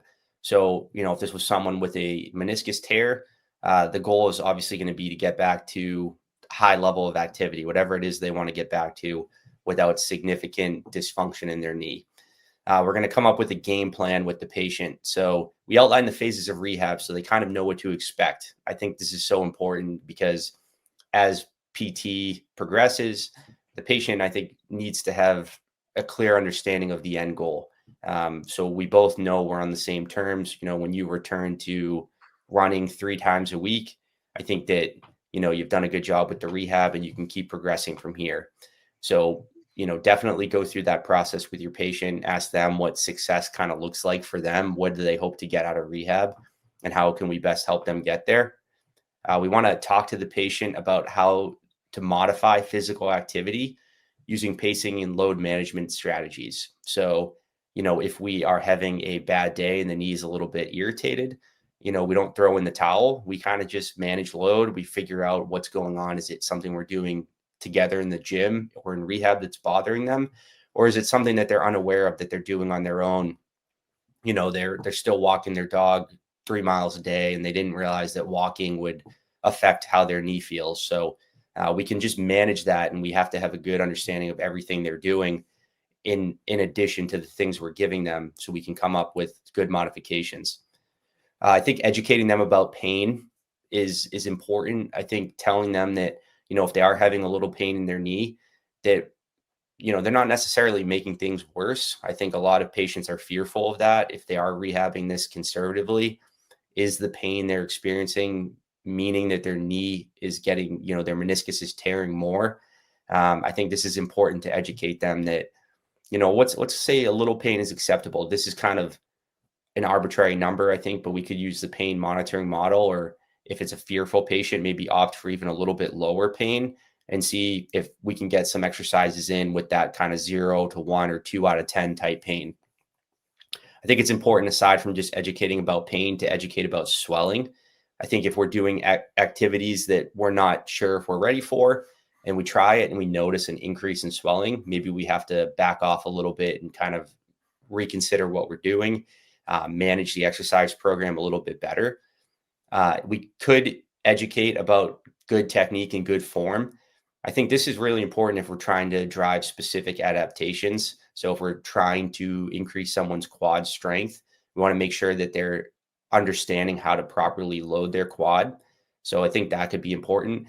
And then we did, I did touch about this a little bit, but kinesiophobia. So helping the patient understand that a little bit of pain with exercise doesn't mean that everything's getting worse. And I think we do have some research to back that up, in the sense that we know that if they do wait to get a surgery, oftentimes the outcomes are pretty similar. So, we tell them that let's just use common sense here, work within what feels like a tolerable amount of pain, and let's monitor swelling.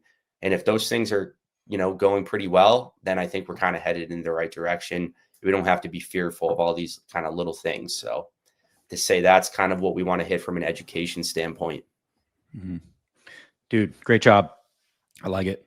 I don't know. I've been pretty high and mighty on the patient education stuff recently, but I think that's absolutely enormous, because you're basically telling patients how to rehab their knee. And if they can understand these principles, they can apply it themselves. So you're basically putting the power in their hands. So I think that's incredibly important for patients. The other thing I want to note on is swelling, is I just had a student ask me about this the other day. When you're having patients with meniscus injury, you're often going to see some swelling associated with this. And I think this goes for post-op patients as well, maybe more so for post-op patients. But one of the things we talk about is that you can basically figure out if you're pushing too hard based on the amount of swelling that they have. So if you're doing a little extra, you might notice next day the patient is more painful, more swollen, excuse me, or they're losing a little bit of range of motion. And if you look at some of the research we have about, let's say, return to sport or returning back to power activities, we're always looking for like zero swelling. And I think sometimes that's just unreasonable, right? So just expect that some of that swelling is going to go up and down, and then use that as a bit of a guide. But the other part is that you probably will notice that it goes up and down. And I think long-term, we should be trending towards no swelling. But the other part is that if you're expecting no swelling whatsoever with exercise, you might be purposely going a little too slow with your patients. That's my own opinion, though. And the last one is the kinesiophobia that you mentioned. One of the things I tell my patients a lot that seems to help is to try to flip their mentality on pain, largely being that if patients feel pain, in some patients, they feel like that's a bad thing. They're causing damage, right? I'll mention some studies that show that patients that are allowed to push into pain have a better short-term outcome, right? I think the no-brainer ones are like Achilles tendon pain. When you have Achilles tendon pain, we're working through a little bit of soreness, and that's A-okay, right?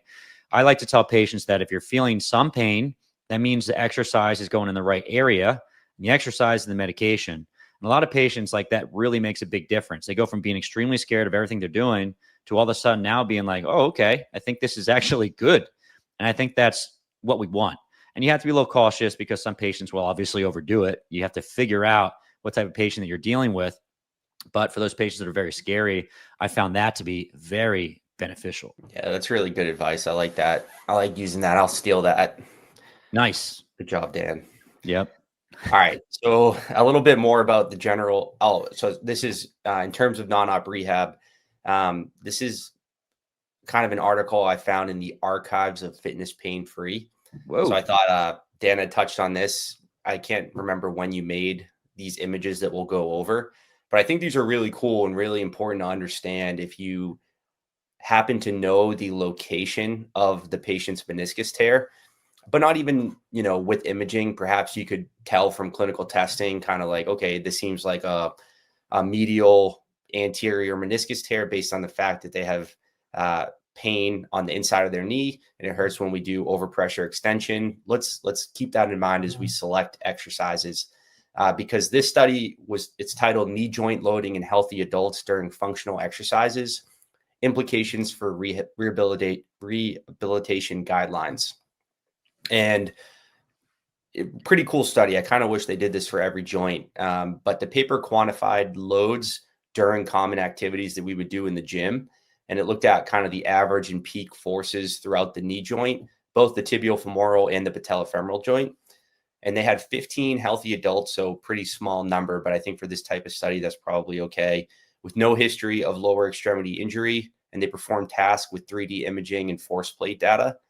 And it told us that, again, if we do know the location of their knee pain, if we have that information, then we can apply this to the exercises that we pick. So if you want to go ahead to the next slide. I do. These images look familiar, Dan? No recollection whatsoever. Dan blacks out after he makes these this type of content. So this is, if you don't have the video here, I think it is worth looking at. Dan made these beautiful infographics, and the study does talk about this, and they have some pretty nice charts, but I think this kind of makes it easier to visualize.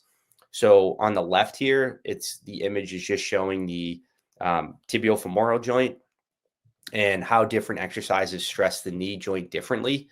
So, just for example, with squatting, they found that squatting stressed the lateral portion of the knee joint more than the medial portion, versus single leg exercises like a lunge, a step up, a hop, stress the medial aspect of the joint more than the lateral. So just quick there, thinking bilateral, maybe we have a little more lateral joint stress. Single leg exercises, a little more medial joint stress. So if you have someone with a medial meniscus tear, maybe we start with bilateral exercises. If there's not a huge kind of asymmetry in how they're moving, might be a little bit safer to start with. A lateral lunge increases stress. It makes sense on the lateral aspect of the joint more than the medial aspect. And then activities that involve deeper ranges of flexion increase stress on the posterior side of the joint. So you could picture the way in closed chain, the femur's moving kind of on your fixed tibia, is that as you go deeper and deeper into a squat, you get a little more compressive forces in the back of the knee. So that's something important to keep in mind. And then contact forces increases with the demands of the exercise, right? So kind of very basic with walking, you have less knee joint stress than squatting, then lunging, and then hopping. So, basic principles there that you can keep in mind.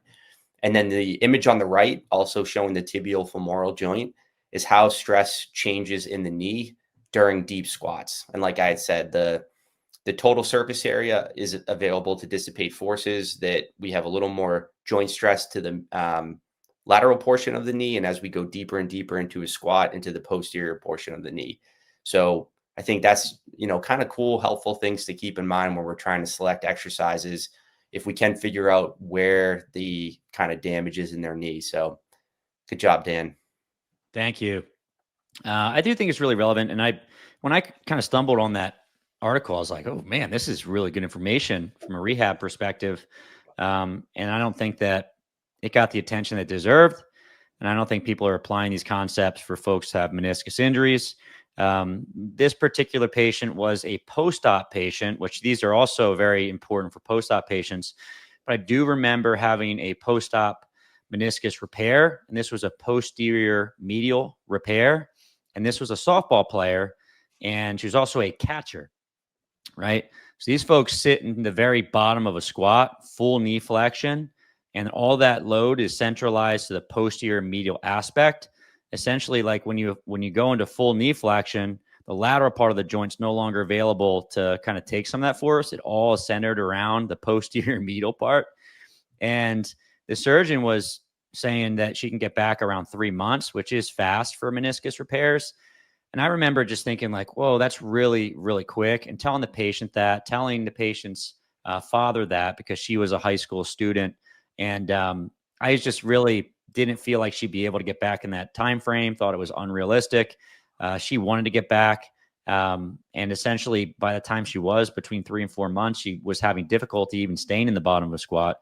And she actually went on to re-tear. And that was unfortunate, right?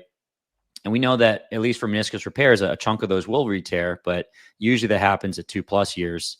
Hers happened kind of probably sometime when she was trying to return back. I don't really even know. But I think the moral of the story there is that, all right, we know that's a posterior medial injury.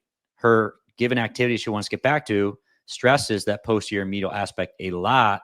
We probably need to spend more time there eventually in order to be able to do the sport appropriately. So like Kevin was saying, if we know where this injury is, we can be cautious about unloading it initially, but then end stages, we got to get this thing strong, particularly if your sport requires you going there. So just, I thought, a good thing to keep in mind from a rehab standpoint.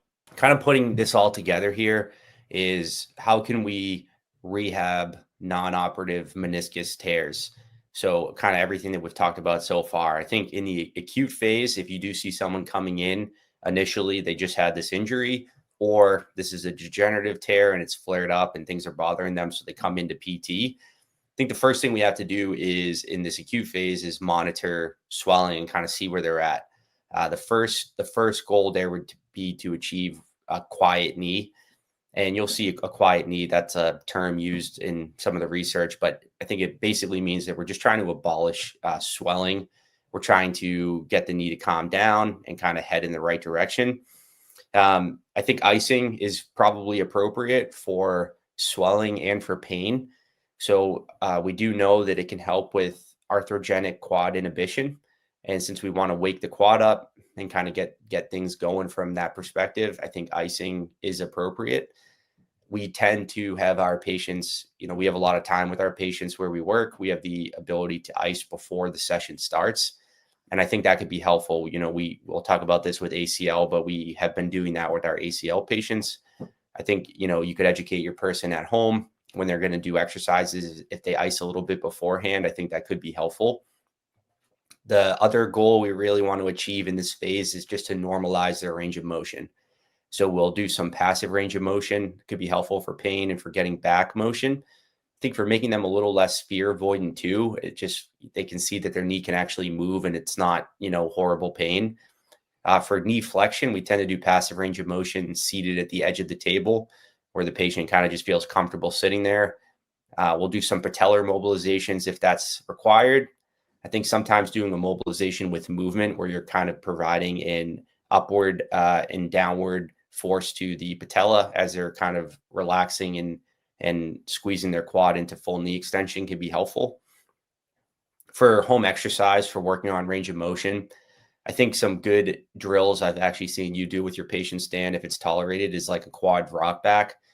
I think a lot of times we think of that as like a low back pain exercise, but I think it is, if they're tolerating kneeling on their knee and they're sitting back, it's a good way to get some active range of motion in their knee. Supine heel slides tend to work fairly well. For folks that are really kind of irritable, I think they can do heel slides on a wall where they're sitting and their feet are up on a wall. Laying down with their feet up on a wall and gravity's just kind of pulling their knee into flexion.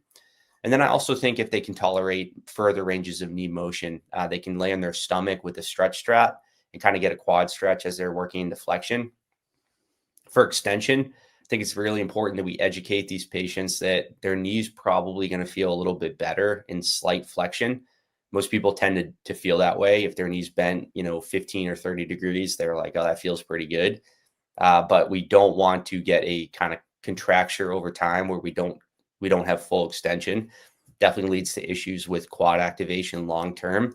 So try to educate the patient to sit for periods of time with their kind of heel propped up, nothing underneath their knee. And they can even passively just hang out like that, watching TV or doing work on their laptop or something, and gravity's pushing the knee down. You could also do quad sets and different patellar mobilizations in that position. We want to attain volitional quad control. So we like to use NMES. I think that gives the patient a good feeling like they're getting a good quad contraction. And we do different exercises with this, like straight leg raises, long arc quad, short arc quad, TKEs, all those different types of exercises to get the quad going. Biofeedback is great. We can kind of give them a visual cue of, hit this target on the biofeedback. It's fun for the patient and it kind of gets the quad going as well. We'll add in some neurocognitive training.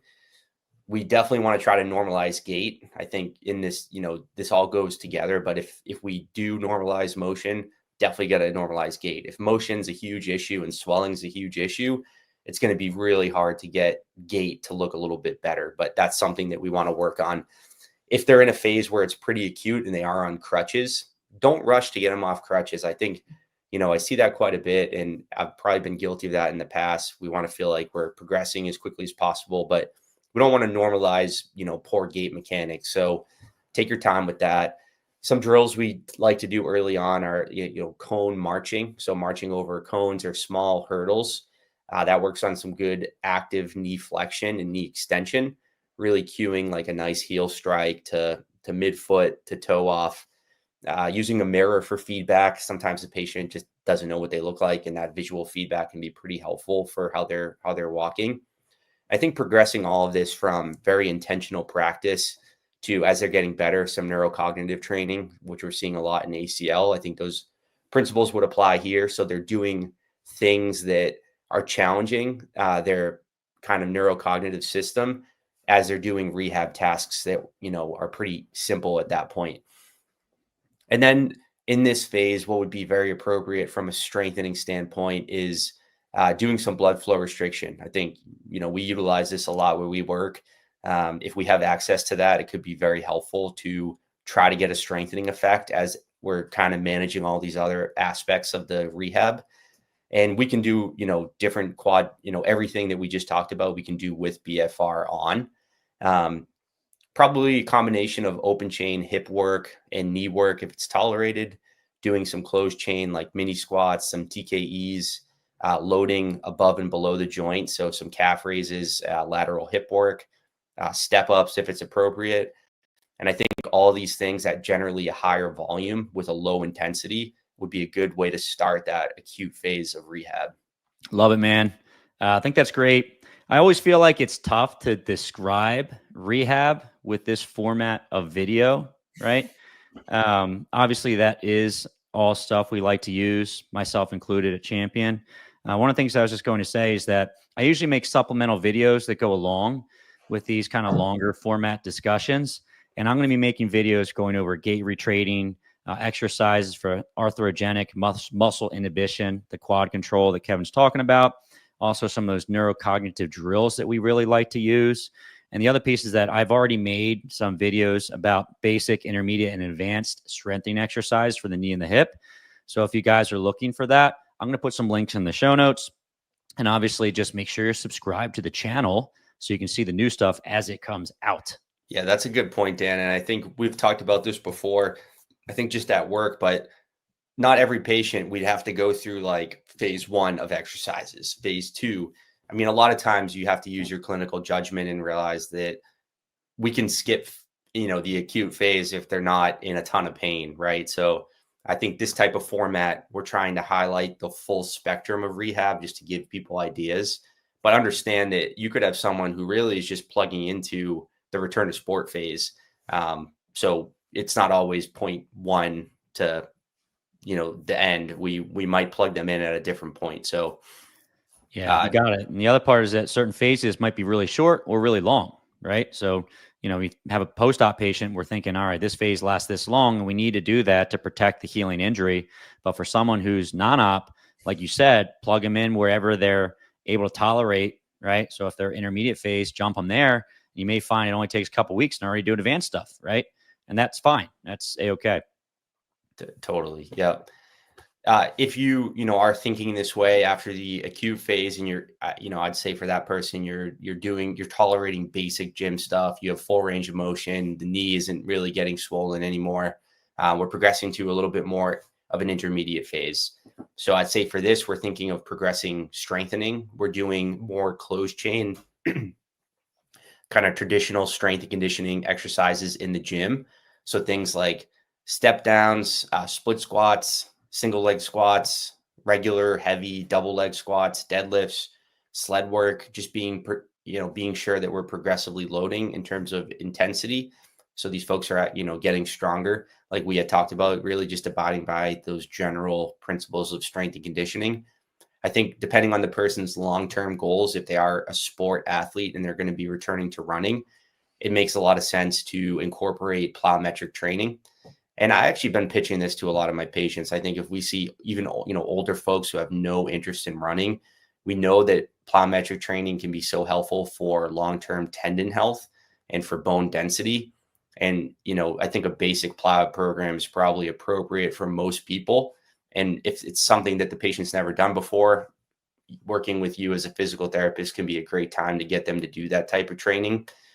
So very generally, we could think of adding in some type of exercise for like a quick ground contact time, whether that's starting with something like the agility ladder or something very simple little steps that we don't traditionally think of as like a plyometric, but maybe quick feet movements. But we do like to start with a band assisted leap. So like 2 feet with a band hanging from a rig, doing a little bit of jumping there and seeing how they're tolerating it. We can progress that by getting rid of the band assist. We can do stuff like box jumps by progressing the height of the box, counter movement jumps. We're working a little bit more on the stretch shortening cycle. Adding in some med ball work would be helpful. And then working on absorbing force. So maybe just like a step to a little deceleration or a med ball chop or a drop landing. Those types of things we're really working on. All right, they're building some strength. Now, how can we absorb that force? And like Dan had said, he's going to be making probably great videos that will go along with this type of stuff to give you exercise ideas. But if you're hitting all those different buckets, I think it would be helpful. Do you doubt my ability to make videos? You say probably. Got great videos. Dan's going to be thanks, making man. definitely. I thought you were like talking some crap. Like they might be good. Yeah, they're okay. Check them out if you want. You don't have to. And then I do think, one thing that we hadn't talked about much yet is strength testing. So If you do have a dynamometer, I think this is a no-brainer for these people. If you're in pain for a pretty long period of time, you're going to have reduced strength. You're going to, your baseline activity level has gone way down, and we're going to lose some strength in the quad. This doesn't obviously just happen to post-op patients. This could be non-op as well.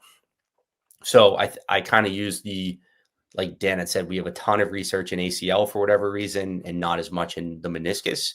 But I do think the principles of ACL rehab could apply here. So we want to strength test and try to achieve, I think, at least 70% of a quad symmetry before saying, let's initiate a return to run program. Somewhere between 70 and 80% is generally what I look for, and I think is safe to start with. For a hamstring to quad ratio, quad's generally stronger. I think it should be about a 50% compare. So hamstring should be at least 50% as strong as the quad. That can vary depending on the athlete and the sport. I think a little bit higher is probably better. And then we could start, if they do achieve those things, we could start a general endurance running program, generally start with like a walk run type thing.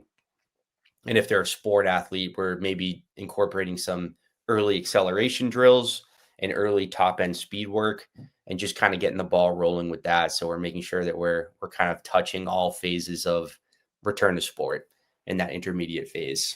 All right. So then you hit those things in the intermediate phase, we're going to the advanced phase. So here we're just, we're basically continuing to progressively overload the patient from a strengthening standpoint.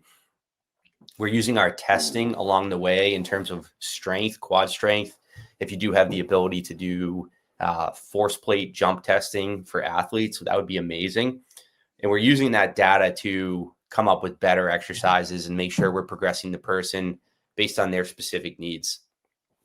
So we're kind of doing max effort strengthening. Maybe we're working at higher intensities, closer to, 80, 85+% of 1 rep max, working on reps in reserve. So educating the person, maybe we want to only have a couple reps in reserve, 1 to 2, and the person's handling moderate volume and high intensity in this phase.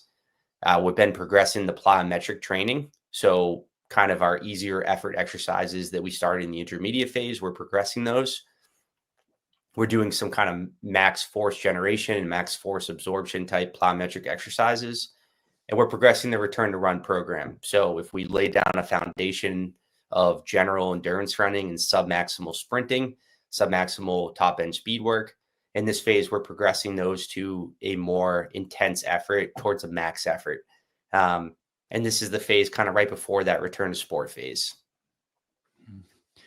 Like it. And I'll also be doing some videos about how we like to use the force plates for these folks. And also doing some return to run videos and also some return to agility videos. Just kind of show, basically how we like to run through these. Obviously, it's not hard and fast, but at least you'll get an idea of how we like to do it.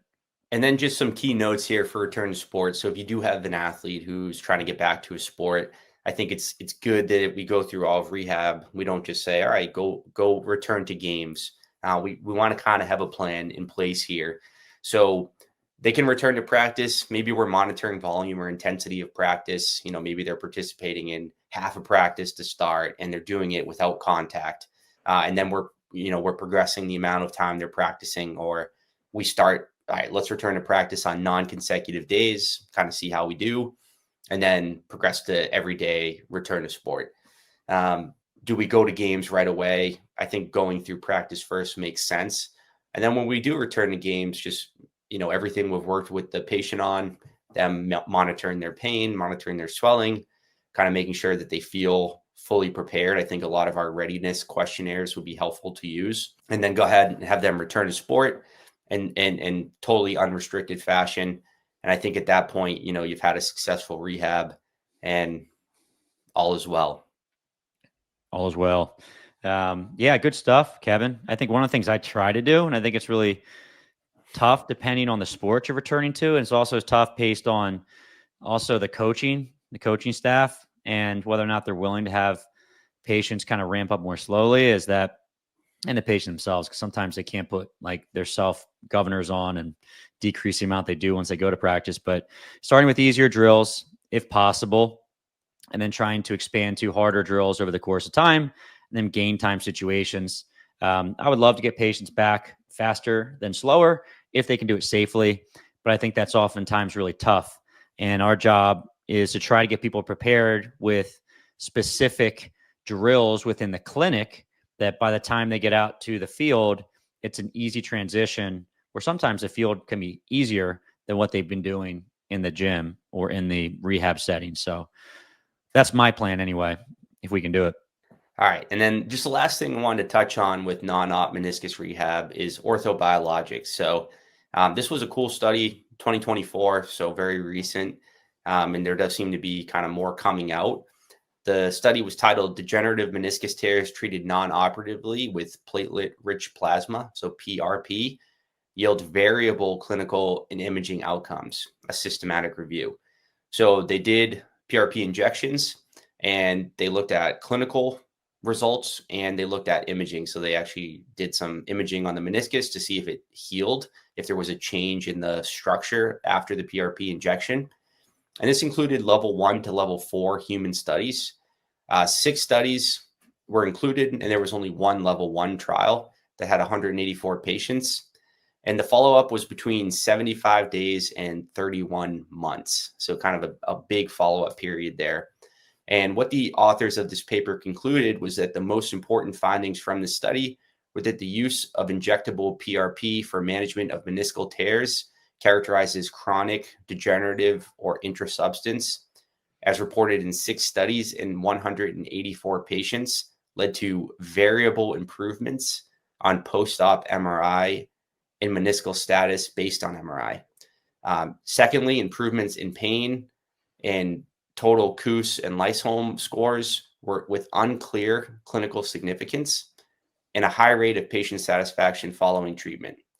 So I think all this is just to say that we kind of need more evidence. It was unclear here in this particular study if it led to long-term improvements. They really couldn't say. They said that it was too variable looking at all of these studies.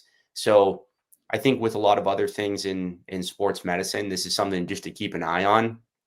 And if you do have a good orthobiologic stock in the area, maybe good to consult with them about, have they treated non-op meniscus tears with different, types of orthobiologics, and what has their success been? And, if it is something that your patient is interested in because they don't want to do surgery, maybe worth trying if you do have a good person in the area. But definitely going to be looking out for more information coming out. I think one thing that we talk about is that I think they're still, all these docs are trying to figure out what the right dosage is.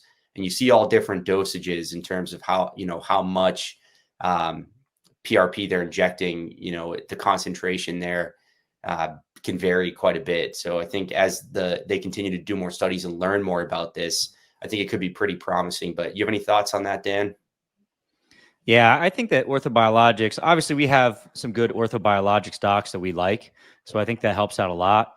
I think it's another really good option for patients. I mean, we're frequently getting patients go back to the doctor to get something like a cortisone injection. In a lot of parts of the body, we're finding now that PRP actually works a little better. But I think one of the problems is that it's cost prohibitive. It's expensive to get these things. And the second point you were talking about, and one of the doctors we like locally, Latska, was kind of noting on this, but particularly in the knee, so meniscus and osteoarthritis, if you look at the dosages, as the dosages goes up, the outcomes get better. But if you use a low dose, it doesn't have a very good outcome. So I'd even be curious in this study that you're looking at, did they combine all of these different studies with very different dosages?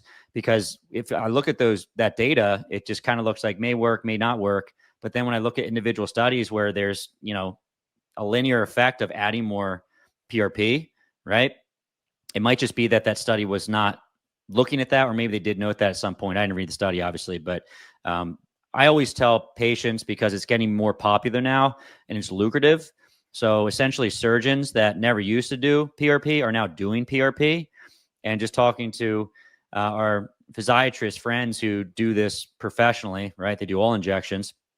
They're saying that, yeah, a lot of places are now doing it because they're making a quick buck, but they're not using the right dosages. They're not necessarily as skilled with it. So I would just exercise caution with your patients. Make sure you're sending to a reputable person.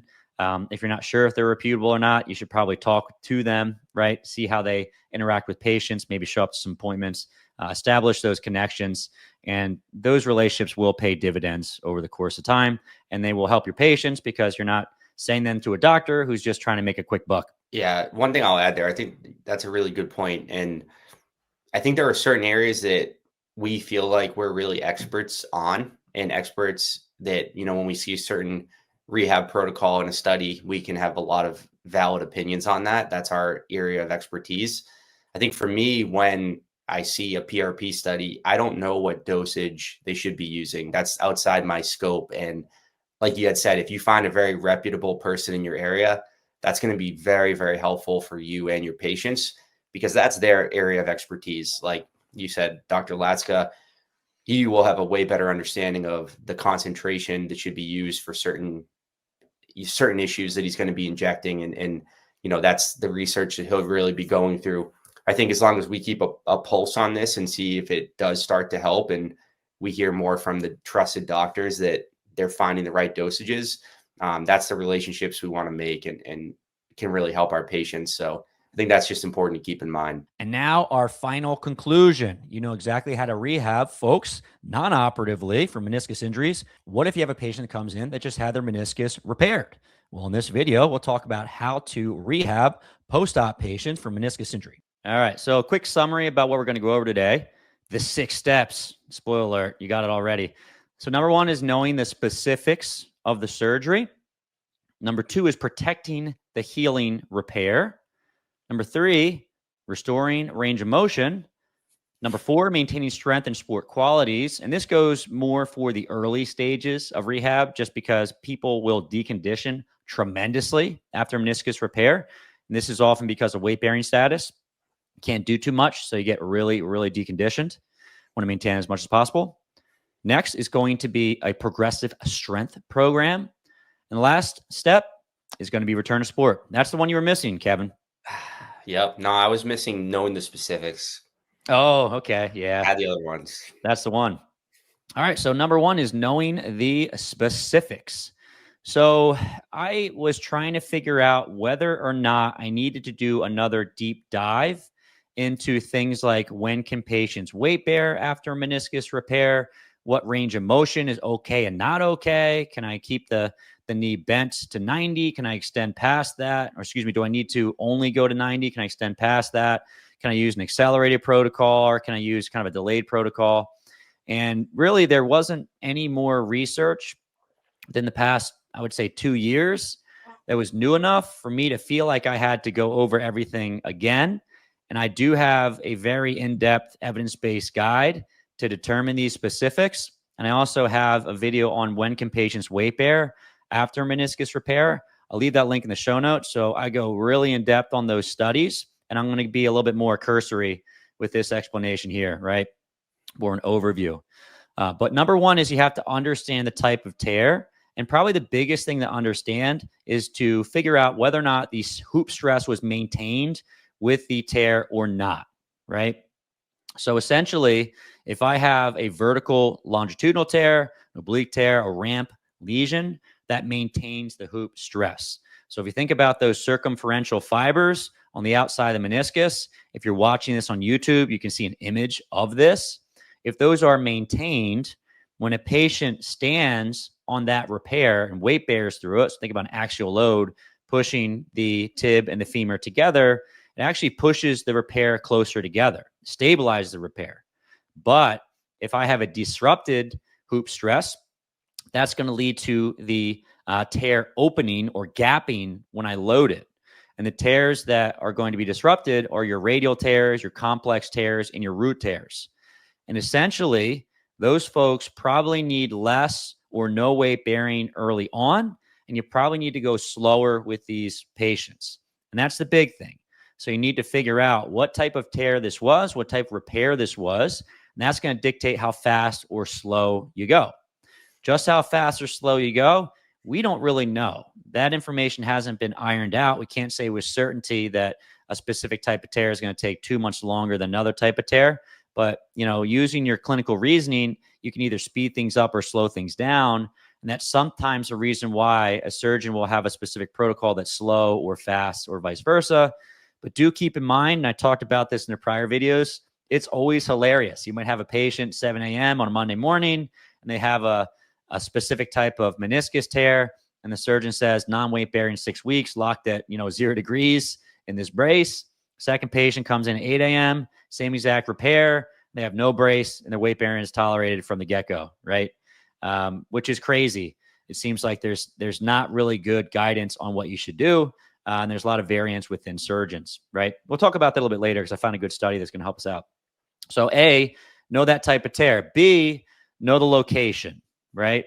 And this is going to be anterior versus posterior because, and Kevin talked about this a little bit previously in the last podcast, and I'll explain a little bit later. If you have more of an anterior tear, then that tear is going to be more strained when the knee is fully extended. But if you have a posterior tear, particularly, let's say posterior medial, that's more strained in end range knee flexion. So with a repair, when we're trying to basically get this person back to playing their sport, early on we have to protect, later on we have to build strength. So it just gives us an idea of what we should be doing from an exercise selection standpoint. The next one is going to be medial versus lateral tear. And Kevin also noted on this, but certain exercise that we choose place more strain on the lateral portion of the joint versus the medial portion of the joint. The other thing to keep in mind is that the lateral portion of the joint has better blood supply. So essentially, you may find that those patients progress a little bit faster than your medial meniscus, right? So maybe if it's a medial meniscus, we slow things down a little bit. If it's lateral, maybe we can progress a little bit faster, all right? Next is going to be the zone. Is it a pure red zone repair with good blood supply, or did that tear extend a bit into the white zone, right? And generally speaking, like a radial tear extends into the area of the meniscus that has less blood supply. So the location kind of goes hand in hand with the type of tear. But if you have something that's, let's say, vertical, longitudinal, all red, going to progress a little faster. If you have something that kind of extends into that red-white zone or even to the white-white zone, if the surgeon does decide to try to repair that, probably need to go a little slower, right? Next one is going to be acute versus chronic. So if it's more of a chronic tear, maybe that doesn't heal quite as fast. If it's acute, maybe it heals a little bit better. We don't have the best and most robust research to show this, but that could be the case. The size may matter. So essentially, if you have a tear that's less than 3 centimeters or a tear that's greater than 3 centimeters, that's a number that I found quite a bit in the medical literature. Smaller tears can go a little faster. Larger tears, we have to slow it down a little bit. If there's concomitant pathology, that's going to be very important. Very interestingly, if you have an ACL reconstruction, that may actually make that meniscus heal a little bit better. But if you have an ACL reconstruction, you're going to be slowing down rehab and return to sport as a function of the ACL and not necessarily the meniscus, right? So you got to keep in mind if there was like a big cartilage lesion, if there was additional ligamentous injury, if they had to repair something like the LCL, ACL, that's going to slow things down and change what you do. And the last piece is going to be age. So younger folks, they just tend to heal better, right? And maybe a little faster. If you're a little older, maybe you have to take your time, okay? And, there might be some associated OA, which may end up being something that slows things down or just changes things a little bit, right? And the last thing I wanted to say is that we don't have solid research to show that all of this is super relevant. There are some studies that do suggest that these factors are important from rehab perspective. But like I said, we don't know what the best protocols are for these patients. These are our best guesses. And for the rotator cuff, it seems pretty, it seems that just looking through the medical research, if you go too fast, that does influence your re-tear rates, right? Particularly in the early stages of rehab. We know that for rotator cuff repairs, the large majority of these re-tears occur within the first 3 months. And after that, re-tears generally don't occur. It's kind of flipped with the meniscus. So usually you don't have re-tears in the early stages of rehab. They usually occur after 2 years. So my thought is, does what we do matter much with these patients, given that the re-tear rates generally happen far, a lot further down the line after we're, finished up with their rehab. So maybe it doesn't matter too much, but I did share a little anecdote from the last podcast that I had a patient that had a repair And my personal opinion is that she's going too fast and she did re-tear. So I do think that what we do probably does influence this, but maybe not as much as other things like a rotator cuff repair. Anything to add before we move on here, Kevin? Yeah, I would just think too that maybe it depends on the specific type of tear and that type of stuff, right? Like does the re-tear rate change a little bit depending on if it's in the red-white zone? Does that happen a little earlier in the rehab process, or a complex or root tear? Does that happen a little bit earlier? So like you said, it probably does matter what we're doing. We just want to be careful. And I think the other thing that just pops in my head is I think a lot of times we bash, maybe is the wrong word, but surgeons. It seems like the protocols are so different and we're confused. Why can this patient walk day, or week 1 or week 2? Why is this other person locked in extension for 6 weeks? I think it's pretty nuanced depending on the surgery. And, I think it would be an interesting way to learn if you do have someone come in and you're unsure why, is to just call the surgeon's office and see if you can get more information about the surgery. Like you had said, obtain a surgical report.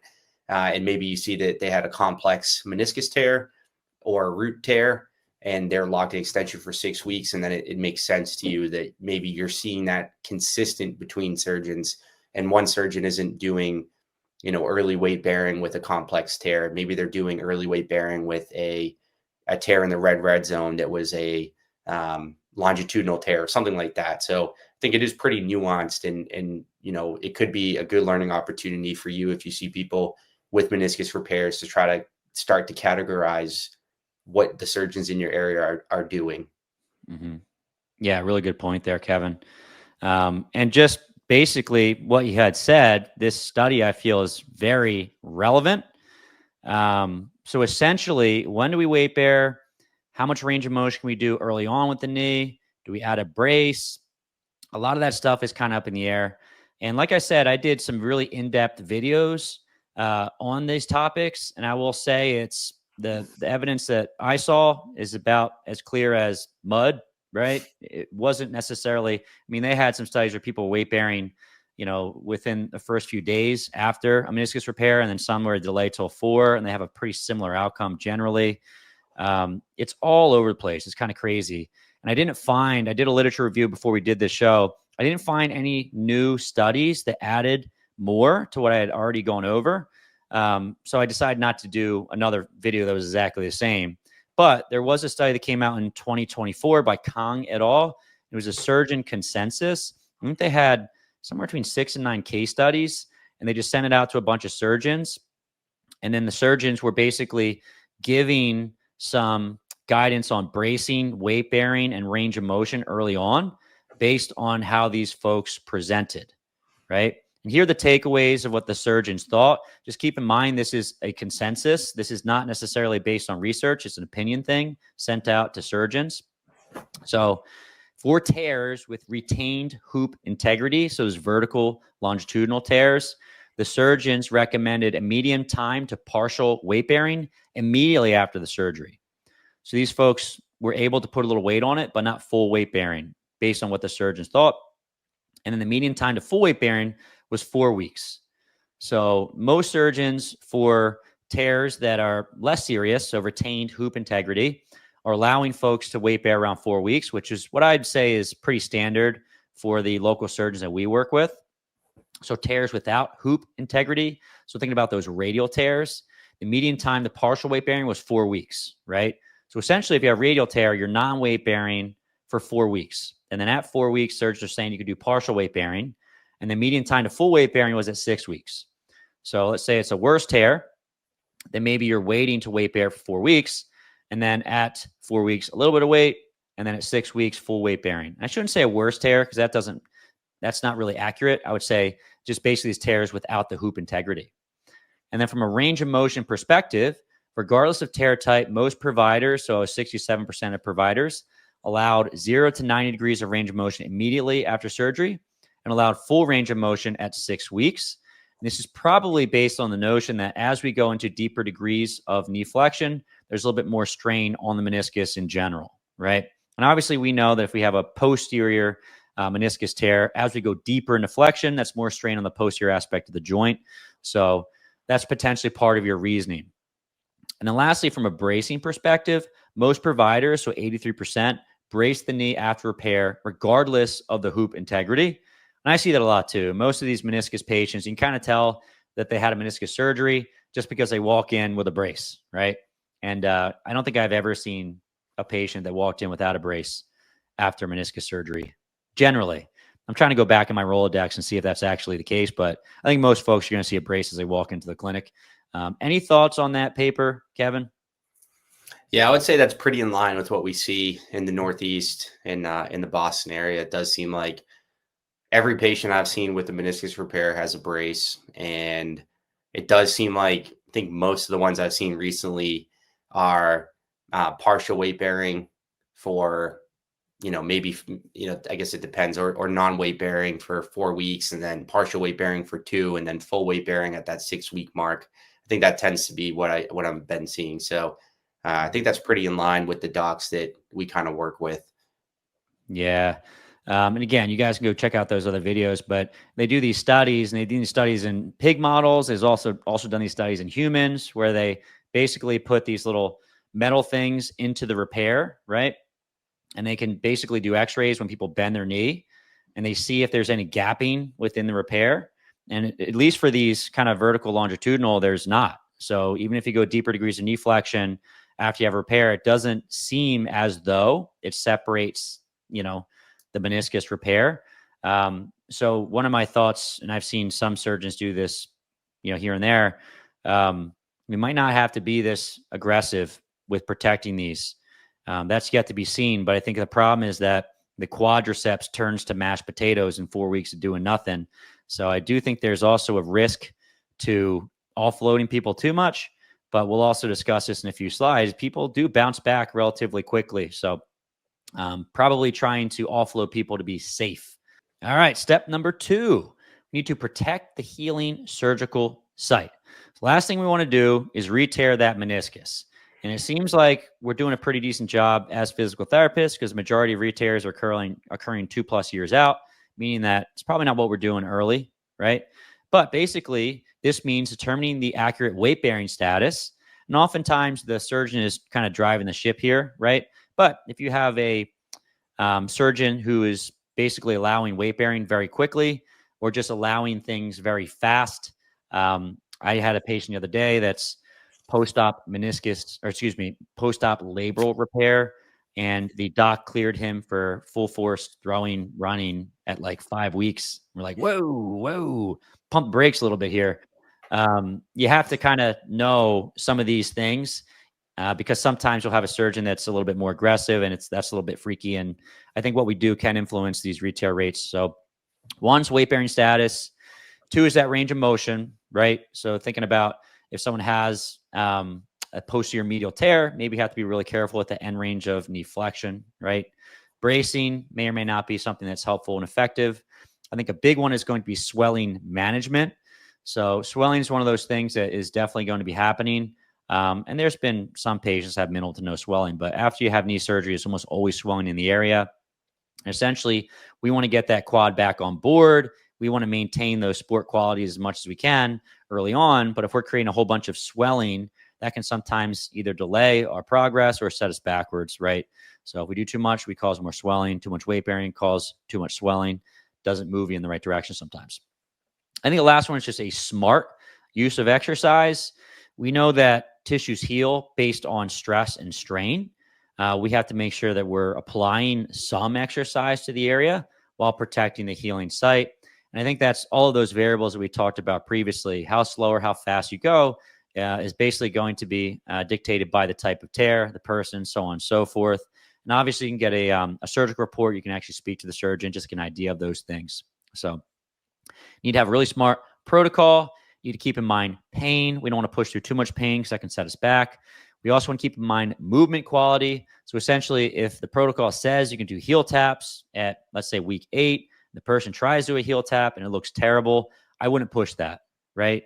So oftentimes a protocol is really good and helpful, but sometimes you need to slow things down just because the movement quality looks terrible, right? That could be the same for pain. So if heel taps are allowed at week 8 and someone does a heel tap and their knee is killing them, I wouldn't push through that. I would back off a little bit. right? And lastly, swelling. So swelling is going to go up and down over the course of rehab from one of these surgeries. But I think the big thing is that, are we moving in a positive direction? Is the swelling in general going down, down, down? And then once we start incorporating more jumping, change of direction, so on and so forth, probably need to make sure it's minimal and we're not making much change in swelling at that point. Although I think sometimes you can't, I mean, that thing's going to swell from time to time. You can't do much about it. I have definitely seen patients 1, 2, 3, 4, 5 years out. They still have swelling here and there. It's just kind of part of what those knees do, unfortunately, after a period of time. So any thoughts on step number 2 here, Kevin, before we move on? Yeah, that's all good stuff. And I think one theme there that popped up for me is just patient education and making sure they understand what their limitations are, and stressing the importance of following the doctor's orders in the first few weeks, just to make sure that we respect the tissue healing timeline, and that they know that, you know, this is a pretty important phase of rehab. Let's kind of get through this to set the stage for success in long term.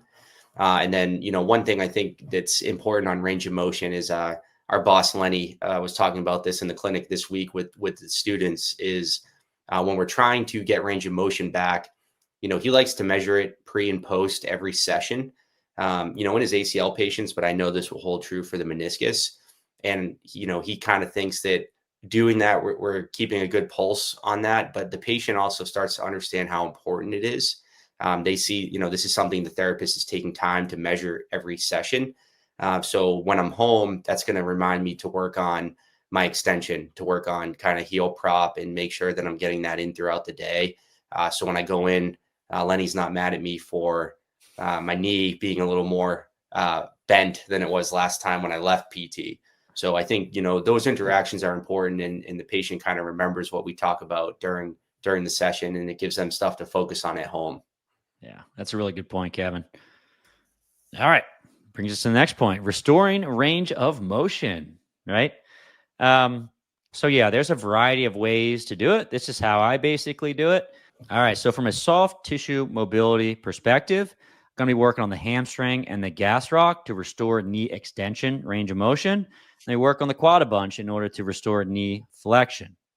We also like to work on patellar and joint mobility. So this is through patellar moves, but also through some overpressure. Generally, I'll apply overpressure to the femur above the kneecap, and that can help with range of motion there. And then we do a lot of passive range of motion and active range of motion. So essentially, I'm going to be bending and extending the patient's knee, and they're going to be actively bending and extending the knee themselves, as well as passively bending and extending the knee themselves, right? And keep in mind the protocol restrictions. We don't want to blast through that 90-degree if that's what the surgeon wants, right? But largely, we want to try to promote as much range of motion as possible early on, because that range of motion is going to be very important when we get to more functional tasks, like walking, squatting, so on and so forth. In order to increase extension, a lot of the movements I like are all your basics. So things like quad sets, straight leg raise, short arc quads, long arc quads. I do find that working those muscles will actually restore extension, range of motion. So doing mobility, like having the patient lie down with their heel propped up, like Ken was talking about, will help to restore knee extension. You can think about taking a weight and putting it above the kneecap and just kind of pushing that leg into extension. But I also like performing active range of motion exercises, because I think that also helps to restore that extension. The other part is that once we restore that passive range, we want to get it stronger. So I think that adding in the quad set, straight leg raises helps to do that, right? For flexion, we start with something like a heel slide. So on the back, sliding that heel to your butt.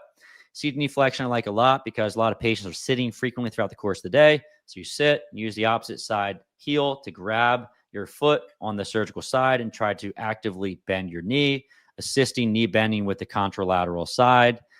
From a mobility perspective, we're big fans of frequency over intensity, meaning that I don't have a patient, post-op in the clinic and I'm bending the crap out of their knee while they're crying, sweating, swearing.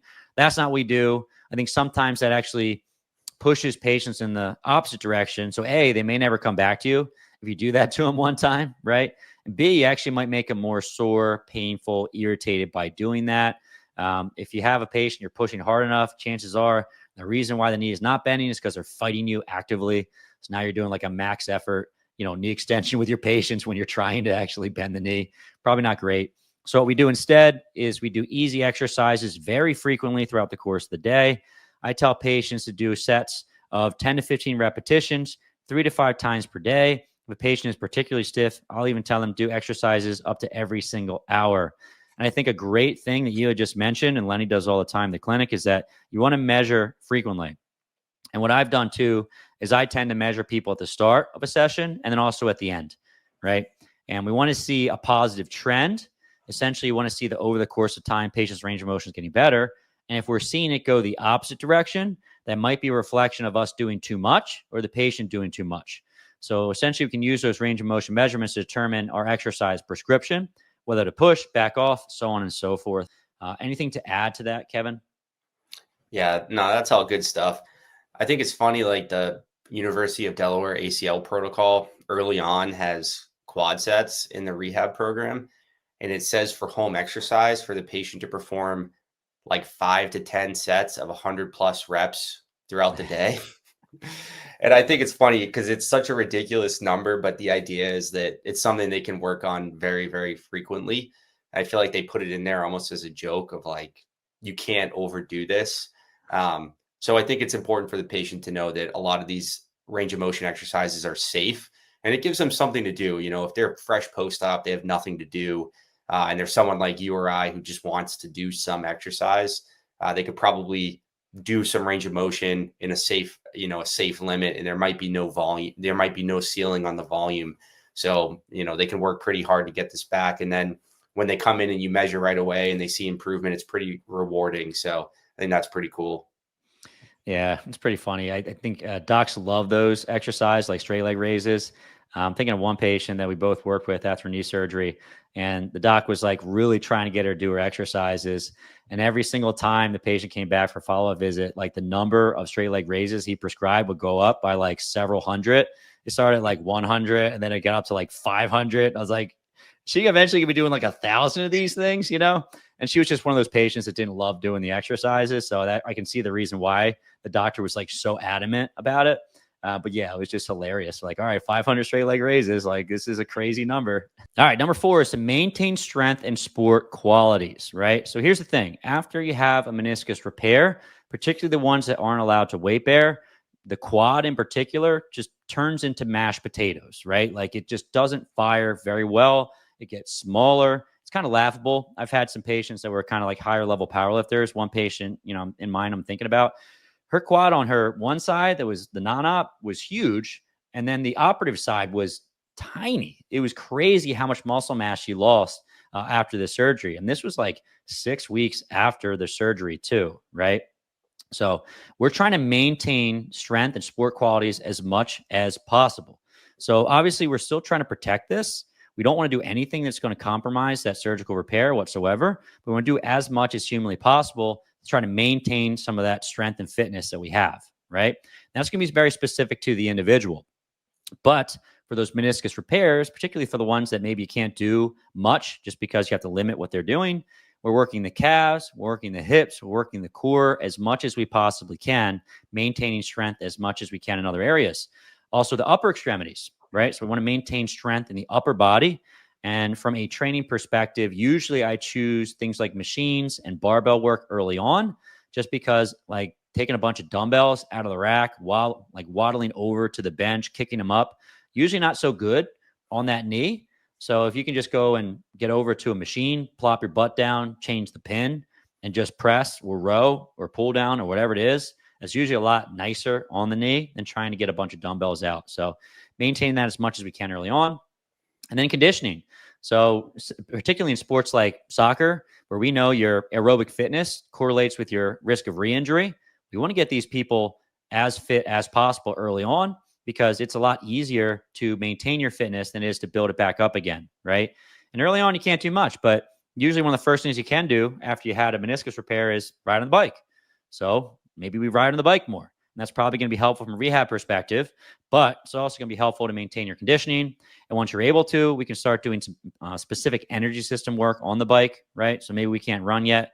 We can't do high intensity stuff, but your sport does require energy systems that, require a little bit more work. surgeons some intervals. Maybe that's 2 minutes on, 2 minutes off, something to work that higher level energy systems that we know are going to be really important for your sport, right? And the takeaway here is to introduce as much as possible while respecting the surgical site, right? If we underload these people too much early on, then we end up having to jam everything in at the end stage of rehab, and that's not good either, okay? And if we can maintain these qualities, that does help out quite a bit. Any thoughts on that one there, Kevin? Yeah, I think this is something that I think you especially do a really good job at, is, and something the patient really appreciates, because if it's a, higher level patient or a patient that just loves exercise, going through a rehab like this is, pretty mentally debilitating. They love exercise and they want to be able to do something. And I think if we think outside the box, there's usually a lot that these folks could still do to get a training effect while letting the surgical site heal. So I think that's something important to keep in mind. I think the person coming in might think that, I can't walk without my crutches or without my brace for 6 weeks. I pretty much can't do anything. But there's a lot that they can do, and upper body stuff is definitely a good place to start, and kind of building from there. And hopefully that can help mental health, and as well as keep them healthy, so we can build that next phase a little bit smoother. Yeah. And, sometimes it's funny because you'll get a patient that comes in, and let's say they come in quite a bit before the surgeon is actually allowing you to do much of anything. Sometimes in your head, you're like, oh, crap, what the heck am I going to do with this patient? But I think what you can do is you can work on everything else that needs to be worked on, right? That we know that they're going to need eventually, despite you not being able to do very much just because there are those restrictions in place. So be creative and just try to strengthen other things as much as you can while protecting that surgical site. I know who you're talking about, the high level power lifter you had who had a meniscus repair. How quickly after surgery was she in the gym doing upper body? I think First almost week? immediately. Yeah. Yeah. I actually didn't see her until she was like 4 something weeks out. Mhm. So I actually kind of felt as though she was a little bit behind the ball some. And a lot of surgeons won't refer patients out until week 4 just because they're like, oh, you're not doing any weight bearing until that point, right? Why would Mhm. you go to physical therapy? Which I think we don't agree with. I would love to see patients sooner. We can do a lot of stuff. It's just that some surgeons won't recommend it. They're just like, all right, send up your first post-op visit for week 4, right? I think the surgeons we really like are much faster than that. They'll set Mhm. up that post-op visit sometimes like 2 days afterwards, patients still like stumbling drunk, Yeah. under anesthesia partially still, right? But Oh, I think that's better long-term for the patient. So, all yeah. right, moving on to maintaining strength and sport qualities. I'm going to make a separate video on this just because I think it's that valuable. But for patients that have meniscus repairs, but also for ACL reconstruction, let's say if a person has a quad tendon repair, something along those lines, the quad turns to mashed potatoes. And this is quad inhibition or arthrogenic muscle inhibition. There's a cascade of things that occur that essentially don't allow the quad to fire after you've had a knee surgery, right? Or knee injury in general. So there's a variety of different things that can restore the ability of the quad to fire. And there's almost too much. And I think at Champion, we kind of mess around with all of these different things. And we've kind of settled into a few of these we like to use with our patients. There's a lot of really good options. And the idea is that quad is not firing very well after surgery. One of the most important things is get that thing back on board, right? If all the muscles get limited after you have a meniscus repair, quad is usually number 1, right? So what does the research show being effective to reduce some of this arthrogenic muscle inhibition? Got a lot of options. The first of which Kevin already mentioned in a prior episode, cryotherapy. Just put ice on that knee, 15 minutes, and afterwards exercise. Research shows that you improve the ability for the quad to contract just by doing that, which is always hilarious to me because when people think warming up, for PT, they don't think let's ice this for 15 minutes. That one makes me laugh a lot. Also, you'll see some mixed evidence for NMES, neuromuscular electrical stim. So basically putting stim pads on the quad and then either firing isometrically. So thinking about like a long arc quad, knees at 90, basically have a belt around a table and you're pushing into the belt, which doesn't move, getting the quad to fire with the NMES. You have some research that shows using MES with exercise, but also using NMES without contraction, which is pretty wild to think, just cranking that thing way up. TENS is another one. That's interesting. Just put some TENS on that area. Kind of makes sense. TENS makes the area feel better. If you put some TENS on and exercise with it, reduces some of that pain, potentially allows you to use the quad a little better. Next one's vibration therapy. You can take a look at any of these studies. This is going to be citation number 21. Link in show notes if you want to check it out. But vibration therapy, what was kind of cool is they were looking at a vibration, whole body vibration versus local vibration. So if you ever seen like a power plate, you step onto a power plate and you hold like an isometric squat and the plate vibrates up and down. And essentially they tested the ability for the quad to contract before and afterwards and improved with the whole body vibration as well as a local vibration. So holding the squat and then using a vibration tool, which I think Lenny has used a little bit, but essentially they were doing this in a squat position, testing the quad before and afterwards. It was better afterwards, which I think is relevant. If you have any of those vibration guns, vibration tools, might be useful to try before you do some exercise. And I want to say it was somewhere between a 15 and 20% improvement in quad contraction. So pretty significant there, right? BFR is something we use all the time. And this is not necessarily for arthrogenic muscle inhibition, but early on, you can't do a whole heck of a lot with your patients. We can't use heavy loads because we're protecting that area, but we can use light loads in BFR. You get a similar improvement in strength and hypertrophy as using heavy loads. Most of this research is in the ACL, and it does show a positive effect. I'm sure it would also carry over to a meniscus as well. We tend to use it all the time. Biofeedback is another tool. So essentially you put electrodes on the quad. It's almost like gamification of physical therapy. So essentially the biofeedback pads going on the quad are picking up on the electrical activity of the muscle, and you essentially have a machine. For us, we use M-Trigger at Champion PT and Performance. It's an app you put on your phone. So you put the electrodes on the quad, you open up the app, and it tells you how much that muscle is firing, right? In like a graph depiction. So when you try to do an exercise, think about like an isometric knee extension. As you press into the pad isometrically, the number goes up, up, up, up, up, up. And you're basically trying to get that patient, get the number as high as they can, get that graph way up there. So it's a little bit of feedback about how well they're using their quad, right? Contralateral limb training is another idea. This research, again, is in the ACL, but if we train the opposite side leg, that has a carryover to the surgical side. So early on, trying to maintain those sport qualities on the opposite side leg, there's probably some carryover to the surgical side. And then just programming principles. I think these are very, very important. We don't mention these as much as we should. A lot of these programming principles are studied in healthy individuals, not in people that had meniscus repair. So take that with a grain of salt. But we know that the frequency that we prescribe to our patients, the rep ranges, the specific exercise, so how much stretch the knee is under while we're performing the movement, are all going to influence the amount of hypertrophy that we build, the strength that we build, so on and so forth. So I think it's probably wise that we know a thing or two about programming principles so we can maximize strength, hypertrophy, so on and so forth. And what kind of exercise are we using? All the classics: quad sets, straight leg raises, short arc quads, long arc quads, knee extension machines when patients are non-weight bearing. And then once they're able to bear weight, we're doing very basic exercises like squatting, lunging, sissy squats, so on and so forth. That was a mouthful, Kevin. Any thoughts or things to add there? Yeah, that's a good list. And I think, we're fortunate, like you said, to have access to a lot of those different things. I would say the kind of core that has been working for me with my patients has been, like I said, we have the time to do this. So start with ice. And then we do use NMES. Depends how well the M trigger is working, but the biofeedback is awesome. Like you said, it's like a gamification. So it is a good tool that if the person's competitive, they get some good visual feedback about how strongly they're contracting their quad. And that's something we can use as well.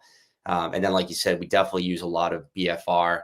We usually start once the incisions are closed and things look good from a healing standpoint, but that's been really helpful. And then we definitely do a lot of contralateral limb training. So that can be helpful too. The person, we know that their uninvolved limb is going to lose strength. So we want to train it from that standpoint. But then we do know as well, like you had said, it is helpful for training even the involved side. There is some carryover there. So definitely don't neglect that. I think that's important. Yeah, it makes a lot of sense. It's just tough to fit all of those things into a given session. I would say that I'm like tied neck and neck with NMES as well as biofeedback. But I think the cryotherapy is a no-brainer because you just have the patient show up a little early and slap some ice on their leg, right? Just make sure they don't burn, and you're probably going to improve that session by quite a bit. sometimes and this is tough to do, but I'll ice like the front of the knee as the patient's in prone, and I'll work on the hamstring, the quad, right? And then they can maybe flip, and you just flip the ice in the opposite direction, work on the quad some there too. So kind of cooling down the joint while you're doing other things, which again is just hilarious. Like we're trying to warm this thing up via cold, but these are all options. So use what you have at the clinic. Yeah. Step number 5 is using a progressive strength program. And obviously this one's a no-brainer, right? We want to start with easy exercises and progress to harder exercises. And then eventually we want to get more specific to whatever activity the patient wants to get back to over the course of time. In terms of the movements that we like to load, I like to load the squat and the deadlift, right? And this is basically because a lot of the people we're working with are athletes, and some of these athletes are trying to get back to strength sports. So yeah, they're going to have to squat and they're going to have to deadlift. What I will say is that I start with kind of squat and hinge patterns first, just because it's a bilateral movement. And when you're using a single-legged exercise, it's 100% of your body weight, right? If you're doing a squat, that's only going to be 50% of your body weight going through that joint. So I'll start with a squat and a hinge pattern simply because you're not putting as much strain through that joint. But after a week or two and them tolerating squatting and deadlift patterns, I will very quickly transition to single-legged patterns. It doesn't mean I stop doing squatting and deadlifting. We maintain squatting and deadlifting in their program. I just introduce those first, and then very quickly I'll go to single-legged strength training. And we want to try to load the single-legged work more because you're going to have a big deficit between the surgical side and the non-surgical side. A little bit of a hot take, and I think that we're all trying to figure out how to handle this problem. But folks after a major surgery, as they rehab, generally speaking, the non-surgical side is going to get stronger, stronger, stronger, stronger. So the surgical side is getting stronger too. It's just that the non-surgical side is also getting stronger. And it's kind of like you're chasing after one another. And you're going to have a deficit in the later stages of rehab, which is a big pain in the butt. We're all trying to figure out what's the best way of trying to minimize this. Some physical therapists won't do anything on that non-surgical side, which I don't know if that's the way to go. You want kind of a strong, fit, robust person in all aspects. What I've been messing around with is I just add in a few more sets on the surgical side. Makes sense to me. We have research to show that more sets lead to more hypertrophy, more strength gain. Might as well add a little extra to that surgical side. But I'm not the type of guy who's like completely eliminating any training for the non-surgical side, right? From a quad dominant single-legged standpoint, I am hammering step-ups, single-legged squats, split squats, as well as skater squats. And I like to do hip dominant single-legged exercises. This would be your single-legged remaining deadlifts and also single-legged good mornings. You could also kind of throw in your single-legged hip extensions and single-legged hip thrusts into this bucket as well. We're also continuing to work on isolation work. It's not like once you're done with the table exercises, you're done with any isolation stuff. We continue to work on these things, right? The big thing is that what we work on is going to be based on your deficits. And then you basically need to make sure that you're measuring strength. Because if you're not measuring, you're not really sure how strong your patient is and what you need to focus on. So we tend to measure patient strength throughout the course of their rehab and use that information to determine our exercise prescription and our programming, so on and so forth. The big ones that we want to measure are going to be the quads, as well as the hamstrings. You could potentially measure calves and hips, so on and so forth. Sometimes I'll measure the hips. I think they can be relevant. But basically the quads and the hamstrings. One thing I will say is that if you measure the quad strength too early on, sometimes you aggravate the patient. So just be wary of that, right? And the other piece is that beware of the hamstrings. So the hamstrings do attach some of the hamstrings to the meniscus. And we're not sure whether or not hamstring exercises are safe based on our medical literature. The last time I did a literature review, it's just that we know that when you do a hamstring exercise in isolation, it does strain the meniscus, right? Because of that, some surgeon protocols will restrict direct hamstring work.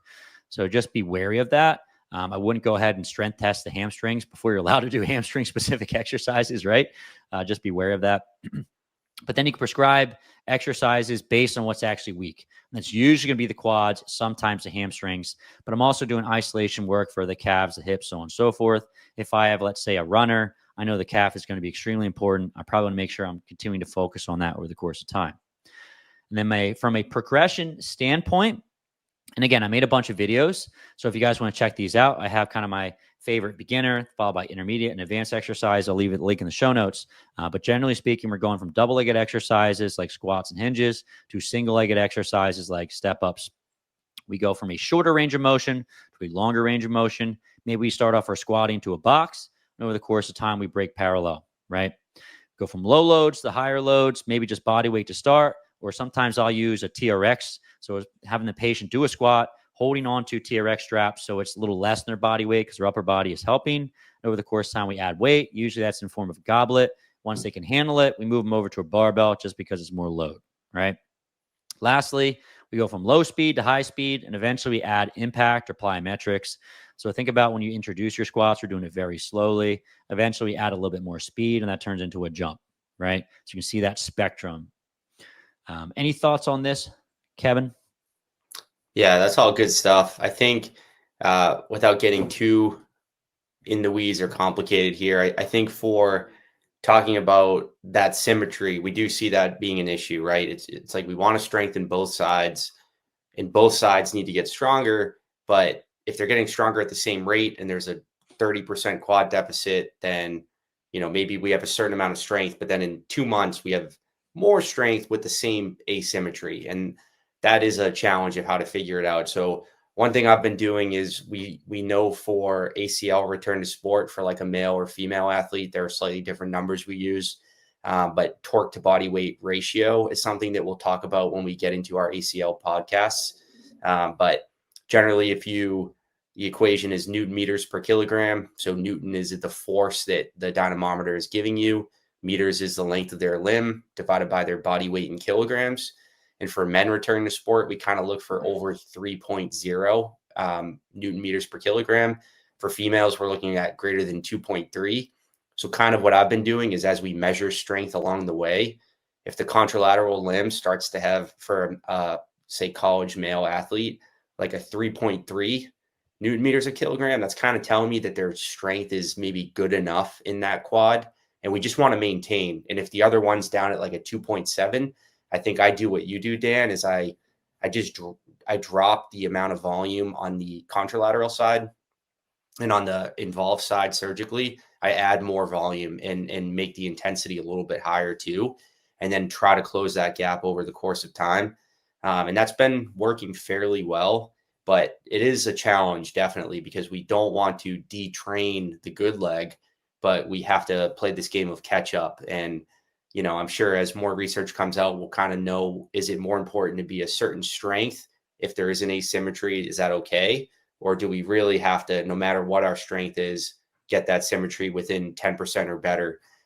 So that's always something we're playing around with. And I know it can be frustrating for the patient, but if you're not measuring regularly, it's hard to know those things. But I think that's what I've been doing is, say, a knee extension machine, maybe on the uninvolved side, I'm doing 2 sets of 8 to 10 to maintain. And then on the involved side, I'm doing like 4 or 5 sets of, 6 to 8 reps at a high intensity.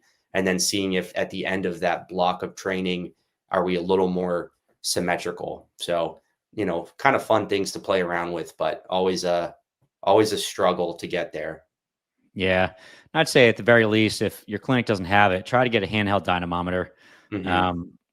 It really will be important. There's more and more research coming out about how important it actually is. So obviously we love it. We're fancy, right? But at the end of the day, just try to measure this as best you can. Okay. And then Kevin kind of mentioned this previously, but we have some research to kind of guide us in terms of how to choose exercises based on the type of injury that the patient has. So this is an infographic I made a couple years ago based on a study that Kevin already introduced. But essentially, we know that the exercise we choose will strain different parts of the joint, right? And the degree of knee flexion is going to be important. So in full knee extension, so my leg is close to full knee extension or at full knee extension, the front or anterior portion of the tibiofemoral joint is bearing the load, right? In decreasing degrees of flexion, more and more of the back or posterior side of the joint is left bearing the load. So if we have a posterior meniscus tear, then early on we have to protect deep knee flexion. And then later on, if the patient needs it, we're going to have to work more on that, right? If it's more of the anterior portion of the joint, then maybe we end up doing exercises that are going to probably strength train the quad in deeper degrees of knee flexion, so we don't overdo the terminal knee extension. So something like, I know Kevin had mentioned this previously, but a terminal knee extension might be a little provocative in the early stages of a patient who has more of an anterior. meniscus tear. But if we put them in supine, bend their knee to 90 and do, let's say, a long arc quad in that position, we're more loading that 90-degree range or deeper degrees of knee flexion, might be better tolerated, right? So just one thing you can play around with your patients a little bit. We also know that as we descend deeper and deeper into a squat, the area available to dissipate forces decreases at end range flexion, and that strain gets centralized to the medial side of the joint. So if you bend your knee joint fully, the lateral portion of the joint is no longer available to dissipate forces. So you have more strain now on that medial side. So posterior medial side of the joint is taking strain. And I mentioned this in a prior podcast, but if you have a patient that has a posterior medial meniscus repair, and get it back to a sport that requires a lot of deep squatting, in the case I was talking about was a catcher, then two things. Early on, you got to protect it. Later on, you have to fully develop that. And she went back to sport a little bit too quickly for my own personal liking, and she ended up, unfortunately, needing surgery again. So you can use that as a piece of information to dictate your exercise selection and also potentially how long you wait to return to sport, right? Last thing I will say is that we know that applying harder exercises places more strain on the meniscus. This is a no-brainer, but we have some research that supports this. Essentially, walking is going to be less stress than a squat, which is less stress than a lunge. And lastly, hopping is going to be the most amount of stress. And essentially, I'm curious if this study, the DREAM trial, I believe, was looking at this information when they were developing a rehab protocol, because that's exactly how they administered kind of stress to this area. They did add the Bosu ball in the mix just to get fancy. I mean, if it's a rehab program, it's got to have the Bosu ball, right? Are you even rehabbing if you're not using a Bosu ball? But they kind of went from like a squat to a lunge pattern, and that does increase strain in the tibiofemoral joint, right? This is also interesting. So essentially choosing a squat versus using a single-legged exercises strains a different part of the joint. So squatting stresses the lateral portion of the joint more than the medial. Lateral lunge also stresses the lateral aspect of the joint more than the medial. However, single-legged exercises like lunges, step-ups, hopping stresses the medial aspect of the joint more than the lateral. So essentially, if you're trying to choose exercises and either you're trying to protect or advance strain on a given part of the joint, you can use this, right? So essentially, the goal is to go from less stress to more stress. And this is just another piece of information that you can use as a physical therapist to guide your exercise prescription. Any thoughts there before we move on, Kevin? No, I think that was pretty comprehensive and definitely just something to keep in mind when you're picking the exercises and based on the patient's specific location of tear, definitely. Yeah, I thought this was pretty relevant. If we're trying to be as good as we possibly can, this is good information to know, at least in my opinion. All right, we also mentioned this already, but when we increase the challenge of the movement, so going from walking, squatting, lunging, hopping, it's more strain on the joint, and this can directly be reflected in your exercise selection. So thinking about a heavy squat versus a light squat, going fast in the movement versus slow in the movement, very easy to dose these variables. And the last step is going to be returning to sport. And essentially what we're trying to do here is introducing sport-specific stress. So if you have, let's say, a soccer player, we have to get back to running, agility, sprinting, and then conditioning, which is also important. Another thing that we think about a lot at Champion is increasing neurocognitive demands, because early on in rehab, oftentimes we're having patients focus on something like a cone or a ladder drill, where they're visually looking at the input and they're putting a lot of thought into where their feet go. But when you're playing a sport, you're oftentimes thinking about something else, right? It's like, all right, this ball is coming down the field. I have to go in that direction while I'm watching something else, right? And the way we try to replicate that is through a variety of different tools, one of which is we use a lot of blaze pods. So essentially, the blaze pods are interesting because you set up a bunch of these pods. Maybe you're doing a shuffling drill and you shuffle over to the blaze pod that lights up, and then you tap that. Another blaze pod is going to then light up. So you're not really thinking about what your feet are doing. You're thinking more about where is that next thing I need to go to. Oftentimes, we like to incorporate like a ball. So if I have a patient that's trying to get back to soccer again, I may have them do some sort of agility while I kick them a ball. So they're kind of focusing on the ball and not so much on the cones they're going back and forth to, right? Next thing we want to focus on is return to sport testing. And Kevin already mentioned this. It's just funny to me. And I think the reason why we see so much more research in the ACL world is because maybe it's more of a problem for return to sport because we have poor return to sport rates and high injury recurrences, and the rehab is just kind of god awful. It takes such a long time with ACL reconstruction. There's way more research in return to sport testing for the ACL compared to the meniscus, although you will find some studies that are trying to look at return to sport testing for meniscus tears, right? What should you be testing in your athletes? So Kevin already mentioned this, but we're looking at knee extension and knee flexion strength. So we're looking at limb symmetry index. And this is one of the things that you can use to figure out if your athlete is ready for kind of the next stage of exercise. So some studies will say once you get to 70%, you can start doing some sort of running program. When you get to 80%, you can basically start doing a little bit of sprinting. When you get to 90%, you can start to do a little bit of return to practice. And then 100% will be return to game status, which I don't know if that's perfect, but it makes sense logically for my, frame of mind. We also can look at time frames. So if you have a ACL reconstruction, it seems pretty clear. We got to wait around 9 months. For meniscus, probably somewhere between 4 and 6, although that time has not been hammered out completely. I did find a pretty cool study by Gronbeck in 2024, and they were looking at a whole battery of return to sport tests, and there were a lot of them. So the Y balance test, a lot of different hop tests, single-legged squat test. They're looking at LSI. And what they found is that the majority of meniscus patients, meniscus repair patients, passed these tests at around 4 months. And when they compared these to ACL reconstruction patients, it took closer to 6 months. And overall, it seemed like ACL reconstruction lagged about 2 months behind. So that's one thing to keep in mind. And the other piece that the study mentioned, which I think is really smart, is that they were picking up patients that didn't pass these tests. So let's say you get to 4 months, and you're like, all right, let's test these. You're going to find a lot of patients that still can't do these well, and they need to maybe extend the physical therapy out a little longer and take a little bit longer to turn back to sport, right?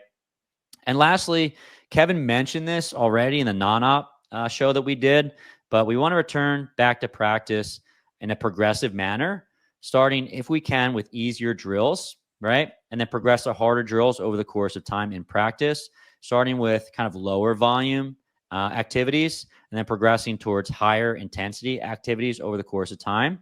If we can, returning back to part-time play and progressing to full-time play over the course of time, so that load management becomes very, very important. One of the things that we try to do at Champion for our patients is we try to bridge that gap. So for, like, let's say a soccer player at the professional level, maybe they're running about 5 miles per game.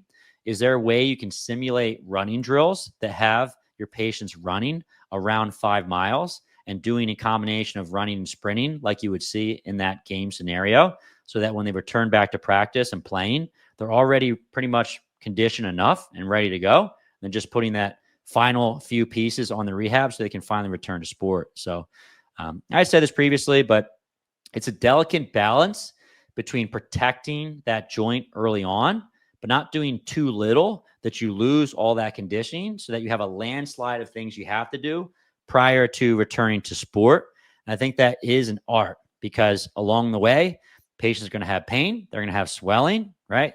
Their movement quality is going to look good or bad. You're going to see differences in their strength, their range of motion, and all those things are going to dictate that speed of progression. There's a lot of variety. I can say that, people are looking pretty good at month 4, but that's not going to be everybody. And this study wasn't looking at conditioning, and these patients may not have built up their capacity enough to safely make that transition at this point. So I'd argue that you still have some work to do despite patients passing these return to sport tests. Any thoughts here, Kevin? Yeah, I would say just in terms of the return to sport testing, we do kind of use ACL as a gold standard. Like you said, there's so much research there, but there is more coming out on meniscus return to sport. But you want to select tests that you feel you can reliably administer over and over again. So when you test at month 3, month 4, and month 5, you're doing essentially the same thing. So we're minimizing variables from the tester. In terms of strength testing, I tend to test at 90 degrees of knee flexion for knee extension and for knee flexion. So looking at quad and hamstring. And actually, our coworker Anthony was emailing, I think, Dan Lorenz about this. And he was saying that in terms of handheld inline dynamometer testing. That is probably the best because you have the most kind of inline force vector versus if you're doing it at 70 or 60 degrees. You could test at different degrees and compare your person, like what's your symmetry at 60 versus 70 versus 90. But we do tend to do 90 where we work. And I think it's also worth it if you don't have a handheld dynamometer to find a place near you that does isokinetic testing. I think for ACL, that's the gold standard, and we could probably implement that with the meniscus as well. And some surgeons' office have that, and it might be worth checking out because I think that is still the gold standard. So maybe something worth checking out in your area to see if any docs have that. Good stuff, Kevin. All right. And lastly, we have some return to sport timelines because you just talked around that 4-month mark. It seems like patients are doing well from a return to sport perspective. But a lot of this is going to depend on the patient. So on a couple things. So A, what type of tear do they have? Right. B, what are they trying to get back to? So we have this Tegner activity scale. And essentially the lower Tegner activity scale is more sedentary folks that had a lot of disability going into this surgery. And the higher end of the Tegner activity scale between 6 and 10 is basically looking at athletes trying to get back to sport, with 10 would be like a professional athlete, right? And essentially, return to sport timelines isn't necessarily fair to say because it's kind of return to activity timelines. But if you have like a pretty deconditioned person, right, that's not trying to get back to very much, and they have a stable longitudinal repair, maybe around 2 months, they're doing pretty well. They're doing most of their activities, right? But if you have a pro athlete, this might take closer to 5 to 6 months to get back, right? And then if you end up having an unstable tear, so that radial or root lesion for that person who is really deconditioned going into the surgery, maybe around 3 months, they're actually doing pretty well, back to most of their activities. But if you're looking at a professional athlete, this may take up to 9 months, right? And I thought this was a good way to look at it because when you look at that prior study I was talking about, and I didn't really look at the specifics, but depending on the type of tear that they had, probably will dictate those return to sport rates and also expectations, because patients are always thinking about how long it's going to take them to get back. And we're trying to guess as best as we can. But I think also expectations for the physical therapist, because if you're at, let's say, 4 months and your patient isn't doing great, one of the thoughts is like, man, maybe we need to get you back to the doctor because I don't think you're going fast enough. But if they have an unstable, let's say radial or root lesion tear, and they have some other concomitant pathology like a cartilage injury or something along those lines, then like that might just be exactly where they're supposed to be at that point, right? So I think these expectations help the patient out to know when they can potentially go back. And the other piece is that helps us figure out, is this patient progressing at a good rate or a bad rate? Do we need to send back to the surgeon because something bad is happening? So I thought that was helpful. Any thoughts there, Kevin? That's really cool. I think that helps categorize it a little bit and something to keep in mind, right? Like you're more sedentary person with a stable meniscus repair is going to be able to get back to activities of daily living a lot faster than your, professional athlete with an unstable meniscus repair. So I think that's really cool information and, good for those researchers for kind of getting that out there. Yeah. I mean, this happens all the time. I have a patient that's going into a hip labral repair, and I think she's probably gonna be feeling pretty good around 3 to 4 months doing most of her activities. But I'm not going to send a picture back at 3 to 4 months. You know what I mean? So those expectations, I think, are really helpful for the physical therapist and also the patient. Well, that's a wrap. If you enjoyed this and want to earn some CEUs for getting through it, you did a lot of work. This was a long one. Then head over to fitnesspainfree.com and subscribe to Insiders.